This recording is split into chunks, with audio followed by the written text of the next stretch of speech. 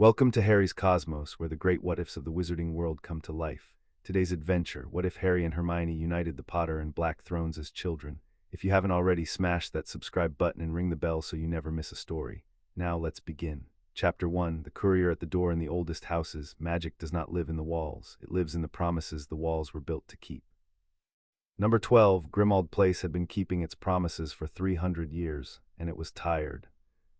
The house stood between number 11 and number 13. The way, a secret, stands between two honest sentences, unseen by the traffic wardens and the milk floats and the boys who kicked footballs down the middle of the square, and inside its long, dim rooms the dust had settled so thickly upon the chandeliers that they had begun to look like things grown rather than made, stalactites of neglect, gray gardens hanging from a gray ceiling.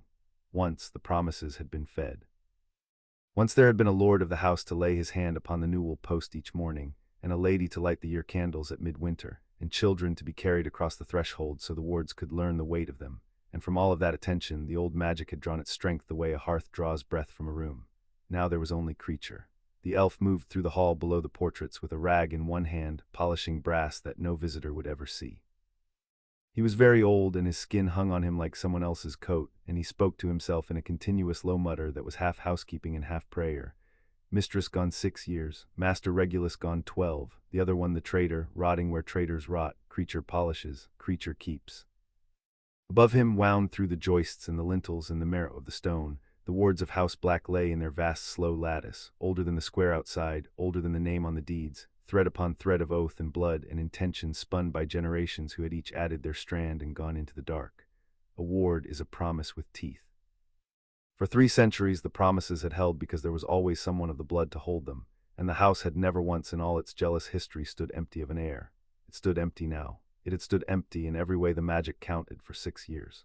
At 17 minutes past 3 on a Tuesday morning in June, in the wall of the drawing room behind the tapestry of the family tree, a thread that had been spun in the reign of Queen Anne reached the end of what it could bear and snapped. There was no sound a human ear could have caught. Creature heard it. He was on the stairs with his rag when it went, and he stopped dead, ears flat, eyes wide in the dark, and for a moment the whole house seemed to lean inward around him like mourners around a bed. He felt the lattice shudder, felt the neighboring threads take up the dead one's load, felt how thin they were, how few. He stood a long time on the stair with the brass unpolished. "No," he said to nobody. "No, no, Creature keeps the house." Creature keeps the house did not answer. Houses never do. But far away, under the streets of another part of London, in a cavern where lamplight fell on ledgers bound in dragon hide, a quill that had not moved in 6 years rose from its stand, dipped itself, and began, in a hand of perfect copperplate, to write. The goblins of Gringotts do not love wizards. They love order and debts paid and contracts kept, and it is one of the oldest contracts of all, sealed when the bank first took the great family's gold into its keeping, that when the wards of an ancient house begin to die, the bank must search out blood to feed them. The quill wrote through the night. It wrote names and struck them out: convicted, deceased; disowned by right, deceased; imprisoned, untried, status suspended, deceased; pledged already to another mantle, ineligible. Struck from the tapestry, it wrote and paused, hanging over the ledger like a hawk over a hedgerow, and did not strike the line out. It wrote on, down through a name that had changed itself, through a marriage and a daughter and a marriage and a daughter, and stopped. In the morning Rannoch, keeper of lineages, read what the quill had written, read it twice, and sent for a courier and 2 letters. One went north of London, one went to Surrey. The letter that went north arrived at a house with a blue door and a monkey-puzzle tree, and it arrived by owl at breakfast, which was very nearly the end of the whole story right there, because Daniel Granger saw a bird the size of a cat land on his bird table, took it for an escaped zoo animal, and went for the garden hose. "Dad," Hermione was already out of her chair. "Dad, it's carrying something. Look at its leg." Birds don't carry things on their legs unless someone's trained them to, and you don't train owls. Owls are notoriously difficult. I read it in the RSPB guide, so someone has trained it, which means it's a message, which means the message is for us. She had the back door open before he had the hose half uncoiled. Also, it's a Eurasian eagle owl and they can take a fox, so I really wouldn't. The owl regarded the hose with contempt, the garden with indifference, and Hermione with something that in a person she would have called recognition. It held out its leg. The envelope was heavy, cream-colored, and addressed in green ink to Mr. and Mrs. D. Granger and Miss Hermione Jean Granger, The Laurels, Heathgate. There was a coat of arms pressed into the wax, a key, a coin, and something with too many claws. They read it 3 times, the 3 of them crowded together at the kitchen table with the marmalade pushed aside, and the toast went cold, which in the Granger house was an event with the approximate weight of a lunar eclipse. Gringotts Bank, Wizarding Britain, begs to inform Mr. and Mrs. Granger that an audit of lineage conducted under the Charter of House Black has identified Miss Hermione Jean Granger as a candidate in blood for the heirship of that house, and requests the attendance of the family at the bank's earliest convenience, an escort to be provided, all courtesies extended by order of Rannoch, Keeper of Lineages. "It's a prank," said Daniel, whose profession had taught him that most surprises were bad and the rest were expensive. "It's a very strange prank," said Emma slowly. "That knows Granny's maiden name." So there it was in the second paragraph, laid out like an exhibit. Cassandra Blake, born 1941, daughter of Marius Blake, watchmaker of Clerkenwell, and Marius Blake, born Marius Black, 1917, third son of Cygnus Black II, struck from the family record in childhood and thereafter resident among the non-magical. Hermione had gone very quiet, which her parents had learned to treat the way sailors treat a change in the wind. She was looking at the word magical. She was thinking about the time the school library's copy of Peter Pan had fallen off a shelf 2 rooms away from where she was crying and landed open at her feet. About the summer she was 8, when Jennifer Hastings had called her a name on the green, and every sprinkler on the street had come on at once. Though it was a hosepipe ban, July and half of them were disconnected. About the things she had catalogued, dated, and put away in the mental drawer marked insufficient data, because the alternative drawer was marked impossible, and she had not been ready to open that one. "Granny's father," she said, "great-grandpa Marius. He died when I was 6. He gave me the watch." She still had it upstairs in the box with her certificates, a watchmaker's masterpiece, too big for her wrist, which had never once in all her life needed winding, and had never once lost a second, and which she had never mentioned to anybody because item, drawer, insufficient data. "Hermione," her mother said, "you've gone white." "I'm not white, I'm thinking." She turned the letter over. On the back, in the same green ink, smaller, "The family is advised that the candidate's magical status was confirmed by the audit and that a place at Hogwarts School of Witchcraft and Wizardry has been held in her name since birth. Formal correspondence from the school will follow in July." "Magical status," said Daniel, "confirmed by the audit." He looked at his daughter, at his brilliant, exhausting, beloved daughter, who alphabetized her bookshelf by subject and then by author, who had asked for an encyclopedia at 4 and finished it at 5. Around whom light switches flickered and lost things found themselves, and libraries were never, ever quiet in the ordinary way, and Hermione watched her father look at her and saw him move something visibly from one mental drawer to another. "Well," he said at last, unsteadily. "That would explain the sprinklers." Hermione laughed, and it came out wobbly, and her mother put an arm around her, and the owl, which had been waiting on the windowsill with the patience of a creature on an hourly rate, held out its leg for the reply. She wrote it herself. They let her. It was, the letter said, her heirship. "Dear Keeper Rannoch," she wrote in her best hand, "we would be glad to attend. Please tell us what documents we should bring and whether there is anything I ought to read first.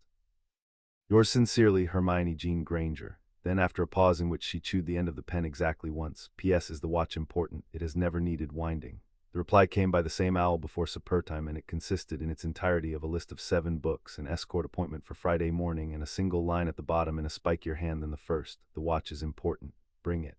Our Hermione read the list twice and started making her own. The letter that went to Surrey did not go by owl. The goblins had sent 3 owls to number 4, Privet Drive, over the years, on matters of routine, and all 3 had returned with their letters unread, singed by something that was not fire. The bank had noted this in the file, in red.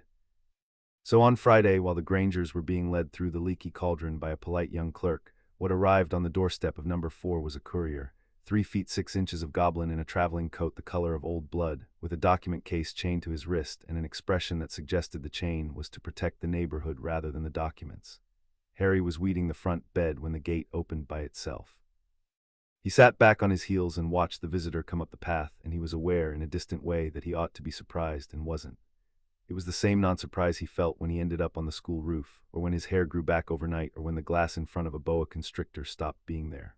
All his life, a door in the world had stood ajar, and everyone around him had insisted there was no door, and Harry had learned to stop pointing at it. Now something had finally come through it, wearing polished shoes. "Harry James Potter," said the goblin. It was not a question. He looked at Harry the way a jeweler looks at a stone brought in from a field, past the dirt at the thing itself. "Griffook, courier of Gringotts. You are difficult to correspond with, Mr. Potter. Your household eats letters." "It's not really my household," Harry said. "You'd want my uncle. He's watching the golf."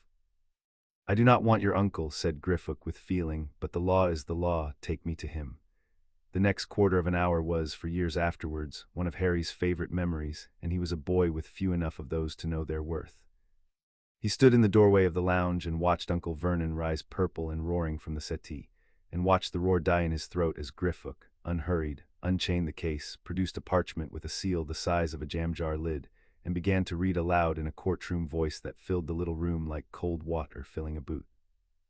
By the Treaty of 1752 between the nation of goblins and the Ministry of Magic, ratified in Muggle law by instruments held at the Court of Chancery, notice is served upon the household guardians of Harry James Potter, minor, sole blood of the noble house of Potter, that the wards of that house, being ancient, being entailed, and being now in failure, require the presence of the heir, that the heir's attendance upon the bank is not a courtesy but an obligation in law.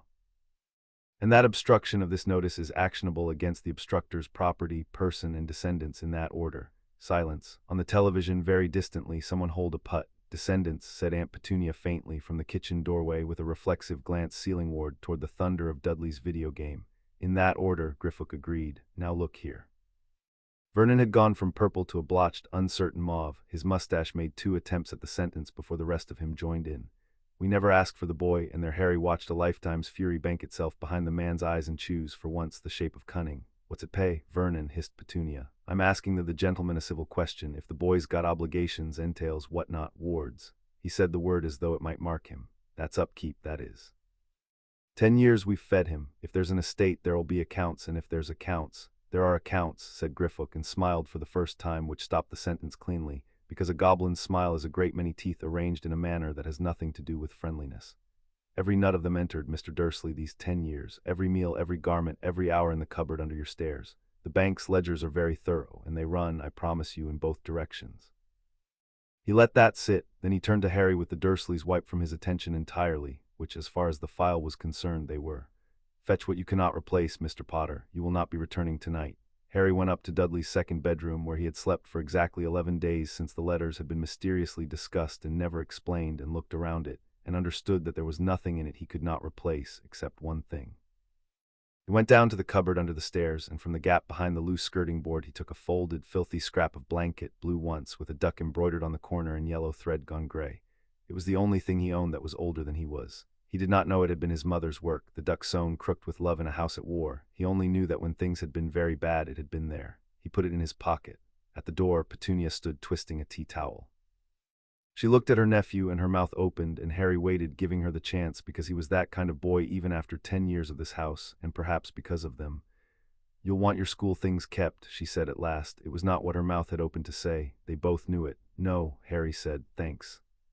He walked down the path behind the goblin, through the gate that had opened by itself, and he did not look back at number 4, and the wards that Albus Dumbledore had woven 17 years of care into blood and sacrifice and a sister's grudging roof, noted the heir's departure under treaty escort, consulted their own deep law, and found, to the great later grief of the man who made them, no violation to report.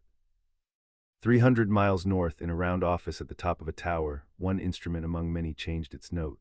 Albus Dumbledore did not notice at once. The office was full of soft mechanical breathing, dozens of silver contrivances puffing and ticking on their spindle-legged tables, and a man who lives inside a wall of clocks stops hearing any single tick. He was answering correspondence, a note to the minister, gently declining, for the 3rd time, an honor he found it useful to keep declining, a letter to Nicholas about the arrangements they had discussed, the object now safely lodged where he could watch what came for it. It was 11 o'clock before he rose to stretch, and his eye fell on the instrument at the end of the second shelf. It was 3-legged, crowned with a ring of smoke that turned like a slow carousel, and it was keyed, by a sympathy he had woven himself on a cold November night 10 years before, to the wards around number 4 Privet Drive.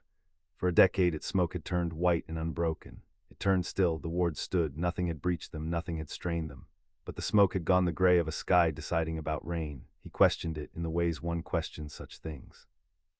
The answers came back serene and useless. The wards were whole, the wards were well. The charge they existed to shelter was merely not inside them and had not been for some hours, and the wards, consulted as to whether this constituted a danger, replied in their wordless idiom that the boy had departed openly, by daylight, under an escort the oldest law recognized, and that they had therefore nothing to report, and rather resented being asked. Escort, recognized by the oldest law. Dumbledore stood very still amid the ticking. He wrote to Arabella Figg. Her reply arrived by a cross-eyed tabby before tea. The boy had gone in the morning in company with a very short gentleman in a trilby hat, and Petunia, sounded out across the fence with all the subtlety available to a woman holding a watering can, had said it was bank business, and had said it, Arabella noted, with a satisfaction that sat oddly on her, and had shut the door. Bank business. He sat down slowly. Gringotts did not make house calls for trifles, and Gringotts did not warn, and Gringotts, alone of all the powers in Britain, kept books he had never been able to read over anyone's shoulder. He drew a sheet of parchment towards him, considered the salutation for a long while, and then set the quill down unused. One did not write to the goblins asking what they knew. It only told them what you didn't. The letters would go out from Hogwarts in a month. The boy would come, as all the children came, and sit under the candles and be sorted, and the long design would fold him in, and whatever errand the bank had invented could be tidied away in September. Albus Dumbledore fed his phoenix a ginger newt and returned to his correspondence, and if his eye went more often than usual to the gray smoke turning at the end of the second shelf, he was too disciplined a man to call the feeling by its name. They took the underground, which Harry had not expected. Griffook sat with the document case on his knees in a raincoat and a trilby that fooled every eye that slid across him, and Muggle London rattled past, and Harry watched it and asked no questions at all for 4 stops, which the goblin appeared to find restful. "You are not curious, Mr. Potter. I'm saving them up," Harry said. "I get the feeling if I start now I'll use up all the easy ones." Griffook looked at him sidelong and made in the privacy of his own professional soul a note that was not in the file. "Ask 1, the wards that are failing my houses." The word "my" sat strangely in his mouth like a coin found in the street. He kept testing it. If nobody's fed them for 10 years, why now? Why not 5 years ago? The goblin's regard sharpened. It was, though Harry could not know it, precisely the correct question, the one the audit had asked. Because 5 years ago they were not failing. They were waiting. Wards do not starve like beasts. They starve like debt, slowly and then at a threshold all at once. Your house's threshold has arrived. So as it happens has another's, and the 2 failures have crossed each other in the ledgers in a manner the bank has not seen in 300 years, and that, Mr. Potter, is all I am authorized to say, and more than I was inclined to. He faced front. You save your questions. It is a good habit. Spend them where they buy something. The pub they came to was so determinedly shabby that Harry's eye would have slid off it, he realized, if the goblin hadn't steered him by the elbow.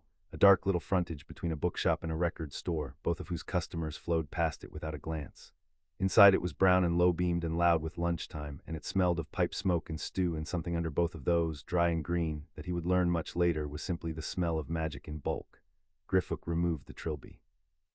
The effect on the room was of a hand lifted from piano strings. Conversation went on, but a fraction damped, and eyes came round, and Harry saw the barman lean across to a wizened man in a top hat and murmur, and saw the words travel down the bar like a lit fuse, and heard, in the sudden pocket of quiet where the fuse ended, his own name. "Merlin's beard," said the barman. "Is that courier's business?" said Griffook to the room at large in the voice he had used on Uncle Vernon, and produced from his coat, without breaking stride, the seal the size of a jam-jar lid. "The bank's client is in transit. The bank thanks you for your discretion. The bank remembers the alternative." The room decided as one to have never seen anything. Witch in a purple shawl half rose, glowing both hands out, and sat back down under the goblin's flat regard with her hands folded in her lap like a schoolgirl. Harry went through the pub at Griffook's pace, past 100 sidelong stairs, and out into a little walled yard containing dustbins and weeds, and stood while the goblin counted bricks. "They know me," Harry said. It wasn't a question either. All of them, a pub full of strangers. "Every child in our world knows your name, Mr. Potter. You will find that a currency, and like every currency it will attract counterfeiters, flatterers, and thieves." Griffook tapped a brick 3 times. "The bank suggests you decide early what your name is worth, before others fix the price for you." Then the wall opened, and the suggestion had to wait, because there was an alley. It went up and away from him, cobbled and crooked, in tiers of leaning shop fronts gold-lettered and copper-guttered, cauldrons stacked outside one door like enormous black eggs, and apothecaries' barrels breathing on the pavement, a cage of moon-pale owls turning their heads all together to watch him pass, and rising over the middle distance, snow-white and crooked as a courtier's bow, a marble building that dwarfed everything around it. Harry stopped walking. He had spent 10 years being told the world was exactly the size of Privet Drive, and here was the rest of it, humming and smelling of toffee and sulphur, and nobody in it had ever made him mow anything. "Gringotts," said Griffook, with the first warmth Harry had heard from him, the warmth of a man pointing at his own regiment. They climbed the white steps together, past a bronze door, past a silver one engraved with a verse about greed and its wages that Harry read all the way through and privately thought was the most honest signage he'd ever seen, and into a hall like the inside of a hollowed pearl, where 100 goblins on high stools weighed and counted and inscribed, and the light came off the marble in soft tides, and the sound of coin ran under everything like water under a mill. Nobody stared here. A boy in taped glasses was not, in this building, a story. He was an account, and the hall's supreme indifference settled over Harry like a borrowed coat and fitted. Griffook led him left, through a door of black wood with a raven and a stag carved small in its lintel, into a waiting room, and left him with the words, "The keeper will see you within the hour. Touch nothing that bites." Across London, north and west, a clerk with a tactful umbrella was leading 3 Grangers down Charing Cross Road, and Hermione was spending her questions like a sailor on shore leave, and the clerk, sweating slightly, had begun to answer in the defensive rhythm of a man who realizes the child has read all 7 books on the list. Yes, miss, the alley is concealed by a boundary of the type Hilliard classifies as a threshold ward. No, miss, the classification isn't universally accepted. Yes, miss, that is an apothecary's. Please don't ask what's in the barrel. She stopped being clever entirely when they came through the arch. Diagon Alley on a June morning went up around her like an opened book, gold lettering and crooked chimneys, a wall of smells, parchment and sulfur and toffee and something green, and a witch overhead beating a carpet that hovered to be beaten, and Hermione stood in the middle of it holding her mother's hand and her list and could not for a full half-minute read a single word of either. Her mother squeezed her hand and said nothing, being wise. Daniel took a slow breath. Marius knew about all this, he said quietly over his daughter's head. He sat at our wedding, he held her at the christening, he knew this whole world was here and hers, and he never said a word. He was thrown out of it, Emma said. Maybe he thought the kindest thing he could leave her was not knowing what she couldn't have. They came up the white steps of Gringotts, past the bronze doors and the silver, past the engraved warning that made Daniel stop and read it twice, dentist to burglar poet, and into the long marble hall full of scale song and coin light, and a goblin in the livery of the Office of Lineages led them left, through a door of black wood, into a waiting room. There was a boy already in it. The waiting room of the Office of Lineages had been furnished by someone who understood that the people brought there were about to have their lives rewritten, and would need somewhere dignified to sit while they waited for the pen. The chairs were high-backed and hard. The lamps burned a steady honey color. On the wall hung a single tapestry, very old, showing a hill with 2 stone chairs upon it, facing one another across the crest, and 2 banners planted behind them whose devices the centuries had worn to ghosts. Harry had been alone in the room for 20 minutes. He had spent them the way he spent all unsupervised time in strange territory, still, quiet, learning the exits. There was a shelf of books by the window. He had taken one down because its spine said nature's nobility, a wizarding genealogy, and something in him had gone looking for his own name before he could decide whether he wanted to. And he had found Potter, and under it a great tree of names in rust-brown ink, and at the bottom of the tree, alone on their branch, James M. Lily Evans. One line below that, the ink still darker than all the rest, as though the book kept it fresh on purpose, Harry James. He was still looking at it when the door opened and the family came in. A tall man with careful hands, a woman with a leather folder held like a shield. Between them a girl his own age with a quantity of brown hair escaping from a plait, who was talking as she came through the door, because if the audit used the tapestry as its primary source, then the tapestry has to be self-updating, which raises the question of what happens when someone's struck off, is the record destroyed or just hidden, and who stopped mid-clause at the sight of the book in his hands. That's nature's nobility, she said. That's the 1972 edition. It has the corrected gaunt appendix. It was on my list. It was the only one I couldn't get. The shop had sold out. There's a shop, Harry said. It was, he thought later, exactly the wrong thing to say and exactly the right one, because she looked at him the way explorers look at an unmapped coast and crossed the room and sat down in the chair beside his without being asked, and her parents exchanged over her head the resigned look of people watching a hawk stoop. You haven't read anything, she said. It was a diagnosis, not an insult. He could hear the difference, being fluent in insults. You're here for a lineage audit and nobody's given you the books. I got a goblin instead of books. He reads bits of treaty at people. It's brilliant. I'm Hermione Granger, she said and stuck out her hand. Harry Potter. He said it plainly, one name among names, because plainly was the only pronunciation he owned, and so he was entirely unprepared for what happened next, which was nothing. No gasp, no stare drifting up to his forehead. Her handshake was firm and brief and businesslike, like signing something. You're in here, she said, nodding at the book. I've read about your family this week. Potters have held Wisengamot seats since before the statute of secrecy. You're one of the oldest houses that never went in for blood purity. Your grandfather Fleamont invented a hair potion and quadrupled the family gold, which everyone thought was funny because Potter money was already old, and your father. And there she stopped herself, hand still in his, with the abruptness of a person stepping back from a ledge. I'm sorry, you might not want a stranger reciting your family at you. No, Harry said. Keep going, something in the 2 flat words reached her. She looked at him again closer, past the jumble sale clothes and the taped glasses. You don't know any of it, she said quietly now. Do you? It's your house and you don't know any of it. I know their names, Harry said. I've known that for about a year, bit longer. I knew what my aunt called them. He turned the book so she could see the page, the fresh dark ink of his own name at the foot of the great rusty tree. This morning I found out I have a house with walls that are apparently hungry, a vault, and a family tree that goes off the top of the page. So if you felt like reciting, I wouldn't stop you. Hermione Granger looked at the tree and at him and made the decision that would bend the whole history of wizarding Britain around it, though it felt at the time only like the obvious thing, the thing you'd have to be some sort of monster not to do. She pulled her chair closer and opened the book across both their knees and shared it. "Right," she said. "We'll start with Linfred of Stinchcombe because everything starts with Linfred. He's the one they called the Potterer. It got shortened. He had 7 children and he invented Skillgrow in a shed." Her parents settled into chairs across the room. Her father watched his daughter teach a strange thin boy his own ancestors, both dark heads bent over one page, her finger moving along the branches, and the boy asking now and then short questions that were none of them stupid. And Daniel Granger, who had spent 11 years watching cleverness build walls around his little girl, watched it for once building a bridge and found he needed to clean his glasses. "Question," Harry said, somewhere around the 17th century.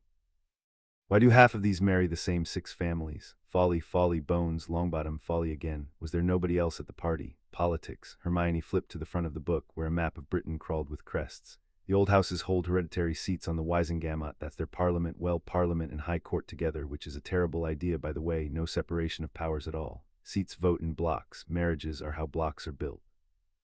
If you're House Potter, you marry House Folly because House Folly votes with you on cauldron tariffs." She caught his expression. "I know, I've had 5 days. I made notes." She produced the notes. There were 14 pages of them, in handwriting like ruled type with headings and subheadings, and on page 9 a diagram of the Wisengamot's factions as she had reconstructed them from books decades out of date, annotated in the margin, "Verify, sources old."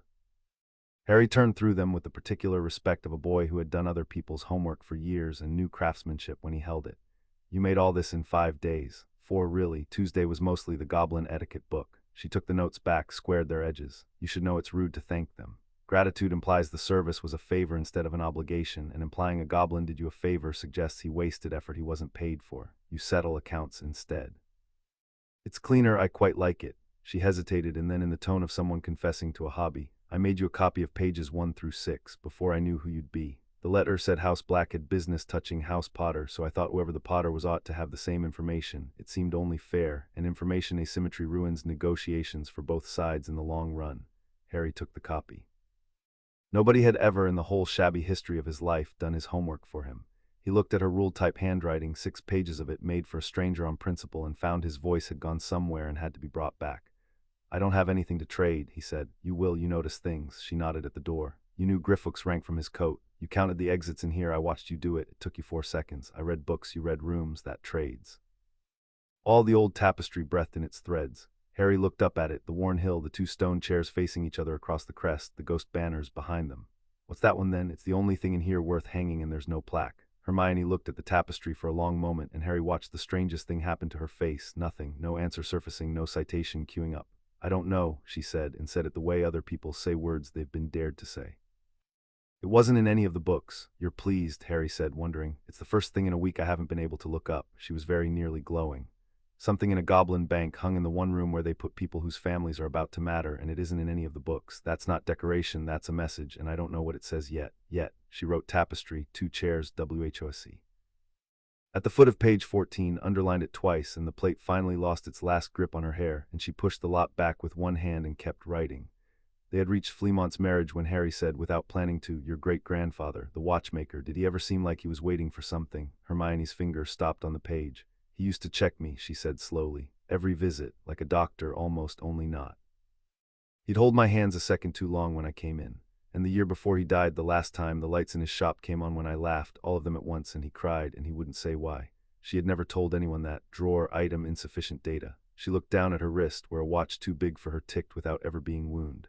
He was waiting to see if it had come back, the magic. It skipped him and Granny and Mum.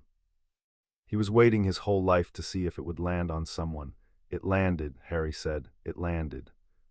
She turned her wrist so the lamplight ran around the watch's bezel, and it caught just for a heartbeat and threw back a gleam far warmer than brass, and neither of them said anything else about it, because the door of the inner office had opened without a sound, and Griffook stood in it, no longer in his raincoat, in full courier's colors, and beside him a goblin so old that his skin had gone the gray of parchment left a century in the sun. The old goblin looked at the two of them side by side, at the open book across their knees, for longer than the moment required. "Rannoch," he said at last, "keeper of lineages. Miss Granger, we had planned to receive your family at 10 and Mr. Potter at 11, separately, as is proper." He came forward and sat down upon the low table between the chairs 2 folders, dragonhide, one stamped with a stag, one with a raven, and then upon them a third document alone. A single sheet of vellum so old it had gone translucent, sealed twice, once in wax the color of garnet, once in wax the color of night, the 2 seals overlapping at the center like an eclipse. The ledgers have declined to keep you separate. When your files were drawn this morning, this instrument was found appended to both. It has not been unsealed since 1612. Its title, for the moment, is All I Can Show You.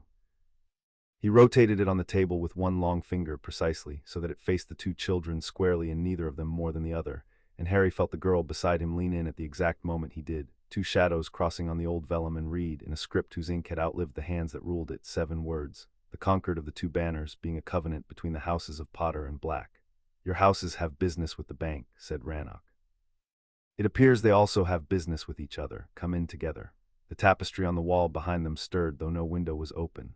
On the worn hill under the ghost of ices, the 2 stone chairs stood facing one another as they had faced for nearly 4 centuries of woven dusk, waiting as patient things wait to be turned. Harry closed nature's nobility. Hermione gathered her list. Together, in step without trying to be, they followed the keeper of lineages through the black door. Chapter 1 and Chapter 2, Blood and Ledgerlight. The office of lineages was not an office. It was a chapel. That was the word that came to Harry as the black door closed behind them, and he never afterwards found a better one. The room went up and up, walls of dark stone ribbed like the inside of a ship's hull, and there were no windows and no lamps either, because the light came from the books. They stood in ranks on shelves that climbed out of sight, thousands of them, dragon-hide and iron-cornered, and from the seams of their pages leaked a slow gold shine, the light of low fires banked inside them, the accumulated worth of everything they recorded refusing to be kept entirely dark. By that light in the center of the floor stood a plinth of gray stone, waist-high to a man, chest-high to the children, its top worn into a shallow basin by centuries of what was about to happen. The ledger stone, said Rannoch, before it everyone is the same size, ministers have knelt to it, so will you too in a moment, but first you will listen, because the bank does not take blood from anyone who does not understand what it buys. He crossed to the plinth and laid one long hand on its rim, and when he spoke again the dryness had gone out of his voice and something older had come into it, a cadence of recitation, the words worn round like river stones. Wizards think inheritance is gold. Gold is the smallest part of it. What a house passes down is obligation, its treaties, its debts, its feuds, its wards, its seats, its word once given. All of that lives in magic, and magic must know whom to bind. The stone reads blood, and the ledgers write what the blood is heir to, and from the moment of writing, the magic of your house knows your name. It will answer you. It will also expect you. He looked from one to the other. The bank is required to tell you that a minor may decline and wait for majority. The bank is also required to tell you what declining means for each of you, which is why your files were drawn. Mr. Potter, you first. The stag-stamped folder opened itself on the lectern beside the plinth, and Harry stepped up to the stone, and at Rannoch's nod pressed his thumb to a thorn of black metal set in its rim. 3 drops of blood fell into the basin and vanished into the gray the way rain vanishes into dry earth. The stone rang, not loudly, a single deep note more felt than heard, and every book on every shelf brightened at once, a tide of gold running up the walls, and out of the basin rose lines of light that wrote themselves into the air in a script that was not English, and that Harry could none the less read, because it was written in some way he had no name for to him. Harry James Potter. Sole living blood of the noble house of Potter, heir by right of birth unchallenged. The house's wards failing at Stinchcombe Hall in Gloucestershire and requiring the heir's hand within the season. The house's seat on the Wisengamot held in proxy. The house's vaults, 7 won in trust. The last will and testament of James and Lily Potter, recorded SEALED-UNEXECUTD. The light hung there. Rannoch read it, and Harry watched the keeper's face do something faces of his kind rarely did in front of wizards, which was show anger. Sealed, said the goblin softly. Sealed by order of the Wisengamot under the emergency powers of the 10th of November 1981 at the motion of the chief warlock, unexecuted these 10 years. He turned the folder so the children could see the page, where a decade of the bank's letters lay copied in miniature, each one stamped with the same reply. 10 times the bank petitioned to execute your parents' will, Mr. Potter. 10 times we were refused on the grounds that its provisions touched matters of national security. A will is a house's word given past death. To stop a house's word is very nearly the worst thing our law knows. He let the folder fall shut. The seal binds ministries and courts. It does not bind blood. The moment you take up your airship, the will is yours to hear, and no order written by any wizard reaches into this room to stop it. That is what declining would cost you on the one side. On the other side, taking it up puts you into the game, and the players are large, and you are 11 years old in 3 weeks. The bank is required to say all this without advising you. It is a stupid requirement. I have complied with it. Harry looked at the folder. 10 letters, 10 refusals, 10 years. Somewhere behind his ribs an old cold thing, the thing that had learned to expect nothing and file every kindness under suspicious, turned over and looked at the shape of what had been done to him. Not neglect after all, or not only, arrangement. He thought of the cupboard and the quarterly stipend Griffook had mentioned on the train, paid faithfully to Petunia Dursley for maintenance, and never once in 10 years a pair of glasses that fit. My parents said something, he said, in the will. Somebody didn't want it heard. That, said Rannoch, is the only explanation the facts will hold. Then I'll take the airship. He heard how bald it sounded and didn't soften it. Today, now, Harry, Hermione had come up beside him and she said his name the way she'd say wait in front of an unread contract, not to stop him, only to slow him. Ask what it binds you to. Everything here is double entry. You told me the goblin said so. Rannoch's regard slid to her with something that in the ledger light might have been approval. The heir's obligations, Mr. Potter, to feed the wards with your presence 4 nights in each season at the house's seat, to answer the house's given word where it is still outstanding, its treaties and its debts, of which the ledger will render you a full accounting, and which I may tell you now are few, old, and none of them shameful, to sit the house's seat by proxy until your majority, and to hold its covenants. His long finger touched the third document, the translucent vellum with its eclipse of seals, which had been carried in before them and lay now on the lectern's lower shelf, waiting, of which more presently. Few, old, none of them shameful. Harry looked at Hermione. That's better terms than I've ever had off anyone. It's better terms than most houses could get, she said, absorbed, reading the hanging light upside down. Yours didn't leverage itself. Sorry, yes, I take it too. He pressed his whole hand to the stone. What answered him was not spectacle. The books did not flare, the room did not shake. What happened was that a weight came onto him, gently the way a coat is settled onto shoulders from behind by someone who knows your size, a weight made of things he could almost hear. Rain on a particular roof, a smell of wet ash and lilies, a murmur of voices agreeing about something, long ago, in a room with a fire. The weight settled and fitted and was not heavy after all, or rather it was exactly as heavy as he could carry, as though it had been waiting a long time for the measure of him and was pleased with what it found. Heir confirmed, wrote the ledger light, and the script had changed. It wrote him now not as an entry but as an owner. Harry stood still under the coat of his house and understood, in the marrow where understanding doesn't need words, that he had just stopped being nobodies. The will, said Rannoch, will be heard this afternoon when the executor of record can attend. Miss Granger, your file is longer. Hers took an hour and a second lectern, and the raven folder disgorged not one document but a genealogy 4 feet long, which unrolled itself down the steps of the dais like a carpet being shown to a buyer. House Black is older than the bank, Rannoch said. Its charter was cut at Ravensrock on stone before parchment came north. I will spare you 9 centuries and give you the last one, because the last one is the problem. Attend. And there in the chapel of ledgers, with the genealogy glowing at their feet, the keeper of lineages laid out the wreck of the noblest and most ancient house in Britain like a surgeon laying out instruments, and Hermione, who had waited all week for someone who would answer questions at the rate she could ask them, met the first teacher in her life who went too fast and had to run to keep up, and loved it. The lordship is not vacant. That is the first error everyone will make at you. Sirius Black, the last lord's heir, lives imprisoned these 10 years, but mark this, never tried. No trial, no conviction, no conviction, no attainder, and the charter does not release his blood right. It merely finds him incapable, as it would find a lord in a coma. The house cannot crown another lord while he breathes untried. What the house can do, what the charter demands when the lord is incapable and the wards are dying, is seat an heir. The wards will feed from an heir. So the audit, who is eligible? The long finger began to move down the glowing carpet of names, and where it moved, lines of the tree lifted and burned brighter. Bellatrix, born Black, eldest of the lord's cousins, convicted, and this one tried in full court of torture unto madness, attainted, struck. The line went out like a snuffed wick. Her sister Andromeda, born Black, disowned, and here you will learn the difference on which your life has turned, Miss Granger, so attend closely. Disownment by right is a ceremony. The head of house calls the family's magic to witness, and the disowned's own magic is made to answer and to sever. It is cruel, it is thorough, and it is permanent. It was performed on Andromeda in the year 1972 in the drawing room of number 12, Grimmauld Place, by Walburga Black for the crime of marrying a Muggle-born. Her line is closed to the airship forever. The line dimmed but did not quite go out. It burned low and steady like a pilot light. The charter is not merciless. Severed blood may still sponsor, counsel, and stand guardian. Remember that in an hour. Narcissa, born Black, the youngest sister, married Malfoy. Not disowned, her marriage was approved. Her son, Draco, is by blood fully eligible, and half of political Britain believes his succession is a formality. The finger paused on the boy's name, and Rannoch showed his teeth, not as a smile. Half of political Britain has not read Article 9 of the Ravensrock Charter. No heir of Black may be pledged to 2 mantles. The boy is already sworn in his cradle oath as heir presumptive of House Malfoy, and his father, thinking he was being prudent, renewed and deepened that oath at the boy's naming feast before 40 witnesses.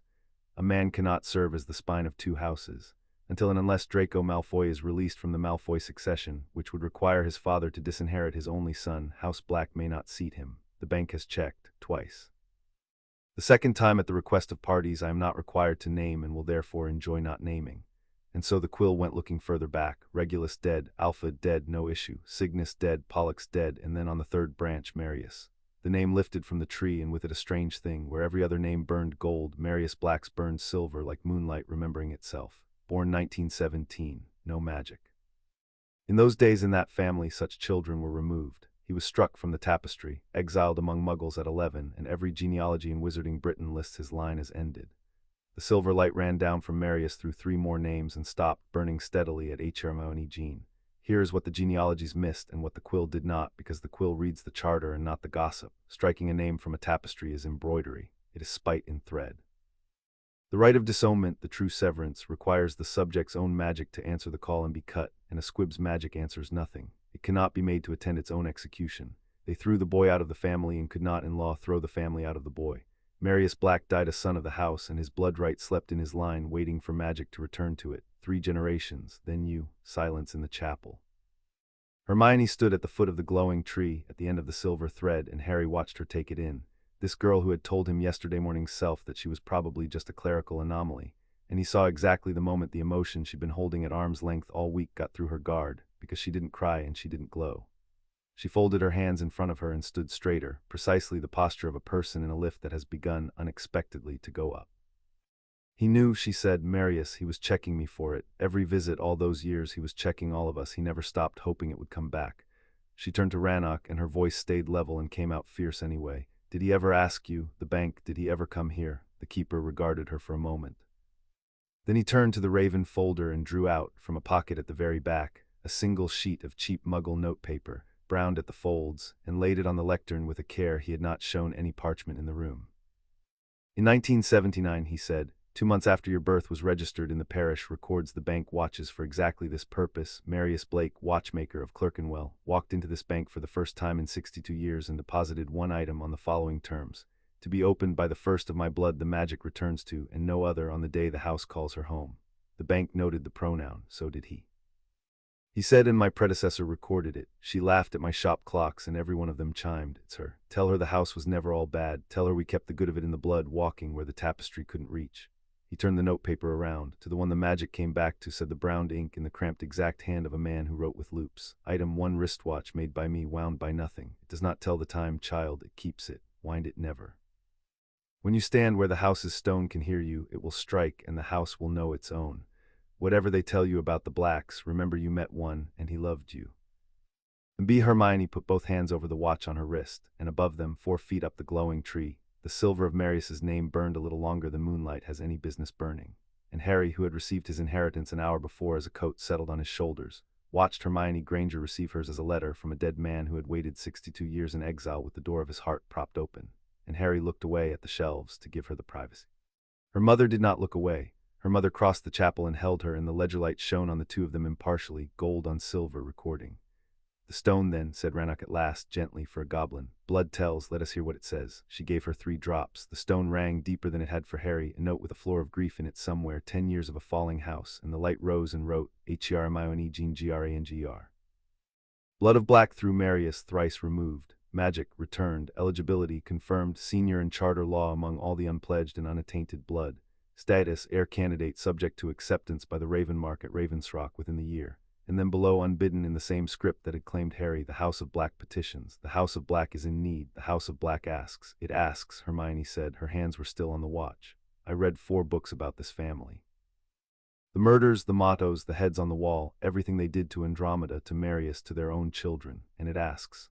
She looked up at the shelves of banked gold light and at the goblin and at her parents and lastly at Harry, and to Harry she said it because in 24 hours he had become the person to whom she said the true version. If I say yes, I'm not agreeing to be their heir, I'm agreeing to be their correction. You're allowed to take time, Daniel said quietly from the dais steps. Weeks, years, love, nobody in this room is owed your life. I know, Dad. She took the letter of a dead watchmaker and read it once more through, but somebody in this family propped a door open for 62 years, and I'm the one it was for. She pressed her hand to the stone, and far away, north and east, on an isle where the sea talked to black towers, something that had slept with one eye open since before the statue turned over in its long dream and began slowly to wake. And in a decaying house on a London square, an old elf polishing brass in the dark lifted his head all at once, ears wide like a dog that has heard streets away, a key trying the lock of its own front door. The vaults came after lunch, which was served in a goblin anteroom and consisted of things Daniel Granger later described as aggressively real: black bread, hard cheese, cold beef, and a fruit cordial that tasted of a color Hermione couldn't name. Then the carts in the dark and the plunge, and Emma Granger's opinion of the plunge, delivered at volume on 3 consecutive bends, and then the deep country under London where the older vaults lived, doors of welded age in walls of living rock, and dragonlight somewhere far below like a rumor of sunset. The Potter vault of the main line, number 687's grave-deep elder sibling, opened not to a key but to Harry's palm, and Harry stood in the doorway of his family's memory and could not go in for a moment because it was not the gold. The gold was there, dunes of it, absurd, meaningless. It was that the vault was arranged. Someone had ordered it lovingly across centuries, the racked armor of a knight-errant ancestor, oiled against time, shelf on shelf of journals in 100 hands, a rocking horse much mended that had plainly been ridden by every Potter child for 300 years, and near the front, on a table where they had been set down one autumn day in 1981 with every intention of coming back soon, a woman's autumn cloak, a man's reading glasses, and a teething ring. Harry picked up the glasses. They were much like his and nothing like his because someone had chosen these to fit. "Take your time," said Griffook from the door, in a voice with no time is money in it at all, and Harry did. And what he carried out at the end of it was not gold. The glasses, one journal chosen at random from the shelf marked James, age 11, and because the heir's hand found them without being told where to look, in a case of black walnut lined with the raven and stag lintel mark repeated in silk, the rings. There were 2 in the case. That, said Rannoch when it was brought up to the light, should not be here. The heir's ring of Potter, yes, but this, and his finger hovered over the second ring, silver and black opal, a raven with folded wings circling the band, is the heir's ring of black, and its place is at Ravensrock, and the last hand recorded holding it is Doria Potter's, born Black, your grandfather's wife, Mr. Potter, dead these 14 years. He was quiet a moment, reading the case's ledger tag. She removed it from Ravensrock in 1977 over her nephew's objection with this docket for the next pair. "The houses will know them when they stand together. The bank," he added with the resigned tone of an accountant in a family of prophets, "does not audit premonition." They stood together now in the deep dark of the earth with the dragon light below, and the rings knew them. There was no choir. What there was this. Harry took up the gold ring with the stag, and Hermione, at Rannoch's slow nod, took up the silver ring with the raven, and each of them turned to offer the other help neither had asked for, his ring hand steadied by her fingers, hers by his, the way you'd steady a friend's hand threading a needle. And as the 2 rings passed each other in the space between the children, they woke, both at once, and sang. It was one note. It was a low gold-silver chord like the Ledgerstone's voice and Marius's watch chiming in the same breath, and it did not come from the rings, it came through them, up out of something underneath both houses, the way spring water comes up through 2 springs from one deep aquifer. And every goblin in the vault gallery, hereditary custodians of the oldest contracts on the island, went down on one knee, not to the children, as they were carefully precise about explaining afterwards, but to the sound, because the last time that chord had been heard in the world, the bank itself had co-signed what it sealed. On Harry's finger the staggering sized itself to a boy's hand and settled, warm as a held palm. On Hermione's the raven closed its silver wings around the opal, and her great-grandfather's watch, keeping time that had nothing to do with clocks, struck once, clear as a struck glass, in the deep places under London where no watchmaker had ever gone. The translucent vellum, the concord of the 2 banners which Rannoch had carried down against, he said, exactly this contingency, lifted out of his hands of its own accord, hung in the ringing air between the 2 children and shed its double seal like a husk, but it did not open. Instead, in the last of the cord, 3 lines rose to its surface, in the ink that had outlived its hands, and stood there long enough to be read, and sank away, and the vellum went dumb and dark as any old paper, and the lines said, sworn at the veil under both banners in the year of the sieges, that what the 2 houses are they may in the last need of both become together. Bring the heirs to the stone chairs and let the hill judge. Until then let the rings keep them, each for the other's sake.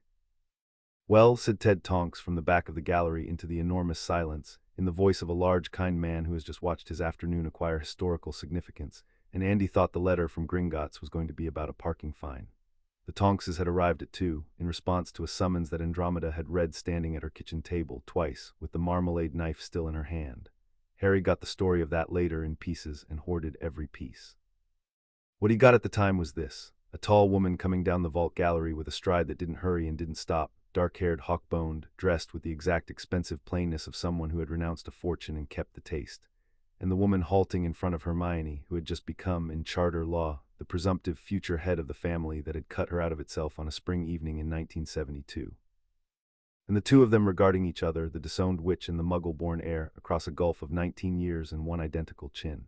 "They tell me," said Andromeda Tonks, born black, "that the house has petitioned you." "Yes," Hermione said. "They tell me the stone will likely have you, and the charter ranks you senior, and my sister's son is barred on his father's own oath, which I intend to savor for the rest of my natural life." Nothing in her face moved except her eyes, which were doing sums. "So the house that unmade me for my husband's blood will be corrected by a muggle dentist's daughter, on the blood right of the boy they threw away before any of us were born." Marius's line. And then Andromeda Tonks did move. She put out one hand and touched Hermione's hair lightly, the ghost of a gesture 19 years out of practice, and said in quite a different voice, "He fixed my watch once. When I was 7, Uncle Marius. I was never allowed to know where it went to be mended, only that it came back keeping better time than anyone else's, and once inside the caseback I found a slip of paper with my name on it and one word, courage. My mother burned the paper." She withdrew the hand, and the dryness came back down over her like a visor, but it came down late and everyone had seen. "The bank has asked me to sponsor you. To teach you what the books won't, the etiquette, the law, the family, where the bodies are buried, a phrase which in this family is a syllabus. I am disqualified from wanting anything from your heirship, which makes me the only adult in Britain you'll meet this year with no stake in you. My price is dinner, my husband cooks it. You'll come weekly, both of you," and her gaze went sideways and took in Harry with a completeness that suggested his file had been read on the way over, "because if the rings have declared you a matched set, whoever trains one of you had better train the pair." "Both," said a voice from behind her, "is the correct amount of children," and that was Ted shaking Daniel Granger's hand on the way in, kissing Emma's, in a traveling cloak over what were visibly pajama trousers, a barrister's mind in a bear's body, and the first adult male Harry had ever seen walk into a room and make it safer instead of smaller. It was Ted who was appointed, before the afternoon was out, executor's counsel for the hearing of the will of James and Lily Potter. Ted who stood beside Harry in the reading room while Rannoch broke a seal 10 years old and a clerk took down every word. Ted whose big hand arrived on Harry's shoulder, steady, unasked, at the moment the recording quill scratched out the words of a dead man in a hurry, James Potter's last paragraph, added in his own hand 3 days before Halloween. "If it comes to wills, then it went wrong, so listen, the Fidelius was switched. Sirius is a decoy. Peter Pettigrew is secret keeper. If we are betrayed, it was Peter, and I'll say it plainly because I know how it will look, and I will not have Sirius rot for the sin of being the obvious one. He is Harry's godfather and our first choice for him always. Never, under any arrangement, is Harry to go to Petunia. Lily's word on that is in her own section, and it is considerably less polite." The reading room was very quiet. Somewhere in the walls, a ledger turned its own page. 10 years, Harry said. He was looking at nothing. The cold old filing thing behind his ribs had stopped filing. What stood up in its place had his father's handwriting all through it. He's been in prison 10 years, and the paper saying he shouldn't be was in a drawer downstairs the whole time. Sealed. Who sealed it exactly? Sealed it personally. "The motion was laid," said Rannoch, reading from the docket with a neutrality more damning than any emphasis, "by the chief warlock of the Wisengamot, Albus Percival Wulfric Brian Dumbledore, on the 11th of November, 1981. The same instrument confirmed the placement of the minor Harry Potter with Muggle relatives, custodian unnamed, and constituted the mover as the minor's magical guardian. It is all, and here 60 years of professional restraint got out of the way of one sentence, in remarkably good order for a thing done in 2 days by one man to family that had no chance to object." "Can he undo any of it?" Hermione asked. Her notes were out, her voice was the level one, the wait time reading the contract one, and it was doing Harry more good than comfort would have. "Now that Harry's taken the heirship, be specific, please. What does the magical guardianship still reach?" "As of this morning, it reaches nothing inside this bank, nothing at Stinchcombe, and nothing in charter law. It reaches Hogwarts, where he is headmaster, and the Wisengamot, where he is chief warlock and holds him." Rannoch checked, held, the Potter proxy. "The heirship's confirmation voided it at noon. He has not yet been notified." The keeper aligned the docket's edges with the tables, precisely. "The bank's counsel, Mr. Potter, which you may now afford. A man who arranges a decade in 2 days does not react well to having it rearranged in one morning. Do not meet him angry, and do not meet him alone." "He won't," said 4 voices in chorus. Ted and Andromeda and Emma and Daniel, a barrister in exile and 2 dentists, none of whom had known him a week. And Harry Potter, 11 in 3 weeks, looked around the ring of them and down at the stag warm on his finger, and being fluent in insults but only just learning this other language, managed, "Right, good, thanks," and had to clean his glasses, which had, of course, fit perfectly all afternoon. The notification reached Hogwarts at 6 by formal owl, as the bank's protocols required, in a scroll case bearing the seals of the Office of Lineages, and Albus Dumbledore read it standing at his window with the evening going amber over the lake. Received and confirmed this day, Harry James Potter, heir of the noble house of Potter, in his blood and his right. The proxy of the Potter seat held by custodial instrument is void as of noon and reverts to the house, to be exercised by Regency Council pending majority. The will of James and Lily Potter, sealed by Wisengamot order, has been heard by the heir under blood right, which no seal reaches. The bank presents its compliments to the chief warlock and reminds him that the Treaty of 1752 sets the bank's lineage findings beyond wizarding review. And below, in a second-hand spikier, the office further confirms, pursuant to audit, an heir candidate has been identified for the noble and most ancient House of Black and has this day been accepted to candidacy by stone and blood. Identity is sealed to house business. The chief warlock will appreciate that the office cannot comment on speculation. He stood with the scroll for a long time. Fawkes watched him from the perch, head tilted. It was not that the design was broken. He made himself enumerate that the way he had made himself enumerate hard truths for 110 years. The boy would still come to Hogwarts. The letter had gone out. Nothing at Gringotts changed what slept in the boy's scar or what would someday have to be done about it. The long grief he had carried alone since the night he had understood it, that the child who lived would have to walk at the right hour and no earlier willingly into the dark. That remained. That was the arithmetic nobody else had been willing to hold, and he had appointed himself its keeper, and he did not regret it. He told himself in the amber light, with the care of a man testing a tooth he suspects has begun to die. But the will had been heard. Pettigrew's name was loose now, in a goblin ledger beyond his reach, and Sirius Black's innocence with it, and that thread pulled, unraveled towards questions about who had sealed what, and when, and why the sealing had been so very thorough. And the Potter proxy, 30 years of quiet, reasonable votes, was gone as of noon. And somewhere in Britain a child had been accepted to candidacy for House Black, which meant the Wisengamot's darkest block of seats, dormant for a decade, mercifully dormant, was going to wake and walk in a direction no one could predict. And the goblins had sealed the child's name, and Lucius Malfoy, who had spent 10 years assuming those seats were his son's furniture, was going to do something about it that would need managing. Albus Dumbledore sat down at his desk, moved the minister's unanswered letter to one side, and began in his beautiful looping hand to draft an inquiry to the Department of Magical Law Enforcement, solicitous, grandfatherly, about irregular reports concerning the Potter estate, a note to Minerva, mentioning nothing, asking her to bring him the first year's reply list the moment it closed. And a third letter, the hardest, addressed to the Office of Lineages, which he revised 4 times and finally reduced to a single sentence, the only one the bank would respect. What is owed, that the seal was kept 10 years.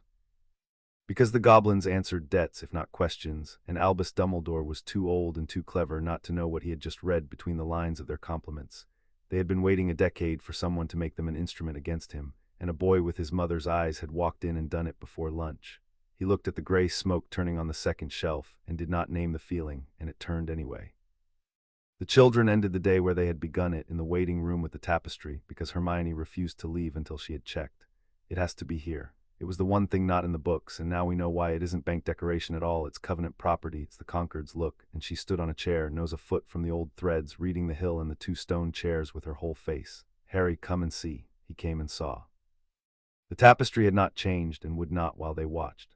But close to you could see what the room's honey light hid, that the 2 worn banners behind the chairs had once carried devices, and that the threads of them, though faded past reading, were 2 colors still under the gray of centuries, the ghost of gold, the ghost of silver, and that on the hill's crest between the chairs, so worn it was less an image than a memory the cloth kept, there was a line of tiny figures walking up the slope towards the seats. 2 of the figures went in front. They were holding hands or swords or nothing. 400 years had made it one thing together. The year of the sieges, Hermione said softly. 1612, the Goblin Rebellion, the second one. Hogsmeade was besieged. There's a whole chapter in Bagshot. Something happened in that war that made your house and mine swear this and hide it and hang the memory of it in a Goblin Bank of all places, the one building in Britain that never burns. She got down off the chair and stood beside him, and together they looked up at the hill and the chairs the way you look at a photograph of grandparents young, strangers and yours. Rannoch said the rings will keep us, each for the other's sake. Present tense, Harry. 400 years old, and it's in the present tense. Harry looked down at the stag on his hand, and at the raven on hers, gold and silver, the ghost colors of the banners, and did the arithmetic of his own strange day.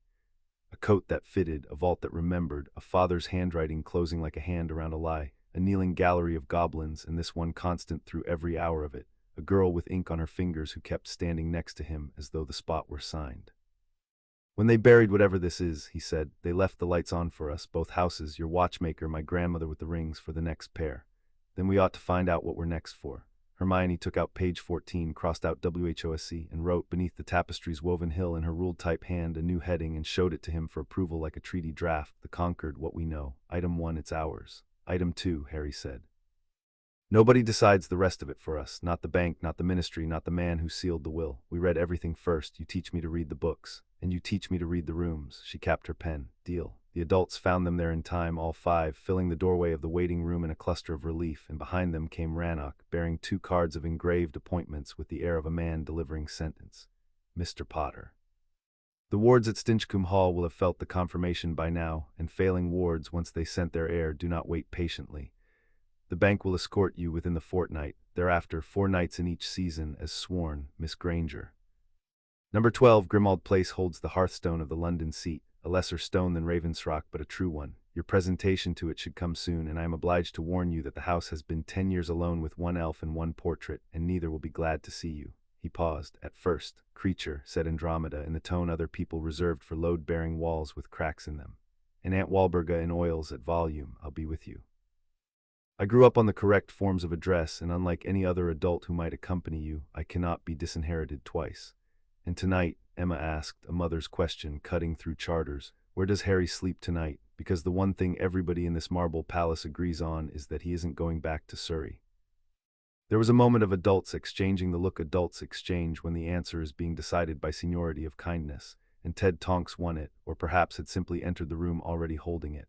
Spare room's been standing empty since Dora went off to Auror training, he said to Harry directly, man to man. It has a window, a desk, and a strict rule against golf on the television. Fair warning, my daughter comes home Sundays and turns her hair pink at breakfast on purpose to alarm guests. The correct response is to ask for the marmalade. I can learn that, Harry said, and his voice held, and if the staggering's warmth on his finger chose that moment to feel less like metal and more like a hand closing over his, no one in the room could see it, except that Hermione, who read rooms now too, moved an inch nearer, bumping her shoulder against his, ink-stained and deliberate, the first shoulder in his life that had ever bumped his on purpose and meant nothing by it but here. They shook on it stag to raven under the hill where 2 chairs had waited 400 years to be turned, and the rings, keeping them each for the other's sake, made no sound at all this time, which was somehow the more binding. Chapter 2 and Chapter 3. The waking house's Stinchcombe Hall stood in a fold of the Cotswolds that no map had agreed to mention since 1734. They came to it by portkey on a blue July morning, 10 days after the bank, Harry, Griffook, Ted Tonks in his official capacity, and Hermione in her unofficial one, which she had secured by the simple method of appearing at the Tonks house at 7 with a rucksack of reference books and the observation that a second witness made any account of events legally stronger. The portkey set them down at the end of a lane where a dry stone wall ran along a hillside of sheep, and in the wall was a gate of grey wood that had not been painted in living memory, and beyond the gate the lane went up between beech trees towards a house you could not quite look at. That was the first thing Harry learned about his family's seat. The wards did not hide it the way the leaky cauldron hid. They deferred it. The hall stood plainly there on its terrace above the coombe, long and gabled, its stone gone the color of good honey, its windows dark, but every time his eye tried to hold it, the eye was gently persuaded that it had been looking at something else, the beeches, the sheep, the weather coming over the far ridge. It was like trying to catch the moment of falling asleep. Boundary stone first, said Griffook. Nothing sees the hall true until the hall knows who's looking. The stone stood by the grey gate, hip-high, unmarked, wearing its moss like an old coat, and it might have been any waymarker in England except that the grass around it grew in a perfect circle, clipped by nothing, and the air above it in the July warmth did not shimmer. Waiting, Rannoch had said in the goblin idiom, is the oldest of the magics and the cheapest and the strongest. Ted put a hand on Harry's shoulder, briefly. Nobody's fed these wards in 10 years, lad. They'll be hungry. It won't hurt, that's not what feeding means here, but it may be. He searched, barrister to the last, informative, loud possibly. If it's too much, you take your hand off the stone and no law in Britain says otherwise. What do I do? Harry asked Griffook. What you did at the bank, blood and presence, but the ledger stone only reads. The goblin's eyes glittered in the green shade. This one answers. Harry took off his glasses, cleaned them, put them back on, the ritual of a boy about to be looked at. Then he set his thumb against the boundary stone's crown, where a thorn of the same black metal waited in a socket worn silky by centuries of Potter thumbs, and gave his 3 drops to the hillside. For the space of one held breath, nothing. Sheep sound, beech sound, a yellowhammer somewhere insisting on its little bread and no cheese. Then the circle of clipped grass went silver-green all at once, like a field when wind turns the blades, and the ground under their feet drew one long breath. It came up out of the earth of the coombe, out of the roots of the beeches and the bones of the dry stone walls, 10 years of patience unclenching at a stroke, and it went through Harry not like lightning but like floodwater through a dry lock, filling every level of him to its mark and holding there, and the voice of it was not a voice.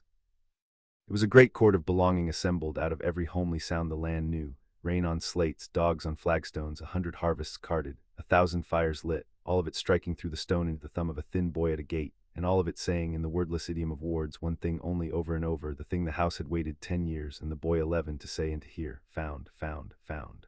The hall came out from behind its own deferral like the moon from cloud. Windows kindled down its long front, not with flame but with attention. The honey stone seemed to sit up. Chimneys that had drawn no smoke in a decade breathed one soft gray sigh into the blue, politely, a house clearing its throat.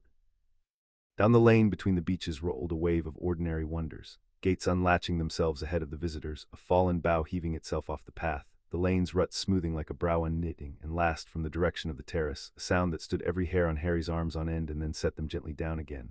The deep bronze answer of a bell in the hall's clock tower telling the hour truly for the first time in 10 years. 11 o'clock, and all well, and the heir come home. Hermione had her notebook out and had written nothing. She was watching Harry's face with both hands wrapped around her pen. "You felt it," she said, not a question. "It knows me." His voice came out sanded. "Not my name, me, everything I..." He stopped, recalibrated, 11 years of translating himself for strangers meeting the first audience that needed no translation. "You know how everyone we've met this month knows the story, the scar, the name, all that. This didn't. It went straight past all of it like it wasn't there and found." He tapped his own chest once, awkward, accurate, this, and it was pleased. "Of course it was," said Ted, gruff, and cleaned his own glasses, which needed nothing. They went up the lane and the house watched them come the whole way, the way a dog watches the gate at the hour the beloved's bus is due. The doors were oak, iron-studded, and opened before Griffook could present the writ. Inside, the great hall of Stinchcombe ran the width of the house, flag-stoned, oak-galleried, lit by tall south windows through which the July morning fell in long amber lozenges, and every surface wore its dust-sheets like a congregation in white, waiting to be told the war was over. Overhead, the hammer beams carried carved bosses, and Hermione, head back, identified them in a whisper that got away from her. A stag, a cauldron for Linford, a rose for Abraham Potter, a snitch, incongruous and dear, for some Quidditch-med Potter of the last century, and at the hall's center, over the vast cold hearth, 2 devices side by side, a stag and a raven carved by the cut of them 3 or 4 centuries ago. "Harry," she said, "look up." I saw. He was looking at something else. On the dais at the hall's far end, under the tallest window, stood a chair. It was not a throne the way storybooks meant it. It was black oak, high-backed, wide-armed, built for sitting in rather than being seen in, and its frame was antler, great swept beams of it forming the back's crest, pale as winter, polished by the hands and shoulders of every Potter who had ever held the house, and it was worn. That was what undid the eye. The left arm was worn brighter than the right, where centuries of the same habit had rested the same restless wrist, and the third stretcher bore the scuffed ghosts of generations of boot heels, hooked there by lords who never learned to sit properly, and the whole grave seat had about it the air not of majesty but of use, a tool of the family's word, the place where tenants had been heard and feuds ended and hard winters shared out, the throne of a house that had understood, all the way down, that the only crown worth keeping is other people's trust. The dust sheet that should have covered it lay folded on the dais step. The house had taken it off. Harry walked the length of his family's hall towards his family's chair, and his footsteps sounded once each on the flags, no echo, the acoustics of the room gathering each step and keeping it, adding him to the horde. And then he stopped short of the dais, because sitting was a thing you did when you'd earned it, and said to the heir, feeling foolish and doing it anyway, "I'm not big enough for that yet." The house considered this. Somewhere high in the tower, the bronze bell tapped once, amused, and out of the shadow behind the great chair came, at a walk, at a totter, dragging its dust sheet caught on one ancient ear, an elf. She was tiny even for her kind, gray as a pussy willow, wrapped in a pillowcase whose embroidered hem, stag and wheat sheaf, declared it livery and not disgrace.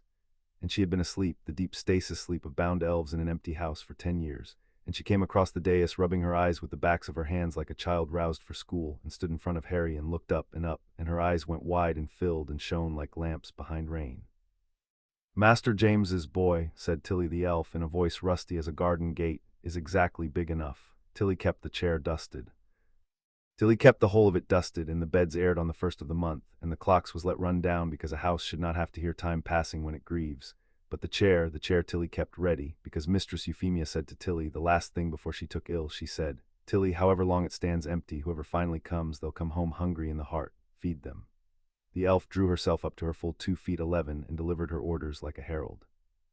"Luncheon is in 1 hour. It is stew and dumplings and treacle tart, and the young master will eat all of it, and his friend of the Raven house will have the seat at his right hand, as is written over the fire, and the goblin will find the accounts in perfect order, and the big gentleman will want the library. Everyone always does. Welcome home, Master Harry. 10 years is a long time to keep a stew warm," Tilly managed. Harry, who had cooked a decade of breakfasts on the other side of a door with a lock on it, knelt down on the flags of his own hall so his eyes were level with hers. "Tilly," he said, "thanks for keeping the chair."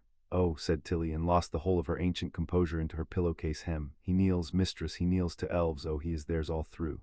They found the study on the first floor, south corner, and Ted stopped Harry at the door with a light barrister's touch. "This one you go in alone, I think, will be in the library. Shout if you want company." James Potter's study was 17 years old inside. It stopped plainly on the day its owner had shut the door for the last time and gone to Godric's Hollow to hide. A Quidditch magazine open face down on the arm of a chair, mid-article, 3 broom designs sketched in the margin in pencil. A chessboard mid-game against no visible opponent. Black's Queen's Knight lifted and set at the board's edge, its player evidently minded to sleep on the move. And on the desk, weighted under a snitch whose wings stirred at Harry's entrance like a thing waking, an envelope. "For my son," said James's hand, which Harry knew now from the will. "If it's you reading this, then the plan's gone sideways, and I'm sorry, and also, hello." Harry sat down in his father's chair, which creaked in a companionable way, and read his father's letter, and it was not solemn. That was the unbearable mercy of it. It was funny. It was a young man writing fast on a bad night, refusing to write a tombstone. 3 paragraphs of scandalous stories about ancestors. Ask the portraits about Henry and the Muggle Prime Minister, and do not let Great Aunt Elfrida tell it first. A strict instruction to learn the names of every elf, tenant, and portrait before learning any politics. The house isn't the walls, Harry. It never was. Feed the people and the wards feed themselves. A paragraph about his mother that Harry read 4 times and folded away into the place where the blanket with the duck lived. And at the end, below the signature, added later in different ink, cramped, as though written standing in a doorway with the bags already packed. "One more thing. If the blacks ever knock, in whatever shape, answer. Your grandmother Doria used to say our 2 houses were one thing that got born as 2, and swore something old together once that neither family talks about, and she took the raven ring out of that cold island against every rule to prove she meant it. Sirius is the best of them and the best of me. If he's not the one who brought you this letter, something is wrong with that too. Fix it if you can. Padfoot never could sit properly in a chair either. Dad."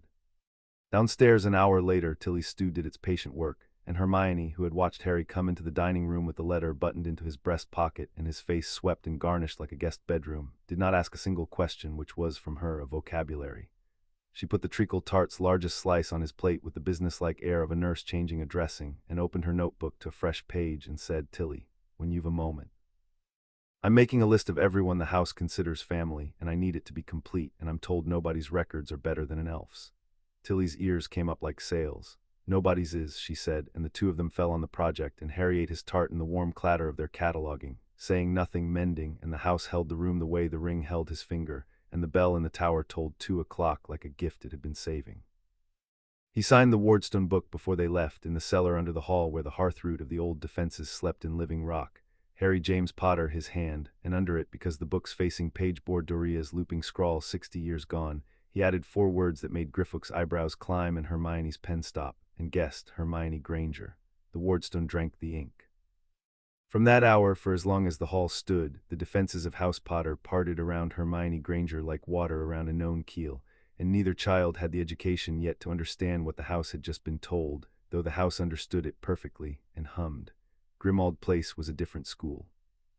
They went 4 days later, the full company this time, Andromeda at the head of it in black so correct it read as armor. Hermione and her parents, Harry. "The charter allows the candidate 2 swords, Andromeda said, "which in this century means witnesses. Bring the pot or the symmetry will annoy the portrait, and annoying the portrait is a tactical objective."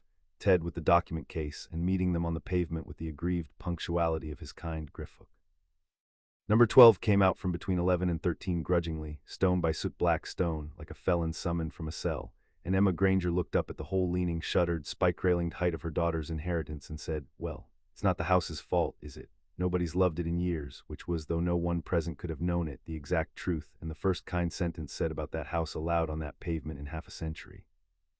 The door had no keyhole and no knocker. It had a serpent, wrought in silver, coiled at eye height with its head hidden under its own body, sulking. It answers the blood, said Andromeda. It hasn't tasted mine since 1972, and it will pretend not to know me, and I will pretend not to care. Hermione, your hand, whenever you're ready, it will prick you. Everything in this family pricks you. You may as well start cataloging. Item, Hermione thought, drawer, evidence of systemic weaponized heredity, and put her hand flat on the cold silver coil. The serpent's head came out from under its body slowly, the way suspicion comes out of an old man, and looked at her, eyeless seeing. The prick, when it came, was small and exact, one bead of blood taken and assayed with a connoisseurship that managed to be insulting. And then the whole silver length of it went through a convulsion of astonishment that Hermione would later describe to Harry, precisely, as the body language of a librarian finding a first edition in a skip. The serpent uncoiled to its full length, poured itself twice around the door's edge like a signature being practiced, and recoiled facing outward, head high, hood spread, in what was unmistakably, after 10 years of guarding nothing, presentation arms, and the door of number 12, Grimmauld Place, swung open onto darkness and the smell of dust and old candle smoke, and from the depths of the hall a voice like tearing canvas began to scream. Filth, mudbloods. Blood traitors and thieves, defiling the house of my fathers, begone. Aunt Walburga, said Andromeda, stepping over the threshold first, unhurried, drawing off her gloves finger by finger. You look well. Death suits the complexion. May I present the heir candidate? The portrait hung floor to ceiling at the stairfoot behind Eton velvet curtains that had blasted themselves open, and the woman painted into it had been handsome once the way Axies are handsome, and her screaming filled the hall to the cornices. 10 years of stored venom discharging at the first warm targets to cross her sight, blood traitor, mongrel, abomination, the vocabulary of a house that had eaten its own children. And Hermione Granger, great-granddaughter of the boy this woman's family had thrown away, walked down the hall through the noise like a woman walking through weather, and stopped in front of the portrait and stood, hands folded, in the posture of a person in a lift going up, and waited for the first pause for breath. It came. Even painted lungs are lungs. Good afternoon, said Hermione into the gap with the courtesy of a public examination. Hermione Granger, Marius Black's great-granddaughter. He sent you his regards, in a manner of speaking. He told me the house was never all bad. I've read your family's charter twice now, Madame Black, so I'll keep this procedural. The house is dying. The wards lost a queen thread in June, the tapestry is down to its last century of self-repair, and the hearthstone has petitioned the bank, which is the house, not me, asking for help. You may scream at me, that's within your rights as a fixture. But every minute you spend screaming is a minute of magic the walls can't spare, drawn out of wards that are bleeding to keep your canvas animate at all. You are at present the single largest avoidable drain on the estate you claim to love. She opened her notebook to a flagged page and held it up, columnar, merciless. I did the arithmetic on the train. Would you like to see it? Silence fell into the hall of number 12 like a chandelier. The painted woman stared down at the small girl with the sums, and her mouth worked, and what came out of it at last, in a hiss from which all the volume had been bled by pure astonishment, was, you read the charter, twice. Your marginalia in the 1852 copy were actually very helpful. The annotation on Article 9 settles the Malfoy question outright. You have a lovely legal hand when you're not defacing genealogies. Hermione lowered the notebook. I'm not here to be your granddaughter, madam. I'm here to be your correction. The distinction is from your own son's letters, the younger one. Regulus, said the portrait, and the name came out of the tearing canvas voice with all the canvas torn away. Just a mother's word, dropped 10 years unhandled. And the curtains stirred at the edges as though the painted woman had drawn some breath she did not know she owned, and behind everyone, in the shadow of the coat stand, something that had been holding a serving tray as a weapon set it down with a chink. Creature had watched from the hall's dark end, unnoticed, the entire engagement. He came forward now at a shuffle, wringing the polishing rag, and he looked up close like grief's own scarecrow, and his eyes went from the raven ring on the girl-child's hand to the tapestry room door to the portrait of his silenced mistress to the girl again. And every law of his long service said filth, and every fiber of his cracking, keeping, faithful old heart said what the door serpent had said, and the elf stood pulled between them, trembling like the last thread of a ward. Hermione knelt on the filthy marble, level eyes, her friend's method, learned 4 days old. You must be creature, you've been holding this house up by yourself for 6 years, she said. The bank's audit says so, load-bearing they called you, it's in an official ledger. I'm going to go into the tapestry room now and put your master Regulus's family back on the wall where it belongs. Marius, his branch, all of us, would you like to watch? The rag stilled. From the stairfoot, the portrait of Walburga Black said, in a voice she had not used since a boy she screamed at had stopped coming home, creature, light the good lamps, the heir is inspecting the house. The tapestry room curtains came apart in creature's hands like cobweb, and the family tree of the noble and most ancient house of Black climbed its wall in the lamplight, gold thread on black weave, 7 centuries deep, and it was beautiful, and it was a battlefield. Everywhere among the names the burnholes sat like shell craters, Spite and Scorched Thread, Isla, Phineas, Alphid, Andromeda, Sirius, each dark burn a child the house had shot rather than release. And low in one corner, oldest of the fresh wounds, the char-ringed absence where a 9-year-old boy who could not do magic had been unpicked from his own mother's line in 1928. Hermione put her hand flat over the burn where Marius Black should have been. She had planned a sentence. It went unsaid because the hearthstone found her first. It came up through the floor of the house at the touch of ring and blood on wounded cloth, the London stone answering as the Gloucestershire earth had answered Harry, but older, colder, a note out of black water in church crypt dark, and it did not fill her like floodwater. It examined her, ledger-fingered, terribly thorough, 10 centuries of jealous contract passing through a muggle dentist's daughter clause by clause and finding, at the very well bottom of her, where she kept the drawer that had once been labeled impossible, the entry it wanted, the watch. The watch that struck at that moment once in the tapestry rooms held hush, clear as a struck glass, 62 years of a watchmaker's exile keeping time to the second against precisely this appointment, and the hearthstone of House Black heard its own and made up the only mind it had. The tapestry rewove. Silver thread, not gold, spun itself out of the burnhole's char like water remembering Fountainhead, and the name Marius Black wrote itself back into its mother's line in a hand no weaver held, and the thread ran on down, quick now, joyful in the way of stitches, Cassandra, Emma, and last, glowing, still warm from the loom of the house's own will. Hermione Jean, heir candidate, and around her name a border began to grow, leaf by silver leaf, the marks of a rank the tapestry had not issued in living memory. Silver, whispered Andromeda at the door, her hand was at her mouth, the whole branch in silver. The tapestry marks the heirs in gold, always it's the house's own, and she stopped because her eye, running the wall by old habit, had found her own burn hole, Andromeda, 1972, the wound she had schooled herself never to look at. And at its scorched rim, this hour, unbidden, one silver tendril had put out one silver leaf, and stood there at the edge of her erasure like a snowdrop at the edge of a burn.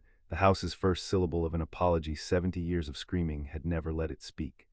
Creature wept into the good lamp's light without a single sound. Hermione stood under her name with her hand still on Marius's and looked and let one thing out of the drawer at last, and its name was not in any of her 7 books. And it was Emma Granger who broke the hush, practical as morning, from the door with her arm around her husband. Well, she said, now the walls got it right, someone had better teach me to make a proper dinner for a house this size. Creature, what did the family eat on good nights, the really good ones? The elf turned. His face did something geological, some tectonic rearrangement around long-disused machinery, and produced out of the ruin, ghastly, sincere, magnificent, the first black family smile offered to a muggle in 700 years. Creature, he said hoarsely, remembers every menu since 1913. Before they left, with the good lamps burning low and the adults deep in the inventory, Creature tugged Hermione's sleeve. He said nothing. He led her up 4 flights of stairs that creaked in a code she did not yet read, to a landing where one door bore a nameplate polished to a shine that made every other surface in the house look like an apology, Regulus Arcturus Black. Inside, the room was 16 years old and immaculate. Green hangings, newspaper cuttings in careful rows, yellowed, their subject a face she recognized from the histories and did not say aloud. A schoolboy's desk with the quills laid straight, a Seeker's Trophy 1975 dusted that morning and every morning. Master Regulus, said Creature to the room rather than to her, went out one night in the year they were all going out at night and did not come back. He gave Creature an order first. Creature has kept it. The old ears went flat and something moved behind the elf's eyes like a fish under ice.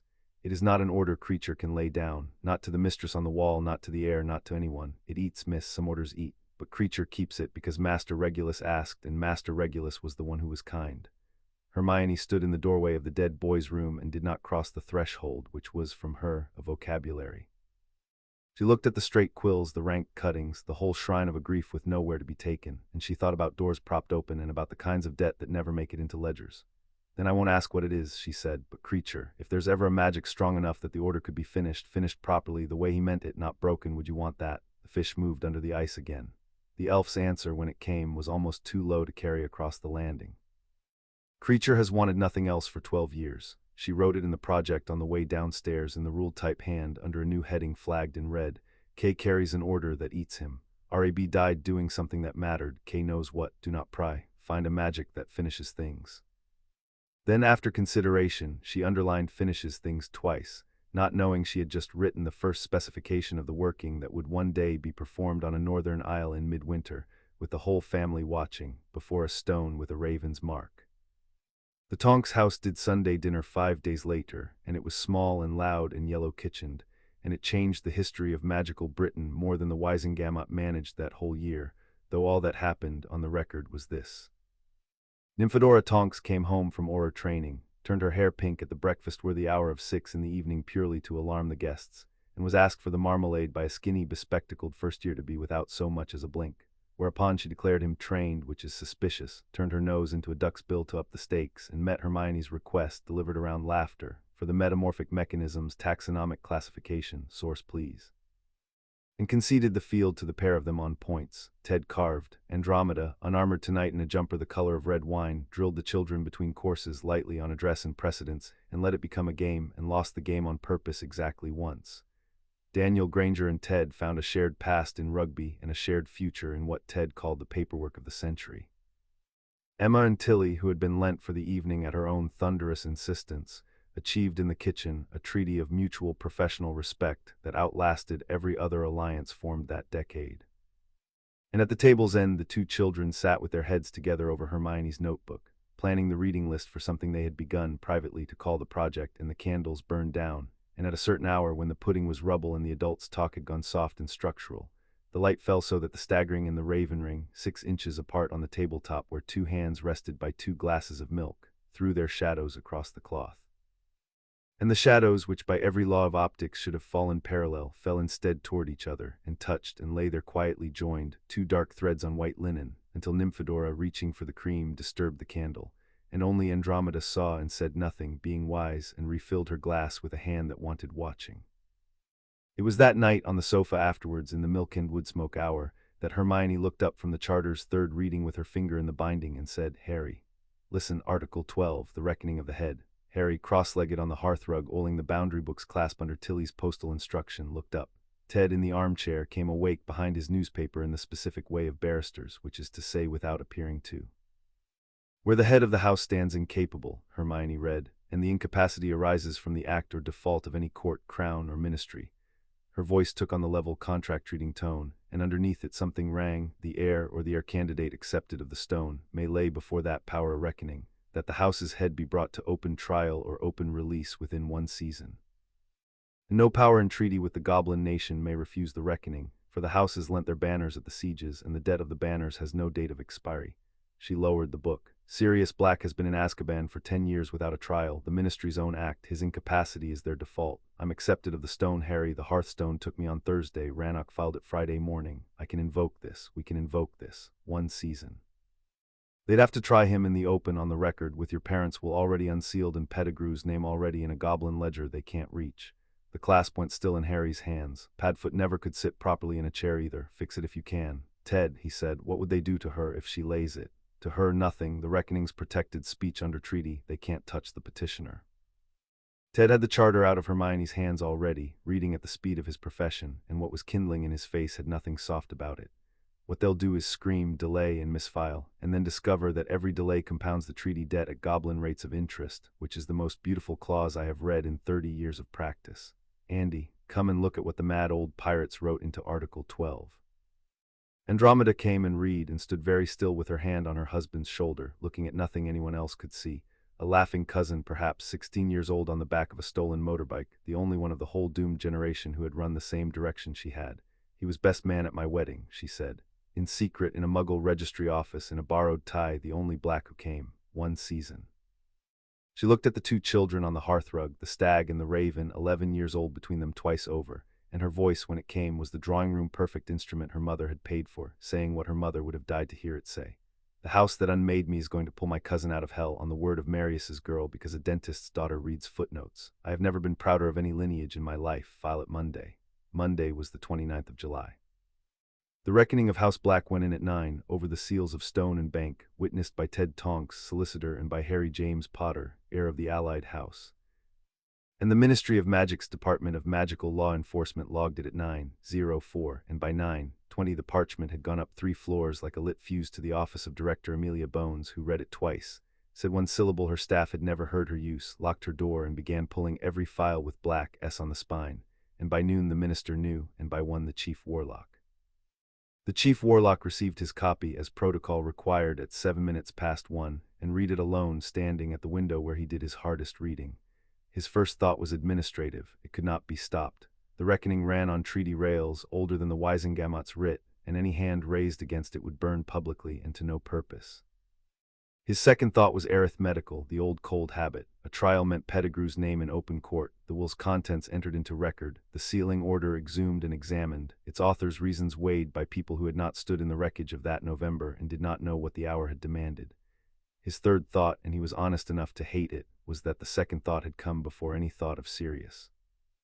He sat down with the memorandum and made himself do the other reading, the one with no arithmetic in it. He had believed Black guilty. Everyone had. The evidence had arrived pre-assembled, grief-shaped, a street of witnesses and a finger in a box, and he had been so tired that week, and the living child had needed placing, and the pieces had fitted with the terrible neatness that should itself have been the warning. He had taught 3 generations that the neat answer is the one to check twice. He had not checked once. A man was 10 years in the cold because Albus Dumbledore had been tired in November. Fawkes crooned once from the perch low. "Yes," he said, "I know what I will do. I will do the graceful thing, and it will also be the useful thing, and I will never be certain ever again in which order I chose them. That is the price of the kind of man I have made myself. Do not look at me like that, you eat rats." He drew a sheet of parchment and wrote to Amelia Bones, offering the reckoning his full support as chief warlock, his testimony as to the events of that November, and his recusal in the proper form from any bench that tried the matter. It was, everyone later agreed, gracefully done. In the margin of his own November notes, before he filed them for the director's subpoena, he wrote one line in the beautiful looping hand for no reader but himself. The instrument that plays perfectly is deaf. Begin listening, but that is the next chapter's country. On the 31st of July, which fell on the Wednesday, Harry Potter turned 11 at Stinchcombe Hall, at a long table under the Stag and the Raven, at a party. He had never had one. The intelligence had leaked in the way of such things from Hermione to Tilly to everyone, and the response had been out of all proportion, or exactly in proportion, depending where you stood. Tilly and Creature, in their first joint operation, produced a cake in the shape of the hall itself, correct to the weather vane, with the boundary stone in marzipan. The Tonkses came with a broom-shaped parcel and Nymphadora's hair in 11 colors, 1 per year. The Grangers brought a fountain pen and a dictionary of Latin law terms, which Harry, to Daniel's visible vindication, was pleased by. The portraits sang. Great Aunt Elfrida got to the story of Henry and the Muggle Prime Minister first, as prophesied. Griffock arrived on his day in lieu, with the deed to the hall recut in the heir's name and unexplained and unrepeated, a single knuckle of respect on the boy's shoulder. And the house that had kept the stew warm 10 years, rang its bronze bell 11 times at the cutting of the cake, and then, unscheduled, unstruck by any hand, a 12th, which Tilly, interrogated, translated with her ears at full sail. "1 over is the house's own wish, Master Harry. It means, and many more." Late, when the candles were down to blue hearts and the adults were at the terrace door with their voices gone soft again, Hermione gave him her present last, shy about it, which she was about nothing else. A notebook, twin to her own, ruled, flagged, and already begun. She had filled the first 6 pages in her ruled-type hand with everything they knew so far, both houses, the rings, the conquered, the sieges, the veil, each entry sourced, each guess marked guess, and on the first page she had written a title and left below it a space for a second hand. The project, the title said, Volume 1, Recorders, H.J. Granger, and you have to write yours yourself, she said. It's a rule I've just made. Nothing about us gets written by only one of us. Harry uncapped the birthday pen and wrote his name into the space beside hers, H.J. Potter, the 2 hands unalike and level, and neither child said anything at all while the ink dried. And the ink dried in the light of a house awake, in the smell of cake and beeswax, on the last evening of the last summer either of them would ever spend unknown. And out on the terrace Andromeda Tonks watched the 2 dark heads bent together over the joined names and thought of thread, silver and gold, and of 2 stone chairs on a worn hill 400 years patient, and raised her glass an inch to the hill, to the ink, to whatever was coming. 12 strokes, said the bronze bell into the July dark, uncounted by anyone but the house, and many more. Chapter 3 and Chapter 4. The Hall of Voices. Amelia Bones came to the Tonks' house on the 5th of August, in the rain, without an appointment, which Ted said afterwards was itself a message. The director of magical law enforcement, arriving like a neighbor instead of a summons, on the doorstep of 2 children who had turned her department upside down with 1 page of parchment.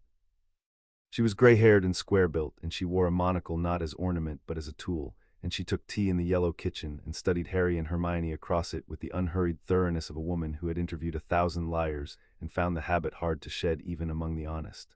"The reckoning stands," she said, without preamble, when the cups were poured.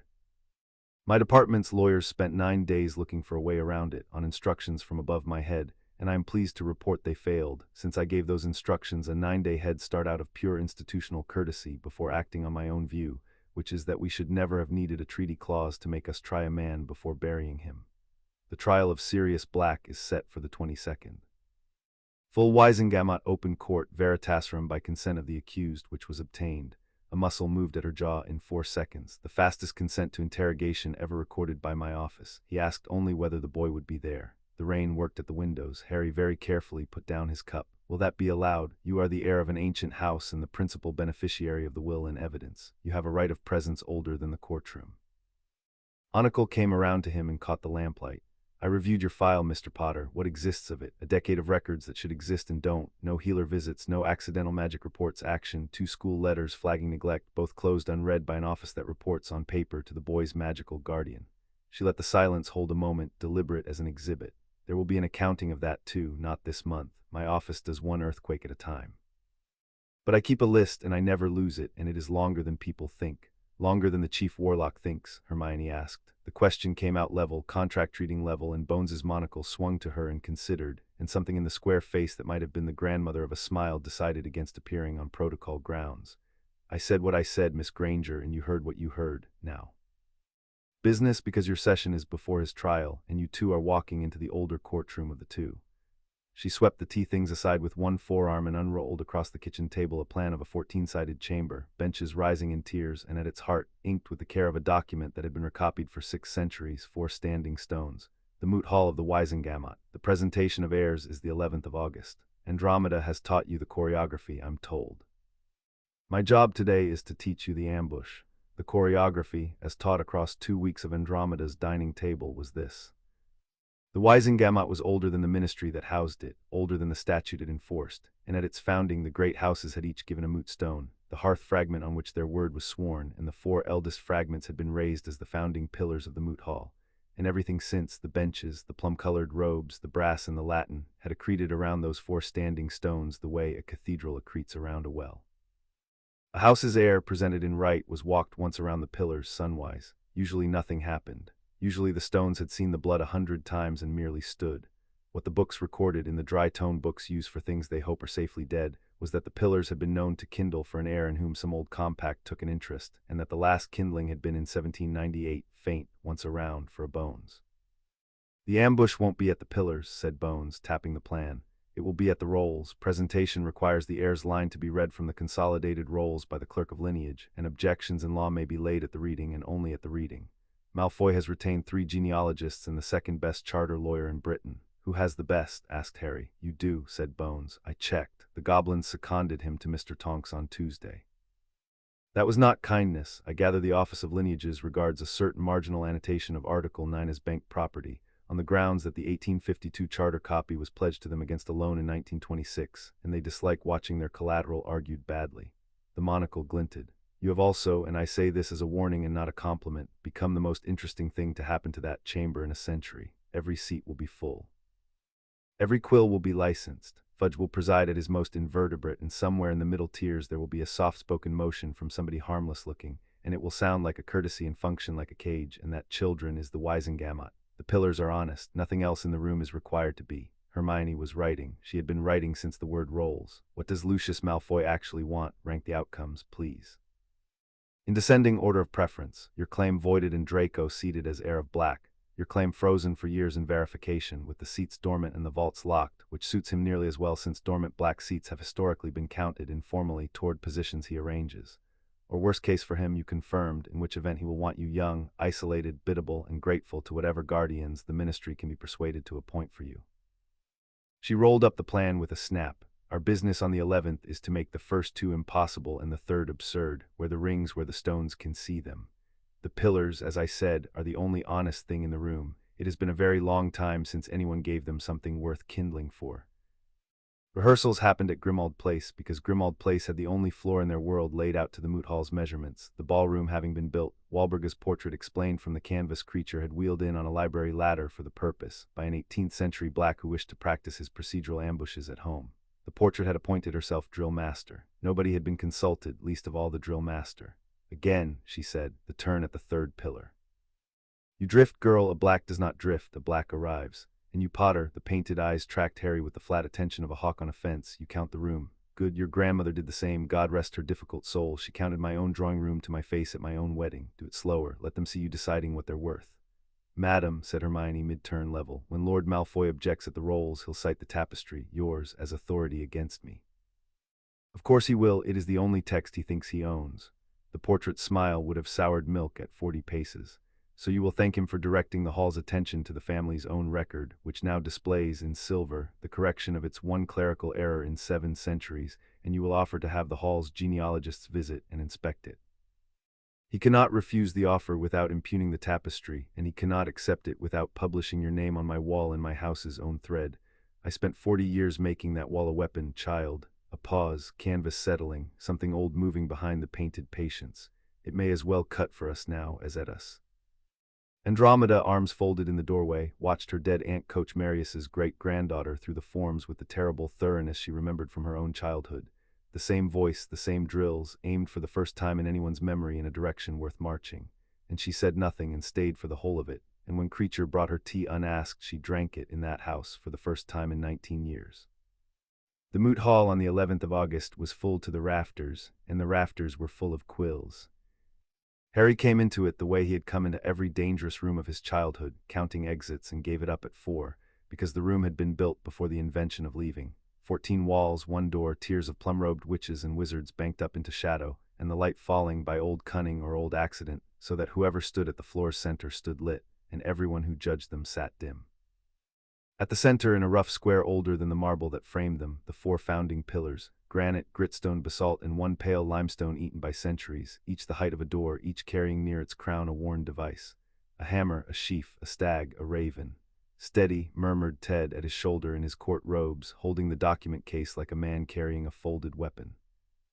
On Harry's other side, Hermione walked with her chin exactly level, in robes of black house black that Andromeda had cut for her, unornamented except for silver at the cuffs, and her plait was ruthless today, not one hair loose, and her hands did not touch the notes in her sleeve because she had them by heart and both of them knew it. The clerk of lineage was ancient and read the rolls from a lectern shaped like a lich gate, and his voice was the voice of the room itself, dust and brass. Presented this day in right of blood, Harry James of the noble house of Potter, heir confirmed of stone and ledger, the house's word made flesh before this moot. They walked him sunwise around the pillars alone as the rite required, 11 years old in the falling light with 400 eyes banked dim above him, and as he passed the 3rd pillar, the stag-crowned granite, the old stone did what it had not done for any Potter in 9 generations. It remembered him. The kindling was not fire. It was the light a hearth throws on the faces around it, sourceless and companionable, rising up through the granite's grain until the worn stag at the crown stood clear of its centuries, antlers renewed in lines of ember gold, and the light did not stop at its own stone. It ran, quick as a look exchanged, across the square's diagonal to the pale raven-crowned limestone, and woke it too silver, the way moonlight is silver, and the 2 lit pillars stood among their dark brothers with their devices burning quietly at one another across the heads of the assembly. Stag regarding raven, raven regarding stag, in a hall gone so still that the loudest sound in it was the scratching of a single unlicensed quill being hastily sat upon. The clerk of lineage had been reading the rolls for 60 years. He looked at the 2 burning pillars for a long moment, and then he did the thing that made him, briefly, Hermione's favorite person in the room. He consulted his book. He turned the great pages of the consolidated rolls back and back and back, whole centuries turning under his thumb, until he found what he was looking for and read it silently, and closed the book with the reverence of a man shutting a door on a sleeping household, and announced, dust and brass to the 14 walls, "The moot hall takes notice. Let the record show a concurrent kindling, stag and raven, precedent last entered in the year 1612. The hall will now hear the second presentation." "Point of order," said a soft voice from the middle tiers. Lucius Malfoy did not look like an ambush, that was his craft. He stood in the dim banked rows like a column of silver and civility, cane held as though it were part of some older, more graceful century, and his voice carried without effort, a voice built for regret. "The hall's wonder is shared by us all, but wonder is not law. Before any second presentation is read, House Malfoy lays objection in law at the rolls, as is its right. The person to be presented is of unproven line, established by no instrument this hall may examine, advanced by a foreign office, the faintest bow toward the visitors' gallery, where Griffook sat with 6 colleagues in full formal menace, whose findings, whatever treaty may say, have never been subject to this chamber's scrutiny. House Black is not a candidate for experiments. Seats have voted beside ours for 7 centuries. If it is to be revived, let it be revived correctly. Through blood this hall can verify. My son's descent from Cygnus Black needs no goblin's ledger. It is written in every genealogy in this room. It is, agreed Ted Tonks, stepping into the light with the folded weapon opening in his hands, and so is his cradle oath. What followed lasted 40 minutes and was studied at wizarding law schools for a century. It was not a duel, it was a demolition conducted with courtesies. Ted laid the instruments one by one before the clerk. The bank's audit sealed under treaty, its findings entitled to full faith by the ministry's own ratifying act of 1752. Section 9, never repealed, merely never read, the parish registers, the deposit of Marius Blake, watchmaker, and its terms. And then, with a mildness that emptied the front benches of breath, the certified copy of the naming feast oath of Draco Lucius Malfoy, sworn heir presumptive of House Malfoy before 40 witnesses, renewed and deepened by his father's own voice in his father's own hall in the presence, the attestation noted, of a notary whose fee Lucius had characteristically itemized.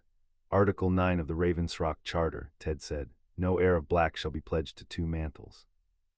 The charter is the house, this hall has held so since 1201, the objection of House Malfoy is answered by House Malfoy's own records. Unless, and here he looked up mild as milk, a muggle-born solicitor addressing the 12th richest man in Britain across the oldest room in wizarding government, my learned friend's client wishes to cure the defect. He may do so at once. The charter permits it. Release the boy from the Malfoy succession here, before the rolls, unconditionally, and his candidacy for black may be examined on its merits. The silence had a texture. 400 people watched Lucius Malfoy calculate, and everyone in the room who knew anything knew the sum. The Malfoy entail, 5 centuries of paranoid Norman land law, required a sworn heir at all times, on pain of the estate's reversion to a French cadet branch that Abraxas Malfoy had spent his life and 3 lawsuits despising. To free Draco for black was to strip Malfoy bare. He would sooner have opened his own vaults to the public. My son's inheritance, said Lucius at last, silkenly into the watching quiet, is not a counter to be played at a clerk's table. No, agreed Andromeda Tonks from the council bench in her sister's drawing-room diction, pitched to carry exactly as far as she wished, which was to the last row. It is the whole of your objection, cured or kept. You cannot hold the boy and reach for the raven, Lucius. Even our family's tapestry only burns one name at a time. The laugh that went around the tears was quiet, and it was 14-sided, and it did what laughter does in old chambers, which is settle questions the law has already settled, but pride will not. Clerk of Lineage cleared his throat of 60 years of dust and asked whether the objection of House Malfoy was maintained.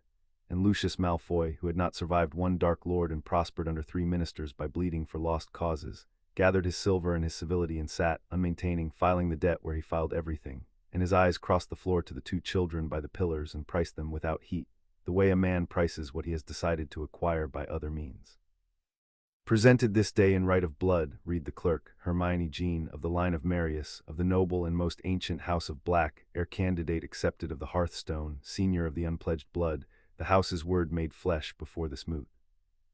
She walked the pillars sunwise alone, chin level, an 11-year-old in house black under 400 banked eyes, and the raven limestone, already lit, did for her the thing the records had no precedent for at all, so that the clerk afterwards entered it in the rolls in his own hand with 2 witnesses countersigning. As the heir candidate passed, the pale stone rang. 1 note deep, the bell voice of the Hearthstone under Grimald and the Ledgerstone under the bank, and a watchmaker's masterpiece all in one throat. And in the visitors' gallery, 7 goblins came to their feet as one and stood through the whole of her circuit, hands on their ceremonial daggers, in the full honors attitude their nation had last assumed inside that chamber for the signing of the treaty itself. And the watch on the girl's wrist, keeping time that had nothing to do with clocks, struck the hour of a day no calendar in the room was printed for. Fudge, presiding invertebrate, mopped his neck and said the session would take a short recess, and was ignored by the entire room, which had just watched the oldest furniture in their government take a position on current events. The soft-spoken motion came after the recess, as prophesied, from somebody harmless-looking. Lord Selwyn was mostly chin and mildness, a middling old house of reliable views, and he rose with an apologetic air, and what he proposed, with many tributes to the wonder of the day, was courtesy itself. That given the extraordinary youth of the heirs, the extraordinary interest of the estates, and the extraordinary irregularities, no one's fault of course, surrounding both houses this last decade, the hall should appoint purely as a bridge to majority, a board of conservators drawn from the chamber's wisest to hold the 2 houses' seats, approve the 2 houses' expenditures, and guide the 2 houses' heirs in loco parentis in all matters touching the dignity of the moot. It would never do, said Lord Selwyn, chins trembling with sincerity, for ancient legacies to rest on shoulders so young and so unadvised. The motion was seconded before he finished sitting, from 3 benches at once, smooth as a rehearsed chord because it was one. Harry felt the room lean. Later, trying to explain it to Sirius, he said it was like the moment in a chess game when you finally see the second bishop. The whole session reorganized itself in his head, Lucius's graceful surrender included, especially that, and he understood that voiding Hermione's claim had been the feint, and this kindly cage with its wise conservators, first among whom would sit whom exactly, had been the game all along. He looked at Hermione. Hermione was already looking at him, one eyebrow up a quarter-inch, seen it. Between them on the council bench, Ted had gone very still because the motion was procedurally clean. Guardianship of the chamber's own dignities was the one field where the moot could act on its own heirs, and treaty could not save them, and law could not save them, and the second bishop was aimed precisely at the gap between the two. Which was when Albus Dumbledore rose from the chief warlock's seat, and the hall went quiet with a completeness it had offered no one else all day. He had held his peace through the whole session, through kindling and demolition both, hands folded, eyes hooded, half-moon spectacles catching the falling light, and when he spoke it was gently, ruminatively, an old man thinking aloud among family, and every word arrived exactly where he sent it. I find myself, he said, in the unaccustomed position of agreeing with the mover's heart and doubting the motion's hands. Lord Selwyn is right in this much. Childhood is not a throne room. I have spent a century watching children, and I will tell this hall what I know. Children who are handed power young are robbed of something that cannot afterwards be repurchased at any price. The seats will keep, the vaults will keep. But a girl's 12th summer will not keep, and a boy who has already lost more than any of us can restore should be losing sleep over broomsticks, not boundary stones. Let them be children. That is all my old heart wishes to say, and I hope the hall will forgive its chief warlock the sentiment. He paused, and the pause itself was an instrument. As for the motion, perhaps a smaller board, a gentler bridge, 3 conservators, say, of unimpeachable disinterest. I would myself, reluctantly, if the hall insisted, consent to serve. He sat to a murmur of warm approval, having reduced the cage by 2/3 and offered himself as its keeper, and it was, Ted said later, wringing his own hands backstage in professional envy, the finest 40 seconds of floorcraft he'd witnessed in his life, every sentence true, every sentence kind, and the sum of them a lock. And then Hermione Granger put up her hand, not her voice. Her hand straight up, schoolroom vertical under the falling light, the gesture of a girl who has read the standing orders and found, at Order 41, that a presented heir on the day of presentation and on no other day of her minority has the floor of the moot for as long as she can hold it, and the clerk of lineage, who had been waiting 60 years for someone to use Order 41, granted it to her with a bow that creaked. Thank you. Her voice came out smaller than the room, and she planted it, level, contract reading, and it grew as it went. Chief Warlock, I want to answer the kind thing you said because it was kind, and I think it was also true, and I've learned this summer that true and kind sentences can still be load-bearing walls for something else. You said children who are handed power young are robbed. I agree, so I checked the record of who handed us ours. I have it here. The notes came out of her sleeve at last, ruled type, flagged. Harry Potter's parents made a will that placed him with guardians they chose. It was sealed for 10 years, and he was handed instead to people in whose house, the DMLE's own file says, and I quote, no record of care exists. Nobody on any bench asked to be his conservator then. My great-grandfather was handed exile at 9, by this same house the hall is so eager to protect, and lived 62 years among muggles without one owl from anybody wise. Nobody moved a motion about his childhood. The seats were dormant for a decade, the wards were dying, an innocent man of the blood sat untried in Azkaban, and this chamber, stuffed to its rafters with unimpeachable disinterest, did nothing for 10 years, until 2 children and a bank did it for you in 9 weeks. She lowered the notes, nothing moved anywhere. Sir, I am 11, I know exactly what I should be doing with my 12th summer, better than anyone in this room because I'm the one it belongs to. And what I notice is that nobody here offered us conservators when we were only burdens. The wise arrived at the same hour as the vaults, so my house declines the bridge with thanks. We are not unadvised. We are merely advised by people this chamber didn't pick, and I have watched enough of today to understand that that is the actual defect complained of. She turned precisely to include Selwyn and Lucius and the 3 seconding benches, and last, longest, gravely, the chief warlock. The stones kindled for us, everyone saw. Perhaps the hall could trust its own foundations. They're the only members who haven't asked us for anything. She sat down. The stag pillar and the raven pillar burned quietly at each other across the silence, ember gold, moon silver, 400 eyes between them. And somewhere up in the dim, a single pair of hands began to clap, dry, deliberate, and was joined in ones, in benches, in whole tiers, not the whole hall, never the whole hall, but enough, enough. And Augusta Longbottom, the clapper of the first pair, rose in her vulture hat like a standard being raised, and moved that the motion of Lord Selwyn be laid on the table, where, the record shows, it lies to this day. Albus Dumbledore did not clap and did not frown. He watched the girl in House Black gather her notes with steady hands, 11 years old, having just done to him in front of the full moot what no Dark Lord and no minister had managed in 50 years. And the thing that moved behind the half-moon spectacles was not anger, and was not calculation, and he did not name it, and it turned anyway gray, like smoke deciding about rain. Wiltshire that evening was green and gold and smelled of cut hay, and the study at Malfoy Manor was none of these things. It was a room with the temperature of its owner, and its owner poured 2 brandies with his own hand, which Selwyn, arriving flustered from the London flu, correctly read as a bad sign. Lucius served people himself when he wished the servants unable to testify. "Sit," said Lucius. "Stop apologizing, the motion was sound. It failed because we built for the room we've sat in for 20 years, and that room retired this morning." He crossed to the window, glass in hand, and regarded his reflection against the darkening lawns. "Consider what actually happened today, not the stones, conjurer's weather, sentiment in granite forgotten by Michaelmas. What happened is that a muggle-born solicitor read our own instruments against us and the hall enjoyed it. Enjoyment, Selwyn, is the only vote that cannot be bought back. Note it." And the old man, a swallow of brandy, unhurried. Watch the old man closely because he showed his whole hand today and the room mistook it for a heart. He wants what we want, a cage for those children. He merely prefers it upholstered and himself holding the key, and his tragedy, which we shall arrange to be expensive, is that he offered to share the cage-keeping in public, and the girl declined it in front of the pillars, and now every future motion he makes near those two will smell of this one. Then what remains? Selwyn turned his glass, chin settling. The trial's lost, the claims confirmed, the goblins have the paper, and my clerks tell me the compensation vote alone will make black liquid again by spring. What remains is legislation. Lucius said the word with the affection other men waste on racehorses. Motions fail in an afternoon, acts are forever. We shall draft at leisure for the winter session something broad, dull, and unopposable. The Wardship of Ancient Legacies Act. Protective, Selwyn, gray-eyed with concern. No mention of any living child, a framework applying to all houses whose heirs are minors, vesting oversight of legacy assets of national significance in a ministry board, for everyone's safety in these irregular times. Bury the teeth on page 40. Let the prophet spend the autumn printing the phrase unaccountable foreign bank until it votes itself.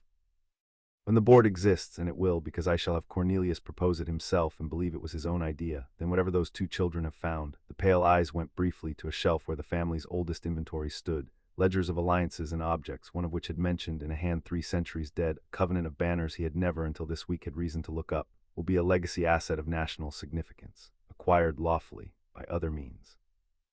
He set down the glass, precise as a full stop. Patience, Selwyn, I bid at the wrong auction this morning. I don't intend to attend the next one as a bidder. I intend to own the house. A pause, the lawns going black beyond the window. My son asked me at supper why the stones sang for a mudblood. I told him the stones are old and the old are sentimental. Get the drafting clerks. We begin tonight. They tried Sirius Black on the 22nd of August in courtroom 10, under Veritaserum, before the full moot in the pitiless licensed quills, and the trial that half the ministry had spent 9 days trying to prevent took, in the end, 55 minutes. Harry sat between Ted and Andromeda through the whole of it and made himself watch, the chained chair. The man they brought up out of the cells into it, gaunt as the portrait's worst winters, gray-skinned, 10 years of Azkaban hanging on a frame built for laughing.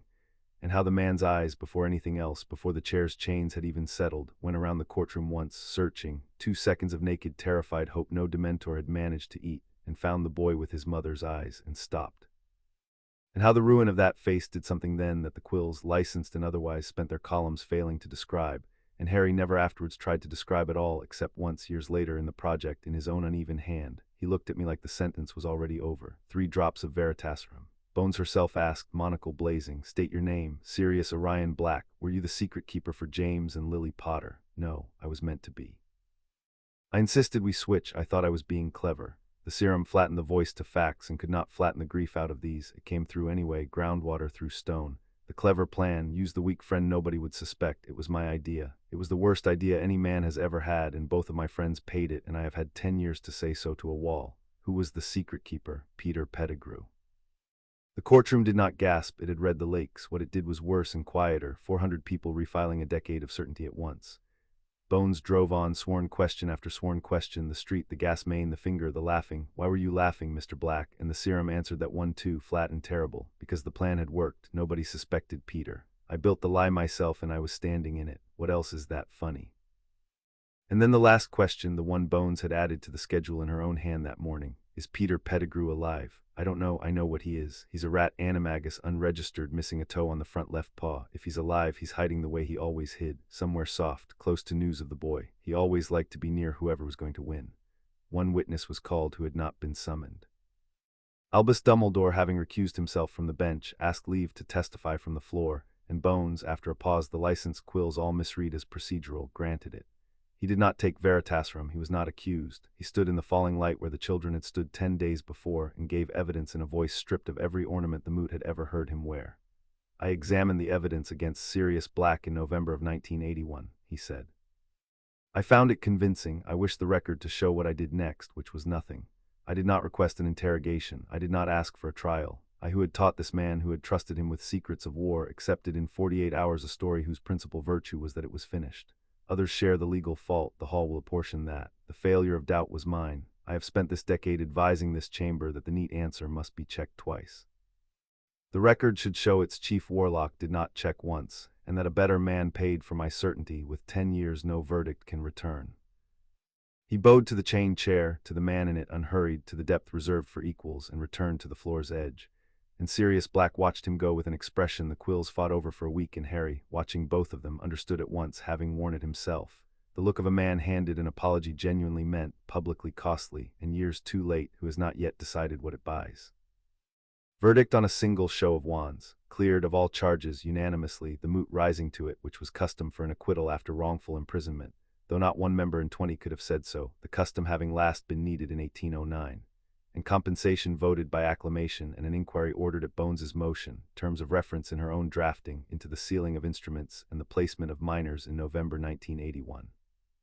And the licensed quills went through the roof of the visitors' gallery, and somewhere in the middle tiers Lucius Malfoy sat in a stillness of statuary, recalculating a decade, and the chief warlock's seat, the record notes, was that day, by its occupant's own prior recusal, empty.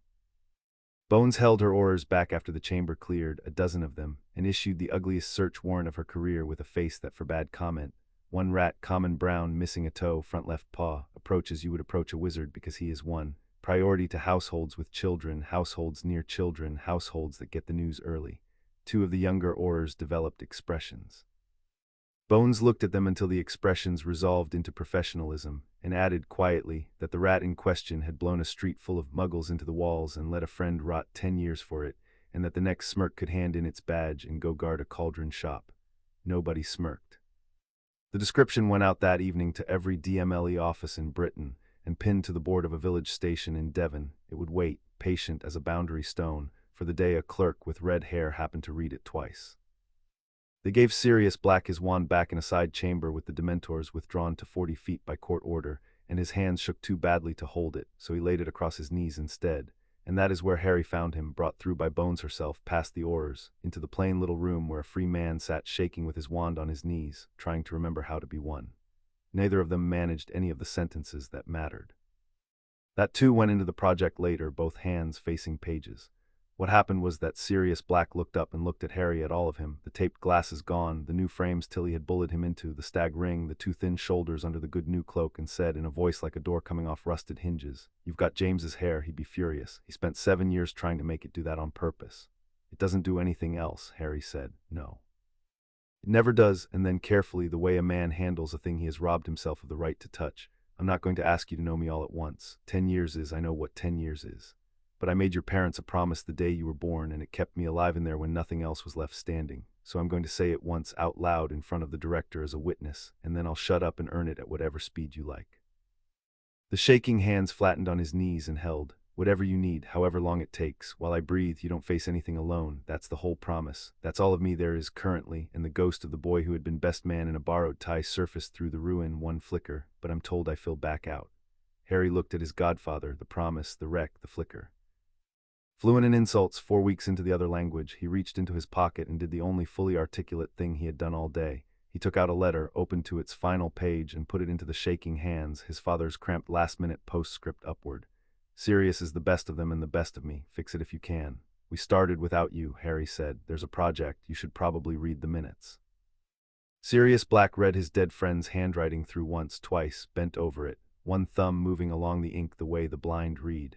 And Amelia Bones, who had seen everything twice and wept at none of it professionally since 1971, discovered an urgent need to inspect the corridor. And when Hermione was let in 4 minutes later, escorted by a beaming Ted, she found the two of them, man and boy, sitting side by side against the wall on the floor of the chamber, because chairs Sirius had explained and Harry had understood without diagram were going to take practice. And the free man looked up at the heir of his house, Marius's great-granddaughter, Silverette, stone-accepted 11, holding her notebook, and began helplessly, hoarsely, ruinously to laugh. Marius's line, he managed. Marius's, they burned him off the wall for nothing, and 60 years later the house crawls to his granddaughter to be saved. There is nobody left to appreciate this. Do you understand? I am the only black left standing, and it is wasted on me. Aunt Cassiopeia would have died, again. Actually, said Hermione, sitting down on the floor across from them, opening the notebook, because the floor was evidently where the family sat now, and she was family's ally and had reading to assign. The portrait of your mother took it surprisingly well. We've reached a procedural understanding. She calls me the correction, I call her madam, and we've agreed the arithmetic favors cooperation. I'm cataloging the library Thursdays. She's asked for the good lamps lit when I read. Creature says she consulted a flag, precise, merciless, gentle. You're to come home when you're strong enough to be shouted at properly, and he is airing Master Regulus's room for you, and there will be the good soup. Sirius stopped laughing. The chamber was quiet for a while. The good soup, he said finally to the wall opposite in the voice of a man being handed back, one bowl at a time, a family he had buried whole.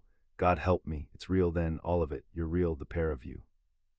He looked from the raven ring to the stag ring, from the girl to the boy, and whatever he saw between them, 10 years in a place that eats joy had left him, of all men the exact instruments to measure. Right, somebody give me the minutes, and a bowl of soup, and a chair eventually, but we'll work up to the chair. Chapter 4 and Chapter 5. The castle between them. Sirius Black moved into Stinchcombe Hall on the last day of August's first week, by unanimous resolution of a committee consisting of one elf. The healers at St. Mungo's had wanted him for a month of observation. Tilly had arrived at the hospital on the second afternoon, ears at half-mast with diplomacy, borne a letter from the heir, and returned at sundown with the patient, his discharge forms, and two of the healer's better arguments, neatly refuted in the margins in her own pencil. What the letter had said, nobody but its writer and its reader ever knew. What Sirius told Ted later was that it had contained one sentence that no power in the building could have stood against, and Ted, who had helped draft everything else Harry wrote that month and had been shown pointedly nothing of this, had the grace not to ask. What the sentence was, there's a room here nobody's ever been locked in, and it's yours. He was a bad patient and a good guardian, and he was better at the second because he was honest about the first. The guardianship went through the reconstituted family court on the will's plain words in 11 minutes. Bones's inquiry having by them made any opposing motion radioactive, and the man who signed the register with a hand that still shook wore, for the occasion, a suit of James's from the hall cedar closet, altered by Tilly, defiantly out of fashion, and when the clerk asked the standard question, residence of the minor, Sirius said, home, and had to be prompted for something the form could hold. The weeks that followed did not look like recovery from outside. They looked like two people learning a house. Sirius could not yet sleep in a bed, so he slept first on the floor of Regulus's aired room at Grimmauld on the nights they were in London, and then at the hall in the window seat of the long gallery, and finally, sometime in September, in a bed with the door open, which stayed open, nobody remarking. Harry could not yet eat without watching the door, so Tilly moved the kitchen table so the door was in front of him, nobody remarking.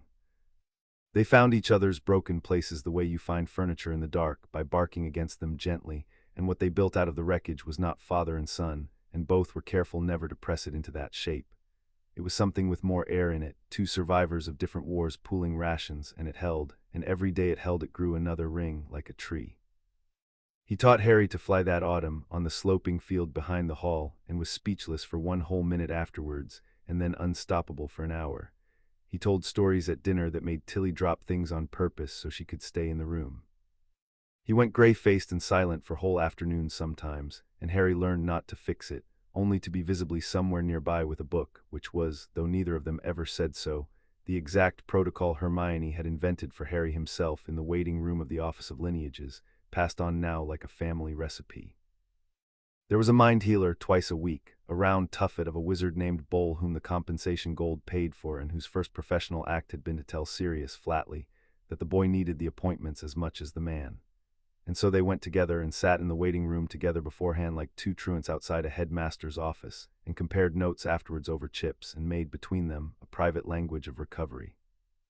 Laying it down for the trick of setting aside a sentence that had started somewhere bad, visibly nearby for the book and silence protocol, and the chair, which meant any hard thing approached in stages and on one's own schedule, from the actual heir throne in the actual hall, which Sirius could now sit in for the length of 1 cup of tea, to the word home, which Harry could now say without checking anyone's face first. Weekends sometimes they took the resurrected motorbike out over the estate at illegal heights, Tilly having repaired it with the disapproving thoroughness she brought to everything Sirius loved. And one golden Saturday they flew it to London and had the Grangers up, one at a time, Daniel whooping like a schoolboy above his own dental practice, Emma extracting midair, a promise of harnesses. And dinner afterwards at Grimmauld was cooked by Creature from the good menus, 1913's chestnut soup, and presided over by the portrait, who had reached a détente with the Grangers founded on the discovery that Emma, too, believed most of the century had been a mistake, though they had Sirius noted wildly different centuries in mind, and the two of them could disagree about it for a whole course with relish like family. "You've noticed," Sirius said to Ted on the step at the end of that evening, watching Harry and Hermione in the lamplit hall teaching Creature to referee chess, "that we've all stopped saying the children like it's a category. It's their names now, the whole household. Andy says it's the conquered working on us. I think it's simpler. I think it's what happens when nobody in a house is lying." He turned his glass, watching the light move. 10 years, Ted. 10 years everyone I loved was either dead or lying to me or 12 feet from a child's pillow. And I come out and the world's been rebuilt while I slept by a bank, a barrister, my disowned favorite cousin, and 2 11-year-olds with a notebook. The drawl cracked, he let it. I keep waiting to wake up in the cell. Bowles says that stops eventually. The soup helps, don't tell Creature. "Creature knows," said Creature from the coat stand with satisfaction, and took his glass away, it being Tuesday and the good soup being for Thursdays, and some structure the elf had ruled being necessary for everyone's recovery. And on the 12th of September at breakfast, the Daily Prophet arrived with a headline that stopped the marmalade in transit. PTTIJRW taken alive. SCABBRS slept 12 feet from a child's pillow for a decade. Sirius read the whole account standing, once fast and then again slowly, sitting with Harry reading over his shoulder. How a clerk in the auto recent, Catchpole DMLE sub-office, 1A Weasley, processing the August circulars a fortnight late, had read a description of a rat missing a front toe and gone home early, white as paper, because his youngest son's pet had exactly that. How the capture team had found the creature already halfway out a hedge, like a thing warned by the change in the household's heartbeat. How it had taken 4 oars and a warded keg to hold what looked like half a pound of terrified vermin. How the man who came out of the rat under the forced reversal in a ministry cell had wept and named names and offered trades before anyone had asked him anything at all. "He'll be tried," Sirius said at last to the window. "Properly, full court, serum the lot. Bones will want it airtight, and I want—" He stopped, and Harry watched him take the sentence he had started and lay it down, the way the mind healer had taught him, and pick up a different one. "I want what the law wants, that's new, that's this house's doing." He folded the paper with great care, handed it to Tilly, who burned it with great satisfaction, and looked across the table at his godson with 10 years of arithmetic moving behind his eyes. "One thing troubles me, and I'm going to say it out loud because we do that here. Peter hid 12 feet from a wizarding child's pillow in the one household in Britain most likely to hear Hogwarts news first. Rats don't plan, Peter plans. He was waiting near the school pipeline for something, or keeping himself findable for someone." The gray-faced silence threatened and did not land. He shook it off like a dog shaking water. "Bones has it, not ours. Our war this month is your school trunk, and I warn you now, I intend to embarrass you at the platform." "You can't embarrass me," Harry said. "I've got no baseline, first time anyone's seen me off." "That," said Sirius, pointing at him with a toast soldier, "is exactly the sort of sentence that gets a man embarrassed twice as hard on principle." Ollivanders, the week before term, smelled of dust and waiting, and the wandmaker came along his ladders like a spider who had been expecting these particular flies since before they were born. Hermione went first, deliberately, list in hand, and was measured and tried 9 wands, and the 10th, vine wood and dragon heartstring, sent up out of its tip a slow spiral of silver light that curled around her wrist and settled against the watch. "Colleague greeting colleague." And Ollivander said softly, "Vine for purpose, heartstring for power, and the vine, Miss Granger, is the tree of the corrector, the one that grows toward what it means to hold. I sold it, sister, to a young man in 1938, and I have regretted it since. Use yours better." Harry's took longer, and everyone in the shop knew what it was doing even before the wand chose. The holly and phoenix feather woke to his hand in a rush of hearth-colored light, warm as the boundary stone, and Ollivander was quiet for a long time, and then said what he had plainly rehearsed for 10 years, that the phoenix whose feather lay in the holly had given one other, and that the other lived in the wand that had made the scar, and that we could expect great things because the wand chooses and the wand had chosen him. The shop held its held breath. It was Sirius who broke it from the doorway in the drawl he was relearning by the week.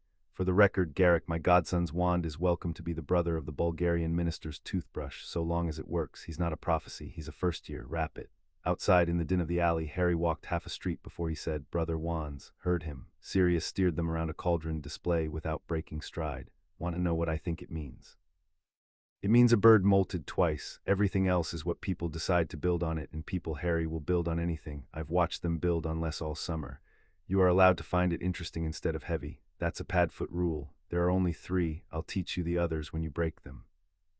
But he wrote to Dumbledore that night, one line, courteous and unadorned, because whatever else stood between them, the man had stood up in open court and paid honestly. You knew about the feather 10 years and said nothing to anyone who loved him. Start deciding, old man, which habits died with the war. SOB, he got no answer. He had expected none. The letter's work was done in the writing of it, and in the copy that went, because everything went now, into the project's tin dispatch box, filed by Hermione under a heading that had begun, quietly, to organize the family's whole strategy, things DKNOWS and sits on. The owl was Sirius's idea and Hermione's specification. She had researched the question naturally and presented her findings at the Tonks table in August. For a student maintaining correspondence with 2 ancestral seats, a bank, a regency council, and a co-heir, the post owl was not a pet but infrastructure and should be chosen accordingly. Snowy owls scoring highest on range, night flight, and she read from her notes without a flicker, dignity under institutional workload.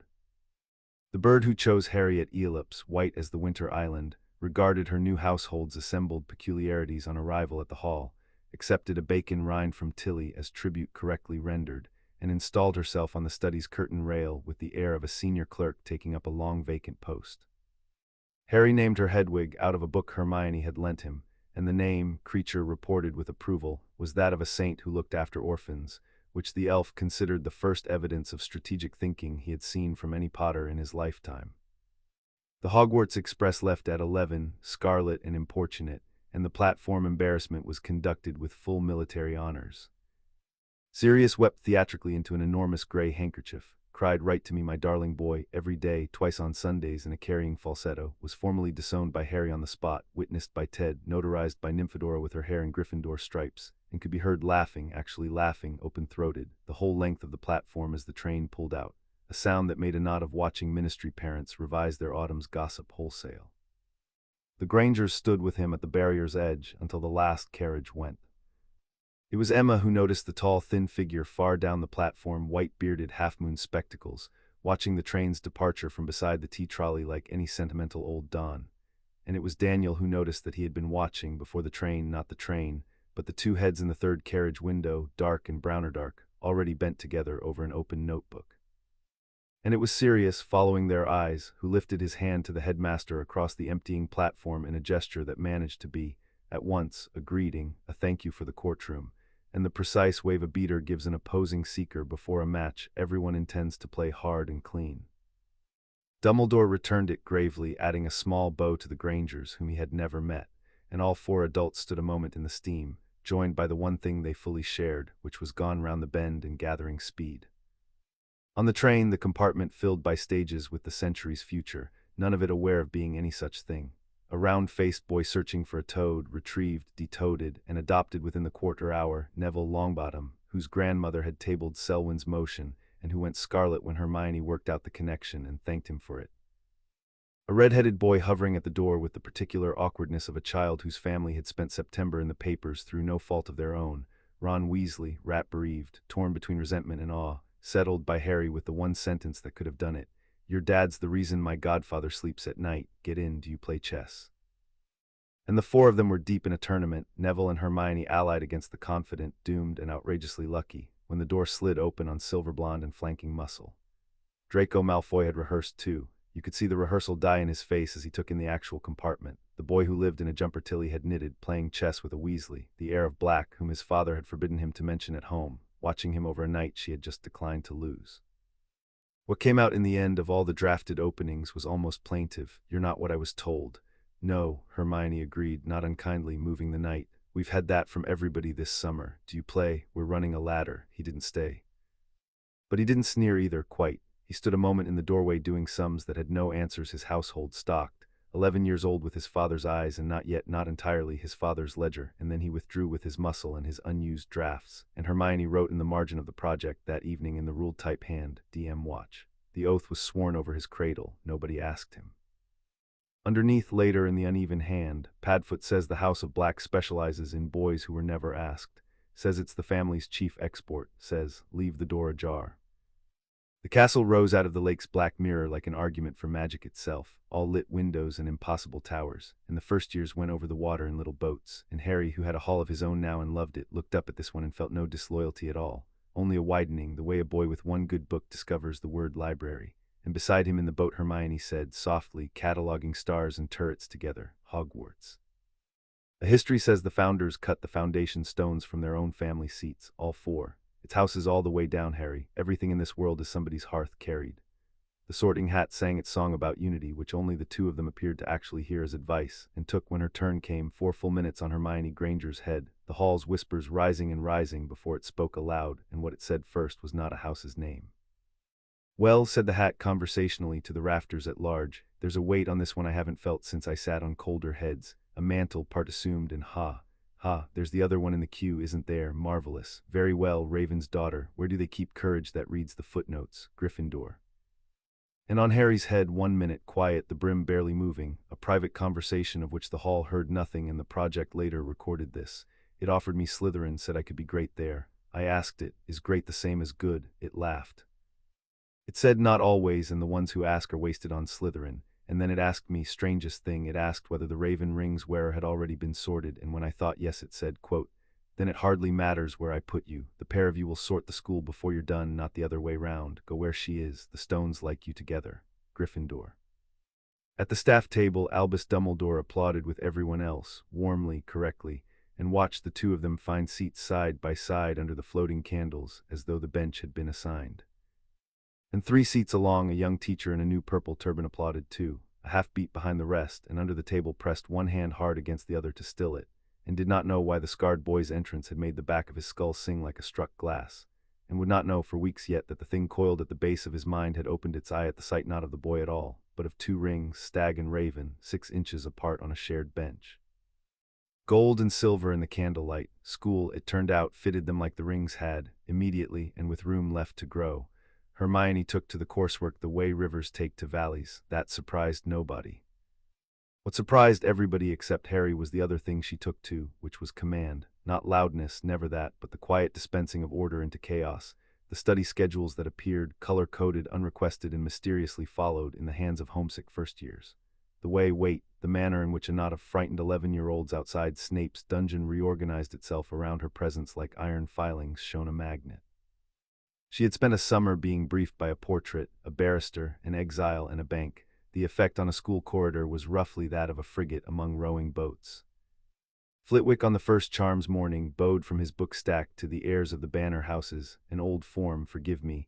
My grandfather held goblin accounts and some vocabularies persist, and thereafter treated them with a scrupulous twinkling normality that both of them found restful.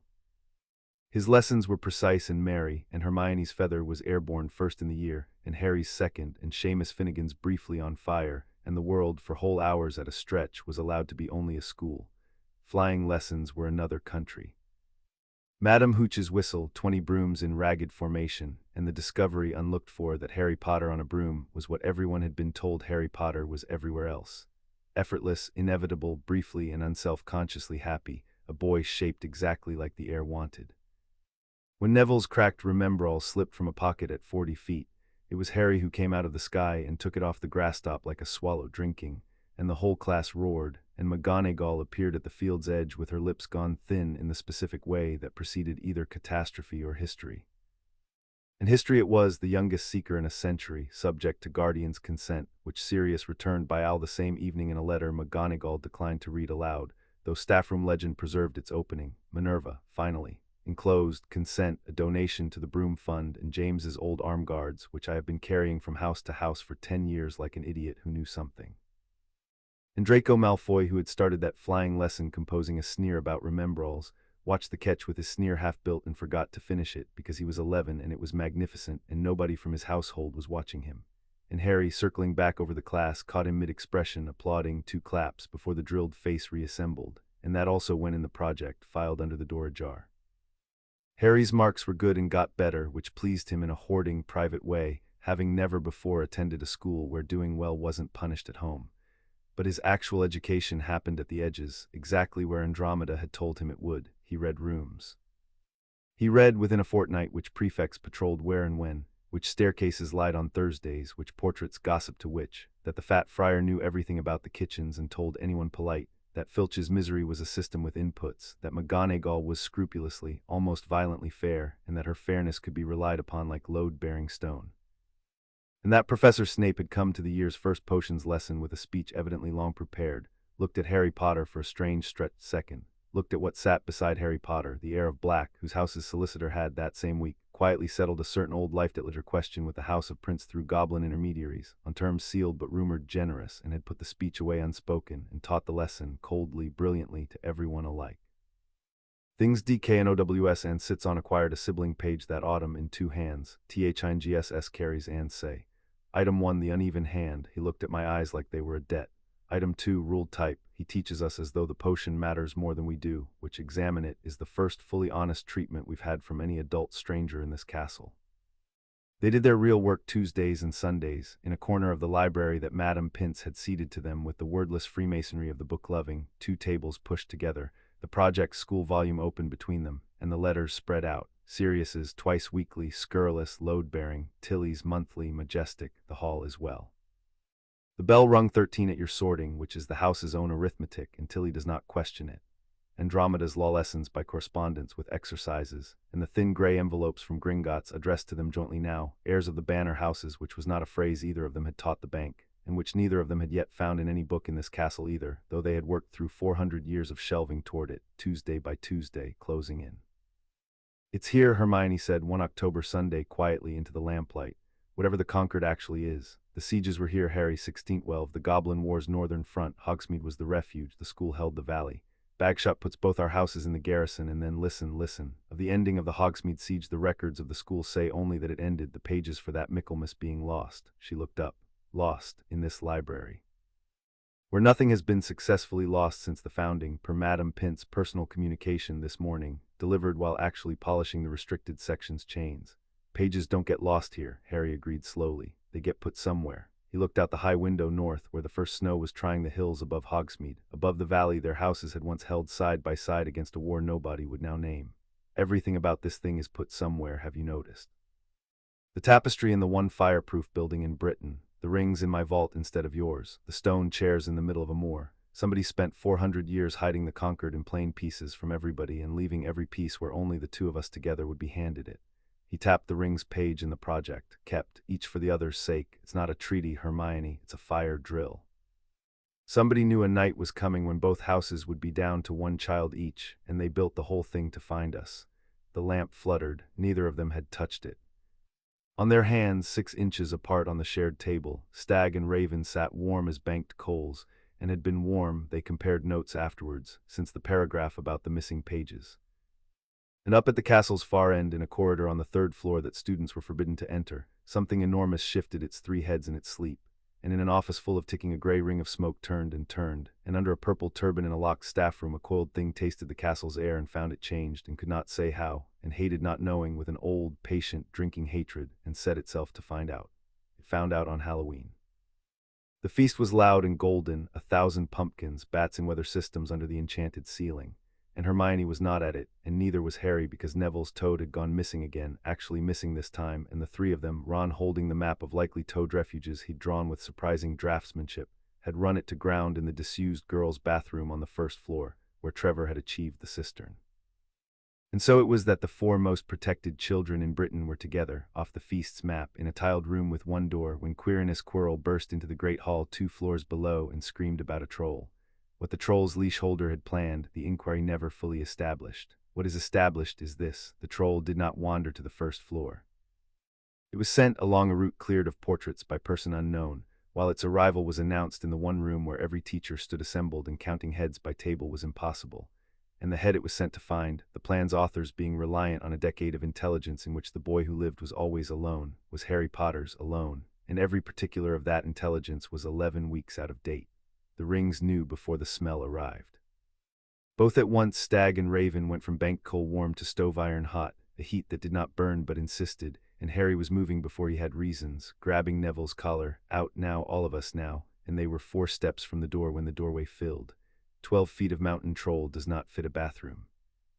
It came in anyway, plumbing surrendering around it, and the room shrank to tile dust and gray reeking bulk and a club the size of Ron. And what happened in the next 90 seconds was studied afterwards by 3 separate authorities, none of whom ever heard the half of it. Ron dragged Neville under the sinks, which is where the official account begins and ends its interest in Ron and Neville, and wrongly, because a first-year screaming insults and throwing taps at a troll's eyes to hold its attention off his friends has performed, whatever the account says, the oldest job in Gryffindor. The club came down. Hermione, who had catalogued the room on entry because she catalogued every room now, was already at the far wall at the base of the great mirror, shouting the levitation charm not at the club, which outweighed her authority by 100 weight, but at the mirror's rotted fixing bolts, which did not. And 4 feet of silvered glass came off the wall in a guillotine sheet and shattered across the troll's shoulders, which would not have stopped it and was never meant to. It was meant to turn it, and it turned it, 1 gray half-ton pivot, exactly as Harry, who had spent 10 years learning the geometry of rooms that contained something bigger and angrier than himself, arrived on the cistern above and behind it with his wand in his fist and his whole summer in his mouth. He did not know the spell he cast. That, too, the inquiry never learned, because he never told it.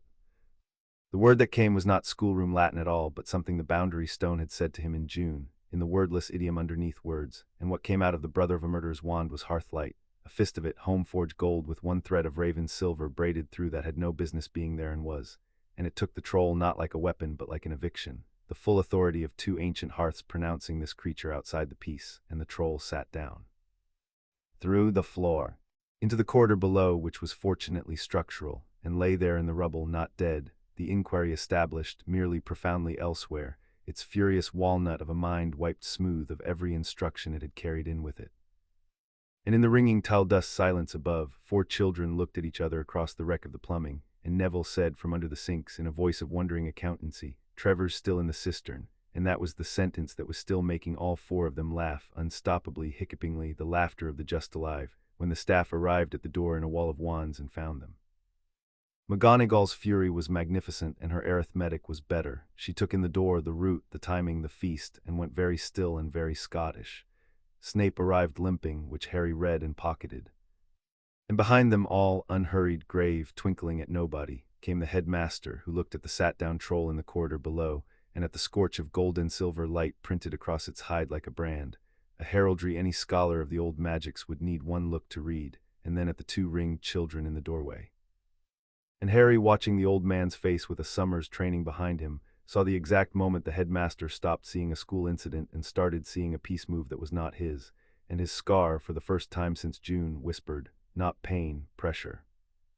Somewhere behind him, down the corridor, among the crowding staff, something was looking at the brand on the troll with an entirely different recognition. Older, colder, hungrier, and the scar carried the look the way a windowpane carries a draft. Quirrell at the crowd's rear, turban slightly askew from running, wringing his pale hands, stammering condolences, drinking the scene through eyes that just once, just for a half-second, forgot to be frightened. The accounting came afterwards in McGonagall's office, and it was conducted with the door shut and the fairness of load-bearing stone.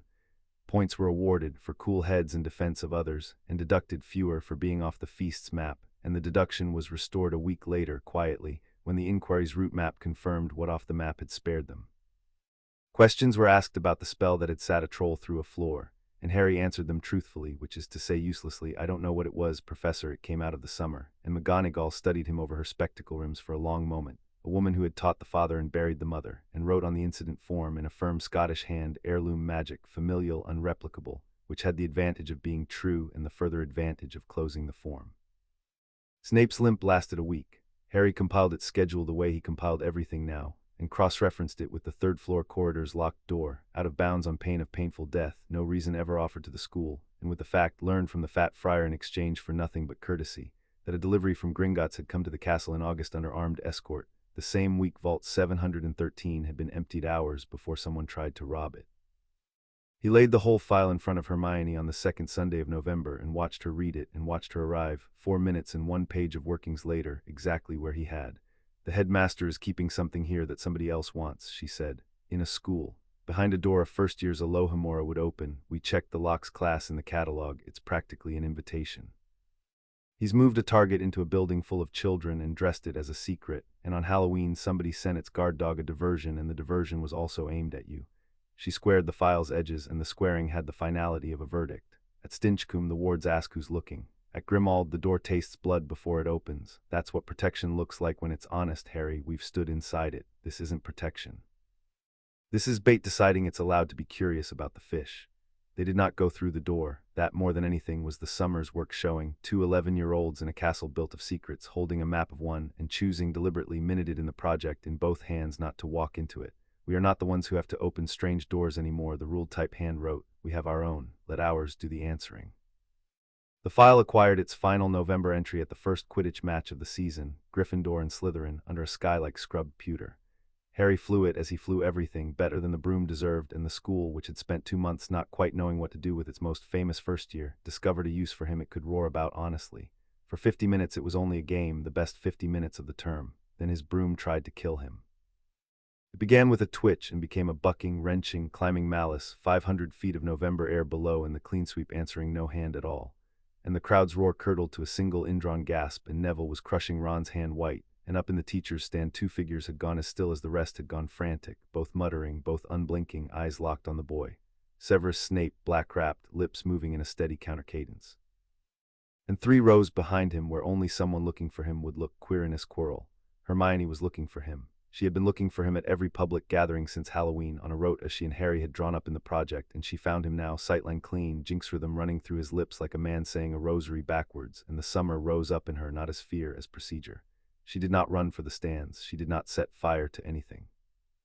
She stood, put her thumb to the raven ring, and did the thing the vellum had told them the rings were for, the thing they had practiced only once on a dare across the breadth of the library. She answered for him.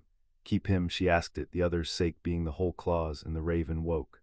What the crowd saw was the broom right itself, between one heartbeat and the next, like a sky simply changing its mind. What Harry felt was a second hand arrive on the haft alongside his own, familiar as ink-stained, steady as a boundary stone, and the malice sliding off the broom's grain like sleet off warm slate. What Quirrell felt alone in his row was his working severed, not blocked, not countered, severed, the way a solicitor severs a claim with prejudice by an authority that did not consider him worth acknowledging. And under the turban something very old recoiled from the touch of 2 hearths joined, and knew the taste again, 1612, in a valley it had heard of from things that had died there, and hungered and hated and began coldly behind a stammer to change its whole design. Harry caught the snitch 4 minutes later in a dive that became school legend by supper. Gryffindor Tower sang till midnight, and in the corner of the common room under the noise, the project recorded the day in 2 hands, the uneven one he was mid-jinx and it just stopped. Snape was countercasting for me the whole time, update his page.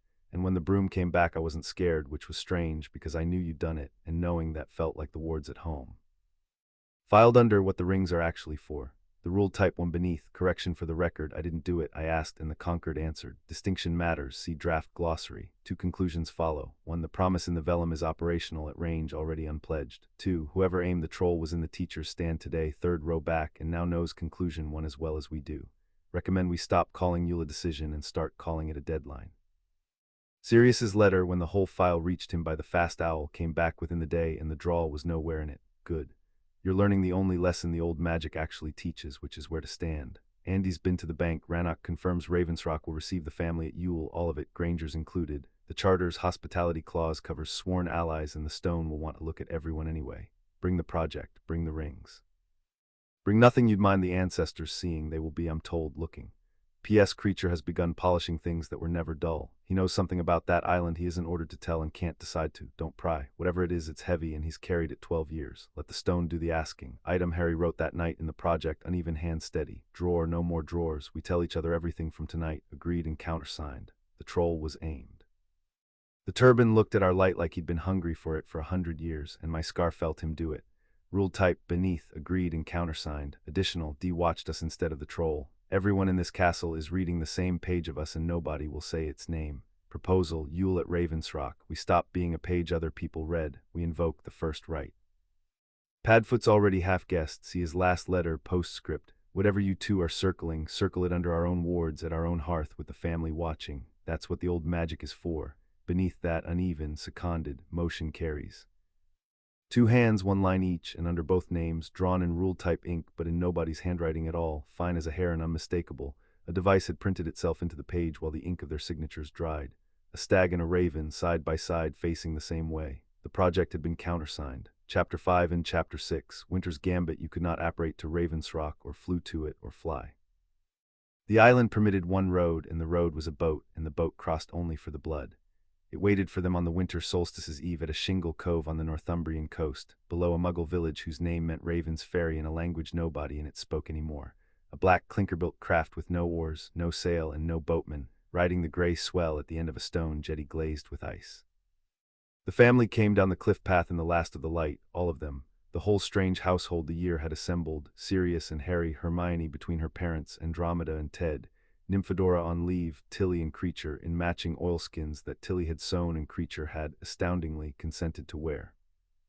And Rannoch, keeper of lineages, who had crossed once before, 60 years ago, as a junior clerk at the funeral of a lord, and had put on for the occasion the iron-gray formal coat that goblins wear only to weddings, wars, and audits of the first importance.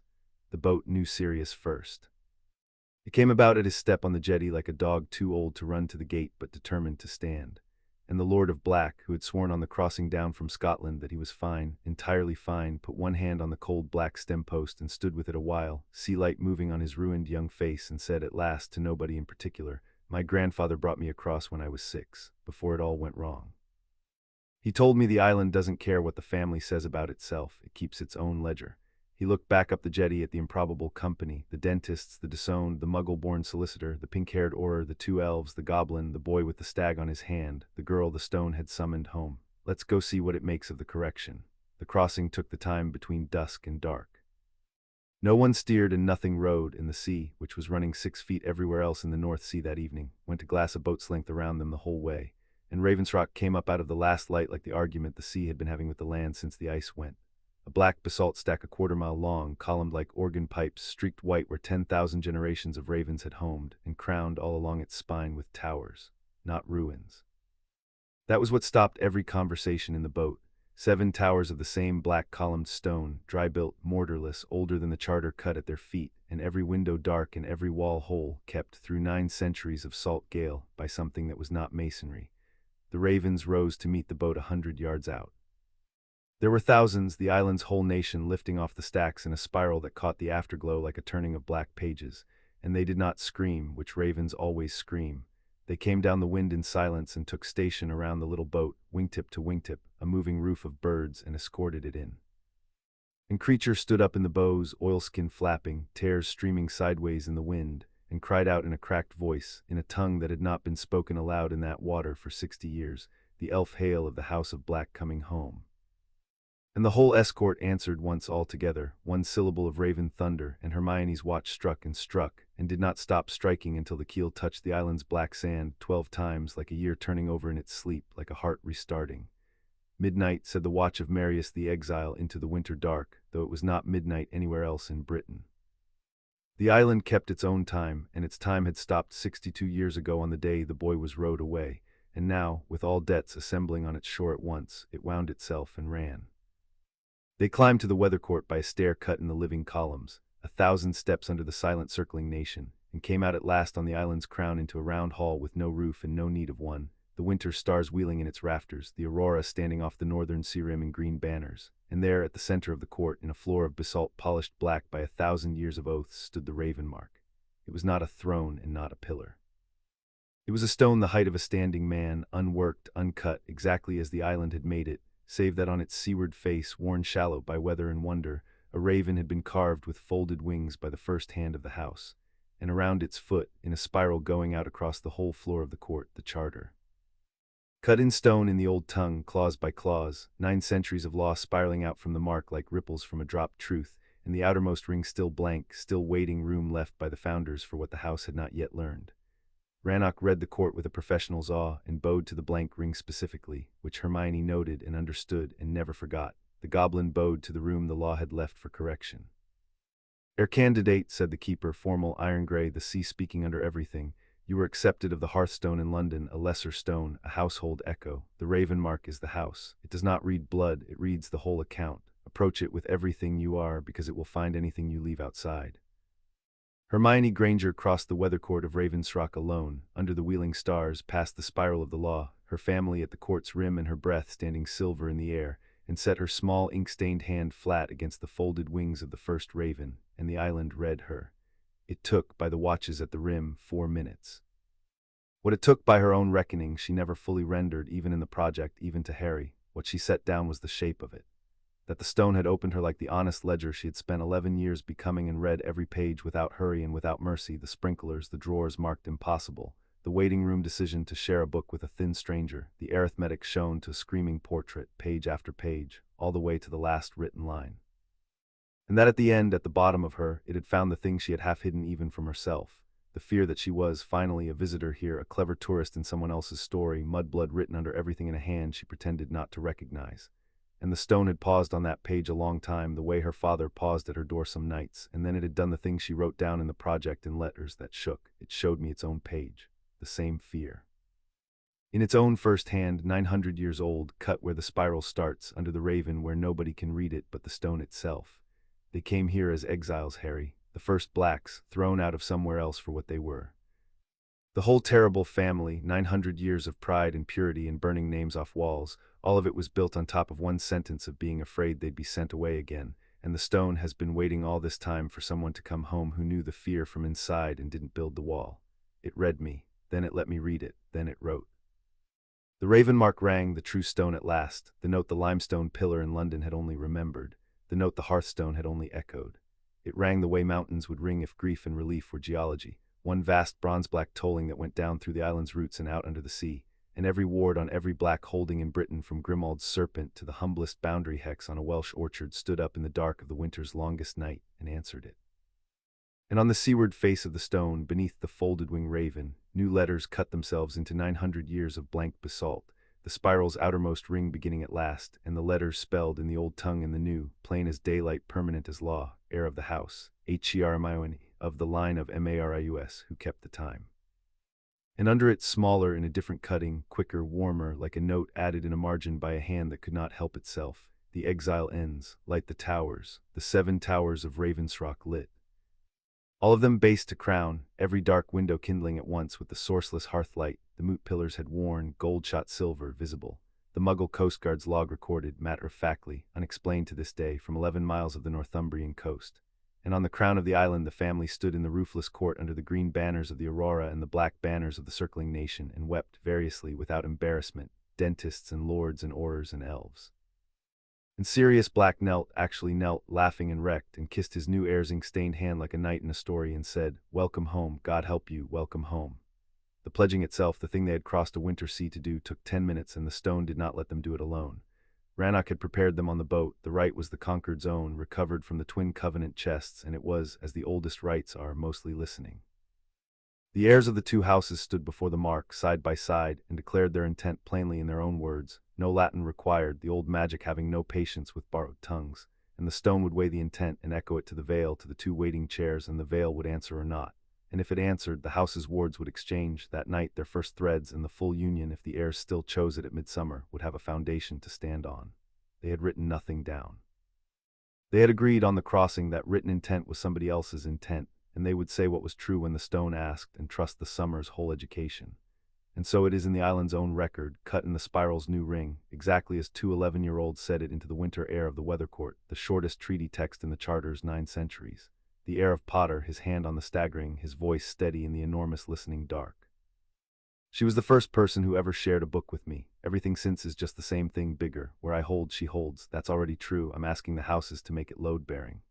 The heir of Black, her hand on the raven ring, chin level, the aurora standing in her eyes. He was the first person who ever needed my whole library. I've checked the precedents. There's nothing this old that was ever built on anything better. 2 houses, 1 account, both names on every page. I'm asking the houses to stop keeping us separately. It's inefficient, and we were never separate after the first morning anyway. Silence, sea deep, the stars wheeled 1 degree. Then from the south, from 400 miles away, from a worn hill in a hidden vale where 2 stone chairs had faced each other across a crest through 4 centuries of dusk, the answer came up through the floor of the weather court like the other half of a chord, and every witness at the rim felt it arrive through the soles of their feet, and the 2 rings sang the gold-silver note of the deep aquifer, and around the wrists and shoulders of the two children the first threads became, for one visible instant, light. A single strand of hearth gold leaving the boy and anchoring somewhere south, a single strand of moonsilver leaving the girl to meet it, the first two threads of a lattice that would, if midsummer confirmed it, hold up a world, and the raven mark cut one more line into its new ring, the shortest of all, the island's whole verdict, heard, held, midsummer. And then into the ringing stillness, while the family at the rim was still learning to breathe again, came a sound nobody had planned for, the shuffle of small feet on ancient basalt and a cracked voice saying, "Now, it must be now," while the two-house magic is standing in the court. Creature has waited 12 years. Creature begs. The elf had come out from Tilly's side, and he was carrying in both hands, held away from his body the way one carries a live coal, a locket. Heavy, golden, serpent-marked, on a chain gone black, and the light of the lit towers seemed to lean away from it, and the raven mark's ringing dropped to a wary iron hum, and Harry's scar, without warning, whispered, the draft through windowpane feeling here, of all places here. And Sirius started forward, creature, what, and stopped dead, because the elf had turned, and his face was the face of a soldier at the end of the longest march in the history of marching, and the words came out of him in a flood 12 years damned. Master Regulus took creature to a cave. The Dark Lord had borrowed creature first to test the defenses and left creature to die, and Master Regulus asked creature what was done there and went white and thought for 7 days, and then he said, creature, take me back, and he drank the poison basin himself. He made creature swear to leave him and take the cup's locket home and destroy it, and creature tried, 12 years creature tried, fire and hammer and every dark tool in the house, and nothing in one house was strong enough. Nothing in one house, the elf's voice went up and broke on the arithmetic, but the mistress's tapestry has 2 threads now, silver and gold, and the court is full of two-house magic, and the stone is awake, and creature begs the heirs, finish Master Regulus's order, finish it. He was 20. He found out what his lord truly was, and he chose, all alone in the dark with nobody to hold, and the wrong brother got called the brave one for 10 years, and their creature stopped, appalled at himself, one hand flying to his own mouth, staring at Sirius. And Sirius Black, lord of the house, looked at the locket that had been in his mother's drawing-room cabinet through his whole poisoned childhood, and at the elf who had hated him for 30 years, and said, in a voice with all the drawl burned off, no. He's right, Regulus was the brave one, and I'm going to spend the rest of my life saying so. Put it on the stone, creature. This family finishes its orders. What was in the locket did not go quietly. When creature laid it on the raven mark under the folded wings, and the 2 children at Rannoch's grave nod, set their ringed hands on the stone to either side of it, the thing inside woke and fought, and the weather court filled for 9 seconds with a screaming that was not sound, a black pressure of stolen years and borrowed faces. It wore Lily Potter's voice for a heartbeat. It wore a drowned boy's. It wore at the last, horribly, an offer, power, knowledge, names. Addressed with cold specificity to each watcher's oldest wound, and the island was unimpressed. The stone had 9 centuries of exile's pain in its first ring. It had read this language before the thing in the locket ever learned to speak it. The two-house magic came down on the golden shell like the eviction it had practiced on a troll, hearth gold and moonsilver braided into one authority, and the raven mark told once judicially, and the locket cracked open with a sound like a spine of ice breaking, and out of it came a wisp of dying black that the wind of the wings of one particular raven, stooping out of the circling nation at the exact appointed instant, tore into nothing forever. Silence, sea, stars. A thin curl of smoke off scorched gold. Harry was on his knees. Nobody had seen him go down. His scar had gone from whisper to white iron at the moment of the cracking, one blinding sympathetic second, here I am too, and then as the wisp died to something it had never once been in 11 years. Quiet, fully, restfully quiet, an aching absence of a weight he had carried so long he had believed it was the shape of his own head. Hermione's hands were on his shoulders before Sirius reached him, and her face arrived in front of his, terrified and cataloguing, and he heard himself say, from a long way off, dazed, truthful, it's fine. It's listen, it's quiet, Hermione. Whatever was in the locket, I think there's one in me. The weather court of Ravensrock went very still around the sentence. Rannoch closed his eyes, an old goblin in an iron-gray coat, and when he opened them he was the keeper of lineages entirely, and he crossed to the covenant chest they had carried north, and drew out the vellum appendix the bank scholars had finished restoring only that month, and read aloud into the winter court by tower light the clause the 2 houses had cut for themselves 4 centuries before, at the end of a war against exactly such things as war turbans and lockets. And the union, when it is made whole at the veil, shall be as a hearth is. All that is of the blood and the bond it shall warm and keep, and all that is not, all that squats in what it never built, all that wears what it never was, it shall cast out, root, thread, and shadow, though it hide in wood, in gold, in stone. The keeper's voice did not change, which was how everyone knew, or in the living flesh of the sworn themselves. The hearth keeps its own. The hearth burns only what was never welcome. Sirius read the rest of everyone's faces and said it aloud because they did that here. Midsummer, he said, the full right, it can take that thing out of him. He looked around the ring of his impossible family, the heir of Potter kneeling quiet scarred on the old law's spiral, the heir of Black white-knuckled at the boy's shoulders, and last at Rannoch, and the question under the question was audible to every soul in the court: what does it cost? The clause is old and the magic is older, said the keeper, and the bank does not audit miracles. What the record shows is this: the rite has been performed twice in 400 years, and both times the hearth kept its own, and both times what was cast out did not survive the casting. What the record also shows, and here he looked at the two children with something no goblin had shown a wizard in that century, and it was not deference, it was kinship, one old accounting people recognizing two young ones, is that the hearth measures welcome by the bond, not the blood. Whatever stands at the veil at midsummer inside the two of you together, that is what the magic will call the house and keep. I have read the ledgers of every family in Britain, heirs, I am not concerned. Creature buried the scorched locket shell at the foot of the raven mark, by his own request, with his own hands, where the spiral's first ring met the stone. The house's oldest fear and its finished order, keeping each other company under the law. On the tapestry at Grimmauld they found on their return, the burn hole over Regulus Arcturus Black had not been mended. The tapestry did not lie, but around it the silver thread had woven, fine as frost, a border of laurel, and beneath, in stitches nobody's hand had made. He chose alone, that others need not. They kept Christmas on the island, the towers lit, the nation of ravens rotating courteous sentry shifts past the windows of the long cold guest floors that Creature and Tilly, in a rivalry that had resolved into a formidable joint administration, had made warm again in a day. There were gifts. Sirius gave Harry a pair of twinned mirrors, old Marauder field kit, refurbished by a wandmaker in Knockturn Alley who owed him from another life. You say my name into yours, I hear it in mine anywhere, any hour, and before you ask, yes, James and I abused them shamelessly. And yes, you and Hermione will too, that's what they're for. Nobody in this family waits for owls in an emergency ever again. The Grangers gave Hermione a doorplate for her room at Grimmauld, brass, engraved at Daniel's own careful instruction in the goblin manner, with her name and beneath it the phrase Marius had left in a watchcase for a niece he was never allowed to keep: courage. Andromeda, when she saw it, left the room briefly, and came back with her armor on and her eyes red, and drilled nobody on anything for the rest of the day.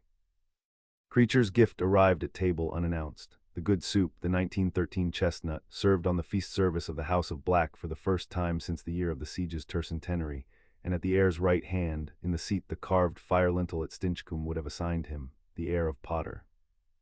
And when Hermione lifted her spoon and the whole strange family followed, the elf stood by the door with the tureen and watched the correction eat, dentists and lords, exiles and aurors, a goblin in an iron-grey coat being talked into a second bowl by a house elf in oilskins, and pronounced to the portrait locket of Regulus he had taken to wearing openly, in a whisper everyone pretended not to hear: the house is full, Master Regulus. Creature kept it, and now it is full. The ministry's winter came for them in January, as Lucius had drafted it, broad, dull, and upholstered. The Wardship of Ancient Legacies Act was introduced in emergency session on a Tuesday, sponsored by 3 reliable houses, praised in that morning's prophet, A.T. Last Oversight, who watches the wards. New Act answers fears over unaccountable foreign bank, and drafted, Ted reported with real professional admiration, beautifully. 41 pages of gray-eyed concern establishing a board of legacy conservation with power to inventory, inspect, and where the national interest required, hold in stewardship any magical asset of historic significance belonging to any house whose head or heir was a minor, and invalid or otherwise impaired in judgment, impairment to be assessed by the board. Page 40, Clause 9, defined asset to include instruments of covenant. Nobody's name appeared anywhere in it. It would have passed by acclamation in October. It was February by the time it reached the floor, the delay being Augusta Longbottom's work. 4 procedural referrals moved in her mildest voice, each one costing the sponsors a month of momentum. And by February the sponsors had a problem, which was that the prophet's own readers had spent Yule looking at the wrong front page. Towers of RAVNSROCK alight after 60 YERS, that page had said, over a photograph taken from a fishing boat, 7 impossible towers burning silver against the solstice dark, and underneath, in smaller type, the sentence that had done more for the 2 houses than any advocate. Coast Guard reports sea calm for 1 mile around the island and nowhere else. You cannot legislate against a photograph. Half of Wizarding Britain had grown up on tales of the old seats, and here was one, lit, real, awake, keeping its own sea calm. And into a chamber full of people who had all privately imagined what it would feel like if their own family's stones remembered them. Amelia Bones rose, on the Act's second reading, monocle blazing, and read out page 40, Clause 9 very slowly twice, and then read out from the Treaty of 1752, the bank's exclusive custody of instruments of covenant sealed under goblin witness, and then read out From a one-line note delivered to her office that morning over the seal of the Office of Lineages, the Goblin Nation's formal position on Clause 9, which was 11 words long and contained the phrase "the debt of the banners has no date of expiry," and then took off the monocle, which those who knew her recognized as the gesture of a woman about to stop being procedural. "This chamber spent 10 years," she said, "unable to find 1 hour to try an innocent man, and has now found, in 4 months, 41 pages of urgent concern for the safety of 2 children's property. The children are safer than we are. Their houses are awake. I have seen the Coast Guard photographs, and so have all of you, and so has every family in Britain that remembers what a seat is for. What this act conserves is not their legacy, it is our access to it. I am asked by the sponsors whether I will vote for oversight. I will gladly the moment it is pointed in the honest direction, and I have taken the liberty," she resumed the monocle terribly, "of drafting the amendment. Oversight of every guardianship, placement, sealing order and proxy exercised over the estate of any orphan minor by any official of this body, retrospective to November 1981. The member who moves against retrospection can explain to the prophet which decade exactly he is protecting. The act that finally passed in April established a voluntary registry of historic wards, funded a scholarship in magical conservation, and contained no Clause 9. The prophet called it a triumph of moderation. Lucius Malfoy, who had watched his 41 pages be complimented to death, sent Bones's office a case of elf-made wine with a card praising her craftsmanship, which she returned unopened with a card praising his, and both of them meant it the way duelists mean bows. And to Selwyn afterwards in the cold study, Lucius said only, "Note the lesson. We built for a chamber that fears banks. The chamber has remembered it fears houses. Very well, one does not outvote weather, one waits indoors." He drew a fresh sheet toward him. "The Hogwarts angle, then. The old man is hoarding something in that castle. My son writes of locked corridors and 3-headed dogs, and whatever it has already drawn one thief.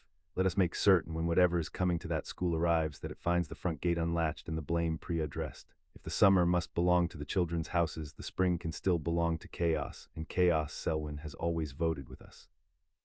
Albus Dumbledore's part in the act's career was 1 sentence long, and it cost him more than the sponsors 4 months.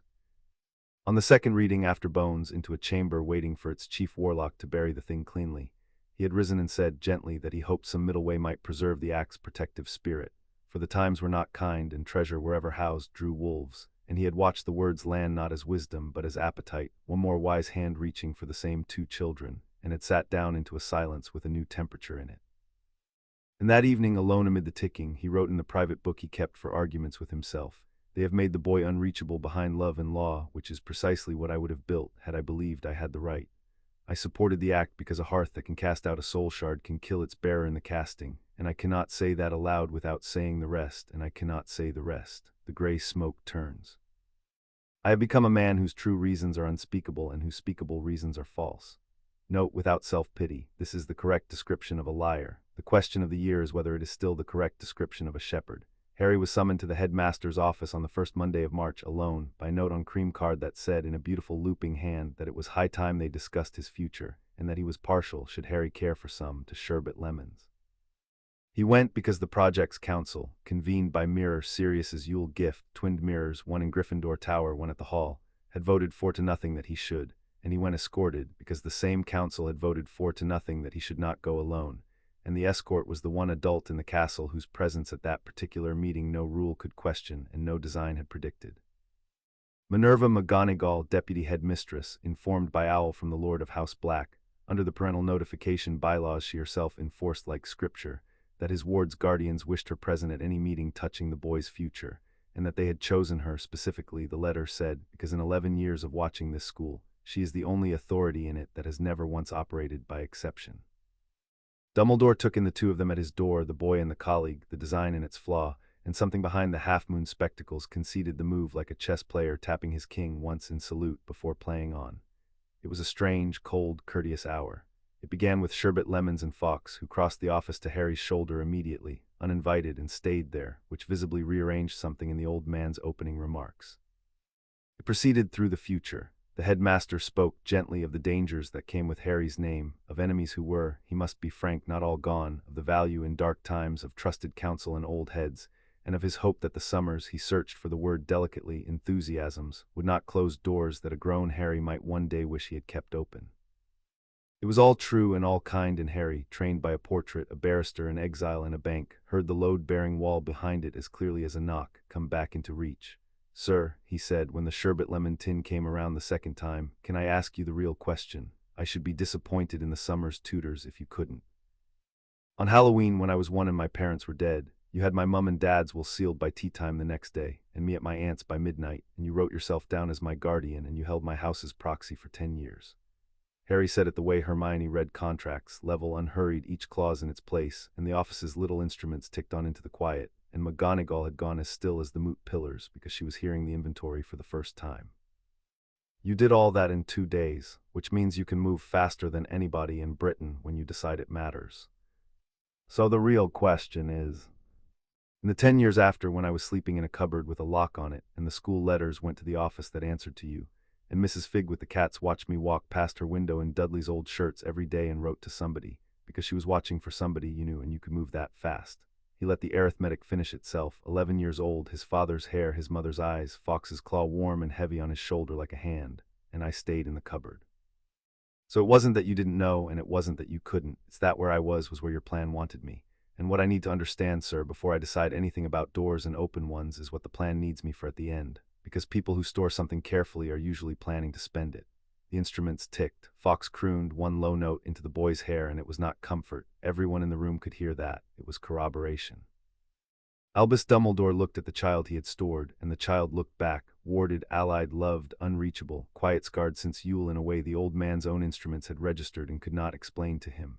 And for the first time in 10 years the arithmetic he had carried alone stood up in his chest and asked him in his own voice the question he had written in the private book, shepherd or liar. And Albus Dumbledore, 110 years old, holder of every honor his world could mint, discovered that he could not, in that hour, with those eyes on him and Minerva's beside them, produce the gentle deflection that a decade of practice had polished for exactly this moment. He produced instead silence, and then at last, quietly, the most honest sentence he had said aloud in 11 years. When you were 1 year old, Harry, something was done to you that I have spent 10 years believing only your death could undo. I have arranged your whole life around dying well. It appears, and here the old voice, the beautiful instrument, cracked one hairline, that your houses may have arranged something better, and I find I do not know how to be glad about it yet, because if they are wrong I will have let you hope, and hope at the wrong hour is the only thing I have never known how to bury. That's the first true thing you've ever said to me, Harry said. It's a start. Come to the Vale at midsummer, sir. Come and watch what the house is arranged. But understand you're coming as a witness. He stood, and Fawkes stepped from his shoulder to the desk, between the two of them, exactly between, and looked at his master of 30 years with an expression that had no precedent in ornithology. The deciding's been moved. It sits with us now. McGonagall closed the door behind them with the softness of finished business. Inside, alone, Albus Dumbledore sat for a long time amid his ticking instruments, and then rose and crossed to the shelf where the grey smoke had turned for a decade above the little silver engine of his certainties, and watched it a while, the wards of Privet Drive, still whole, still dutiful, guarding an empty room a boy would never sleep in again. And he lifted the instrument and thanked it in the manner of very old men addressing very old tools, and set it, still turning, in a drawer, and closed the drawer, and wrote to the Vale's trustees in the beautiful looping hand, 3 words on cream card, I will witness. The last attempt of the school year came in May, and it was Quirrell's, and it did not go the way the thing under the turban had promised him. A 7th-year Ravenclaw named Aldous Pike, hollow-eyed top of his year, 3 days from sitting the newts that his family's straitened circumstances needed him to shatter, cornered Hermione Granger in the North Library Annex at dusk, cast a locking charm on the door with a hand that fought itself the whole way, and asked her, in a flattened voice she recognized from the descriptions in her own required reading, to please pass him the silver ring for authentication by the Department of Mysteries. She fed the whole encounter to the rings before he finished the sentence. This time she did not even shape the asking. The Concord had since Yule kept a thread of its own attention on both of them, and what came through the annex's east wall 40 seconds later, by the shortest warded route, having felt her spike of controlled alarm from 2 floors and 1 Quidditch pitch away, was not a rescue party. It was Harry, wand out and the school's own stones ahead of him, the castle whose foundation rocks were cut, the first year's history said, from the founder's own family seats, and which had been listening to the 2 banner airs all year with the interest of a grandmother hearing an old song in young voices, simply declining, for the first recorded time, to hold a door against a Hogwarts student. The lock surrendered, the hinges recused themselves, and Aldous Pike found the situation evolving around him at a speed the curse in his skull had not been briefed for. Nobody dueled. That was the appalling, wonderful anticlimax of it, the paragraph in the DMLE report that Bones read out to the family afterwards with dry relish. The imperious curse, interrogated by 2 rings worth of interlaced house magic arriving on its victim like a boundary audit, held for 4 seconds and then let go of Aldous Pike the way pickpockets let go of wallets when the street fills with watchmen. And the boy folded into Hermione's spare chair and wept through the newt-grade shame of 3 weeks of missing evenings. And Hermione, who had already flagged the door for Madame Pince and dispatched Neville from McGonagall, sat with him, being visibly nearby with a book, the family recipe, until the adults came. Priori incantatum on Pike's wand, cast that night in the headmaster's office with Bones's duty aura witnessing, unspooled the geometry of it. The curse renewed, twice weekly, always Tuesdays and Fridays, always within an hour of the defense against the dark arts staff meetings. They could prove nothing further yet. Quirrell wept stammering horror at the news like everyone else, and his alibis were a professor's alibis, structural. And the thing under the turban, which had now failed with a troll, failed with a broom, and failed with a borrowed wand, stopped that night entirely, all sabotage, all theft craft, all patience, and turned its remaining attention to the 2 dates that mattered. The vault thing behind the 3-headed dog, which was after all only power. And midsummer at the Vale, which its oldest and coldest hunger had finally understood was going to be something far better than power. It had heard the cord at Yule through the dying shard in a locket, 1 thread of gold, 1 of silver, braiding. It had worn many things in 50 years, bodies, faces, names. It had never yet worn a hearth. On the last Sunday of May, in the library corner Madame Pince held for them now by standing arrangement, Hermione closed the year's final volume of the project and looked at Harry across the 2 tables pushed together and said, "Term ends the 19th. The solstice is the 21st. Rannox confirmed the veil for dawn." She squared the notebook's edges with the tabletop, the old gesture, the verdict gesture. "Everyone we love will be standing on that hill. Everyone we've beaten will know the date. And the thing that's been trying all year will come because it has to. It's what our whole reading says it is. Hungry. Dumbledore knows things about it he still hasn't said.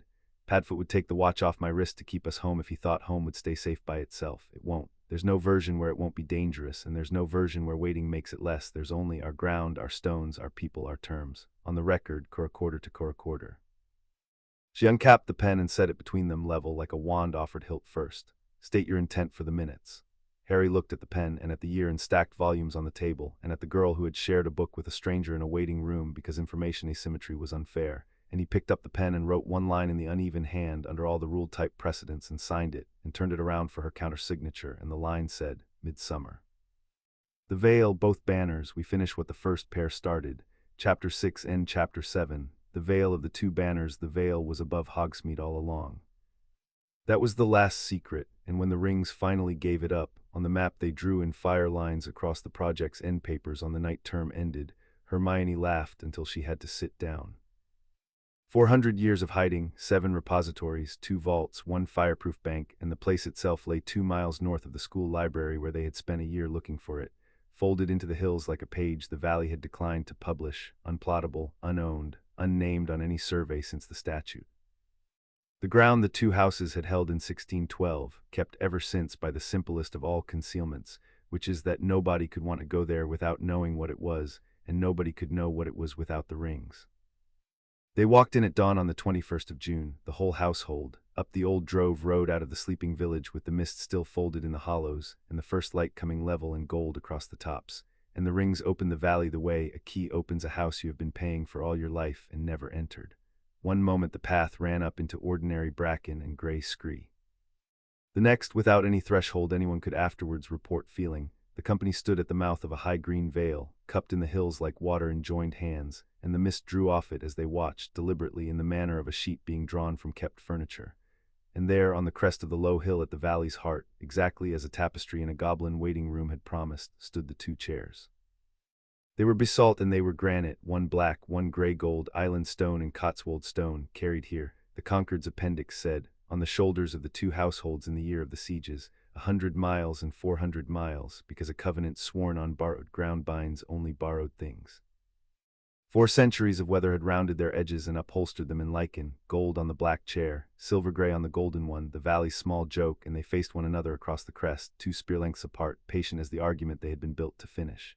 And behind each, socketed upright in the living rock, stood a lance of gray metal that had not rusted, the banner poles bare for 400 years, waiting for weather worth flying in. Nobody spoke for a while. The valley had that effect and was, Rannoch observed later, entitled to it. They came up the hill in the long light, the heirs first, as the rite required, and then the households, bearing what the appendix prescribed, which was not regalia, and had made Emma Granger cry when she read the list, because what the old covenant demanded its witnesses carry to the union of two houses was bread from both hearths, water from both wells, ash from both fires, and one thing freely given that the bearer would mind losing. Tilly carried the Stinchcombe bread. Creature carried the Grimald ash in the scorched shell of a locket. Sirius carried James's letter, would mind losing being, he said, the understatement of the Covenant's whole career. Andromeda carried a brass doorplate. Ted carried the first page of the Reckoning, the parchment that had cracked the year open. Daniel and Emma carried, between them in a biscuit tin, the letters their daughter had written home every week of her first year at a school for magic, all of them kept. And Neville Longbottom, invited by both heirs as the first friend the project ever cleared for full disclosure, carried, scarlet with the honor of it and steady as his grandmother's hat, the Remembrall Harry had once dived 40 feet to save, which had been in his pocket at the Troll, and was, he had argued, and the appendix's assessor magic had agreed, a thing freely given the moment he offered it. Amelia Bones stood witness for the law, monocle in place at 6 in the morning, duty orders posted at the veil's mouth with instructions she had written personally and read aloud twice. Augusta Longbottom stood witness for the moot. Minerva McGonagall stood witness for the school, having replied to the heir's invitation within the hour in a note of 2 sentences, the second of which was, "I have watched this castle wait for something for 40 years. I should like to see what." Rannoch stood witness for the bank, iron grey, bearing the twin covenant chests. And the Ravens of Ravensrock, who had followed the family south in relays the whole length of Britain, to the bewilderment of the Muggle birdwatching community and the Prophet's delight, took the valley's rim, spaced along it in the dawn-like punctuation, 300 sentinel silhouettes against the brightening sky. The trouble arrived at 6:30 in 2 parties from 2 directions, exactly as everyone had planned for. The ministry party came up the Drove Road with the sunrise behind it, a dozen strong, and the valley let it approach the threshold and no further, which the valley signaled in its own idiom.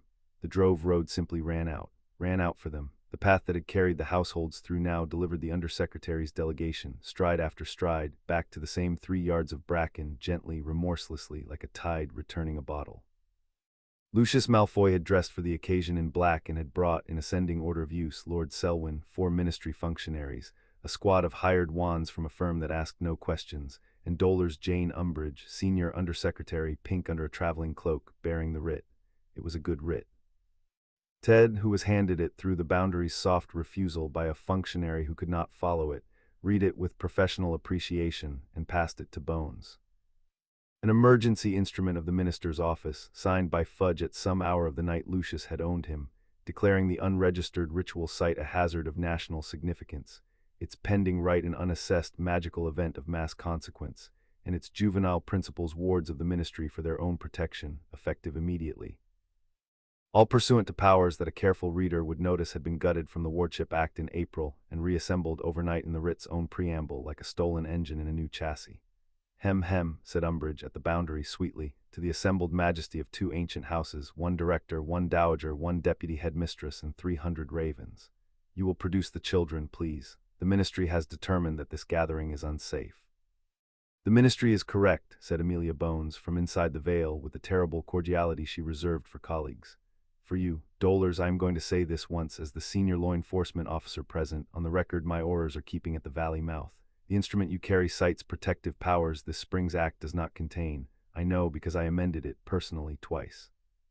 It has not been countersigned by my department, which for wardship of minors it must be. I know because the requirement is my own standing order, and it names as its assessing authority a board that does not exist because Clause 9 died on the floor in February in front of 400 witnesses. What you are holding is not a writ, it is a costume." Monocle came around to Lucius, who stood at graceful rest on the road with his cane, watching the Boundary rather than the people, testing, Harry noted from the hilltop, its refusals with the tip of 1 boot, like a man sounding ice. "And what your principal is holding, Undersecretary, is you go home. When this morning is over, somebody will need to explain tonight's signature to the minister before the Prophet does, and the first teller of that story will get to choose which part of it was your idea." Umbridge's smile sat on her face like something nailed there. Behind it, visibly, the arithmetic ran. She had built a career on the early recognition of sinking ships. "The ministry," she said at last, with velvet loathing, "will of course review the instrument's provenance," and turned on her heel. And that, but for one thing, was the end of the Ministry of Magic's part in the Union of the Banners. The one thing was Lucius. Stayed a moment at the failed Boundary, alone of his party, and looked up the green vale at the hilltop, at the two children by the two chairs, and then he did the thing nobody expected, least of all Selwyn. He bowed. Full depth, unhurried, the bow of the old form, house to house. And straightening, he said, across the boundary, pitched to Carrie in a voice with nothing silken left on it, only the cold, clean thing underneath that had made 3 ministers careful of him. My son asks questions at supper now. About stones that sing, and heirs the old things answer to, and why our name is on none of it. I find I have no answers that survive him. Whatever you raise here today, heirs, understand. Half this island's houses will hate you for it because you will have proven the old magic still keeps a ledger, and they have spent 3 centuries assuring one another it lost the habit. The other half will follow you anywhere for the same reason, and both halves will send their children to school with yours. A pause, the boot withdrew from the boundary's edge.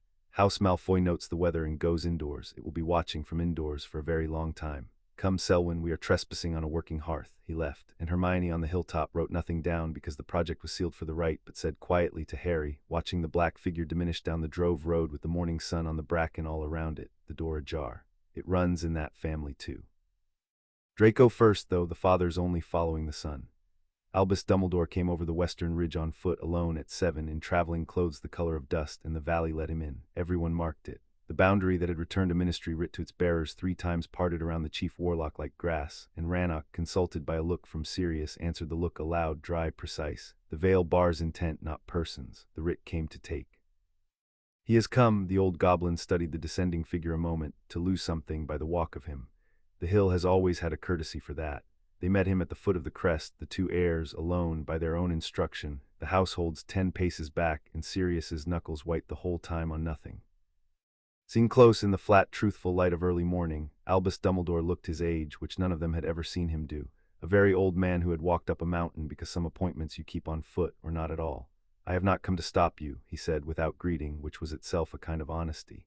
I spent the night proving to myself that I could not, which was intended, I think, by whatever orders these matters, as a mercy. It spares us the scene. I have come to say 3 things, as your witness, before you do what I could not have conceived, and then I will stand where witnesses stand and hold my peace. He looked from one child to the other, and his hands, Harry noticed, were behind his back in the manner of a man keeping himself from reaching for tools. First, the thing in your scar is a fragment of the wizard who killed your parents. He made others. The locket your elf brought north was one. I have spent 10 years finding the shape of the rest. If today does what the covenant promises, you will wake tonight the only person ever freed of such a thing without dying of the freeing, and I will spend whatever years I have left helping your houses hunt the remainder if your houses will have the help. It is offered without conditions. I have learned this year at compound interest what my conditions cost. Second, I was wrong, not merely mistaken, wrong in the old full sense, the sense with a debtor. I decided in a bad November that a child's life was an instrument, and I built 10 years on the decision, and the 10 years were real, Harry. The cupboard was real, and no outcome today unbuilds them. You asked me in March what the plan needed you for at the end. Here is the whole answer plainly at last. It needed you to die willingly at an hour of my judging, and I had arranged your life so that you would come to that hour with nothing you could not bear to leave. That was the design. Your houses have spent this year filling your hands with things you could not bear to leave, and I have watched it happen with terror, and latterly with something I have no dignified name for, and the design is in ruins, and I stand in the ruins gladly. That is the second thing. The valley was very quiet. On the rim, 300 ravens kept their stations. Hermione's hand had found Harry's somewhere in the middle of the second thing, or his had found hers. Neither could have testified. It was the grip of 2 climbers on one rope, and it was answered. And the third thing, Harry said, his voice held. He was aware of the letter in Sirius's keeping down the slope, asked the portraits about Henry, and of the quiet scar, and of the old man's hands still behind his back, and he found, examining himself, exactly what the year had put there. Not forgiveness, not yet, perhaps not ever entirely. Room, the door ajar. It was, he understood suddenly, the family's whole architecture, both families, all the way down. The disowned made sponsor, the screaming portrait made drill master, the thieving elf made brother, the exile's line made heir.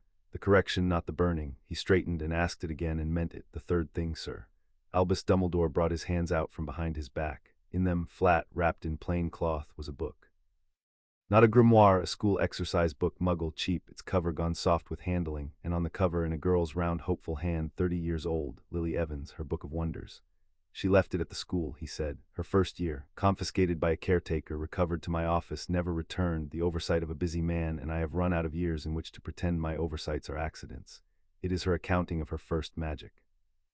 The sprinklers and the falling libraries of her own 10th year, catalogued, dated in the manner I am given to understand, and the old blue eyes went, wet and unhidden, to Hermione, to the notebook-shaped satchel she had carried up the hill because she carried it everywhere, of a certain method.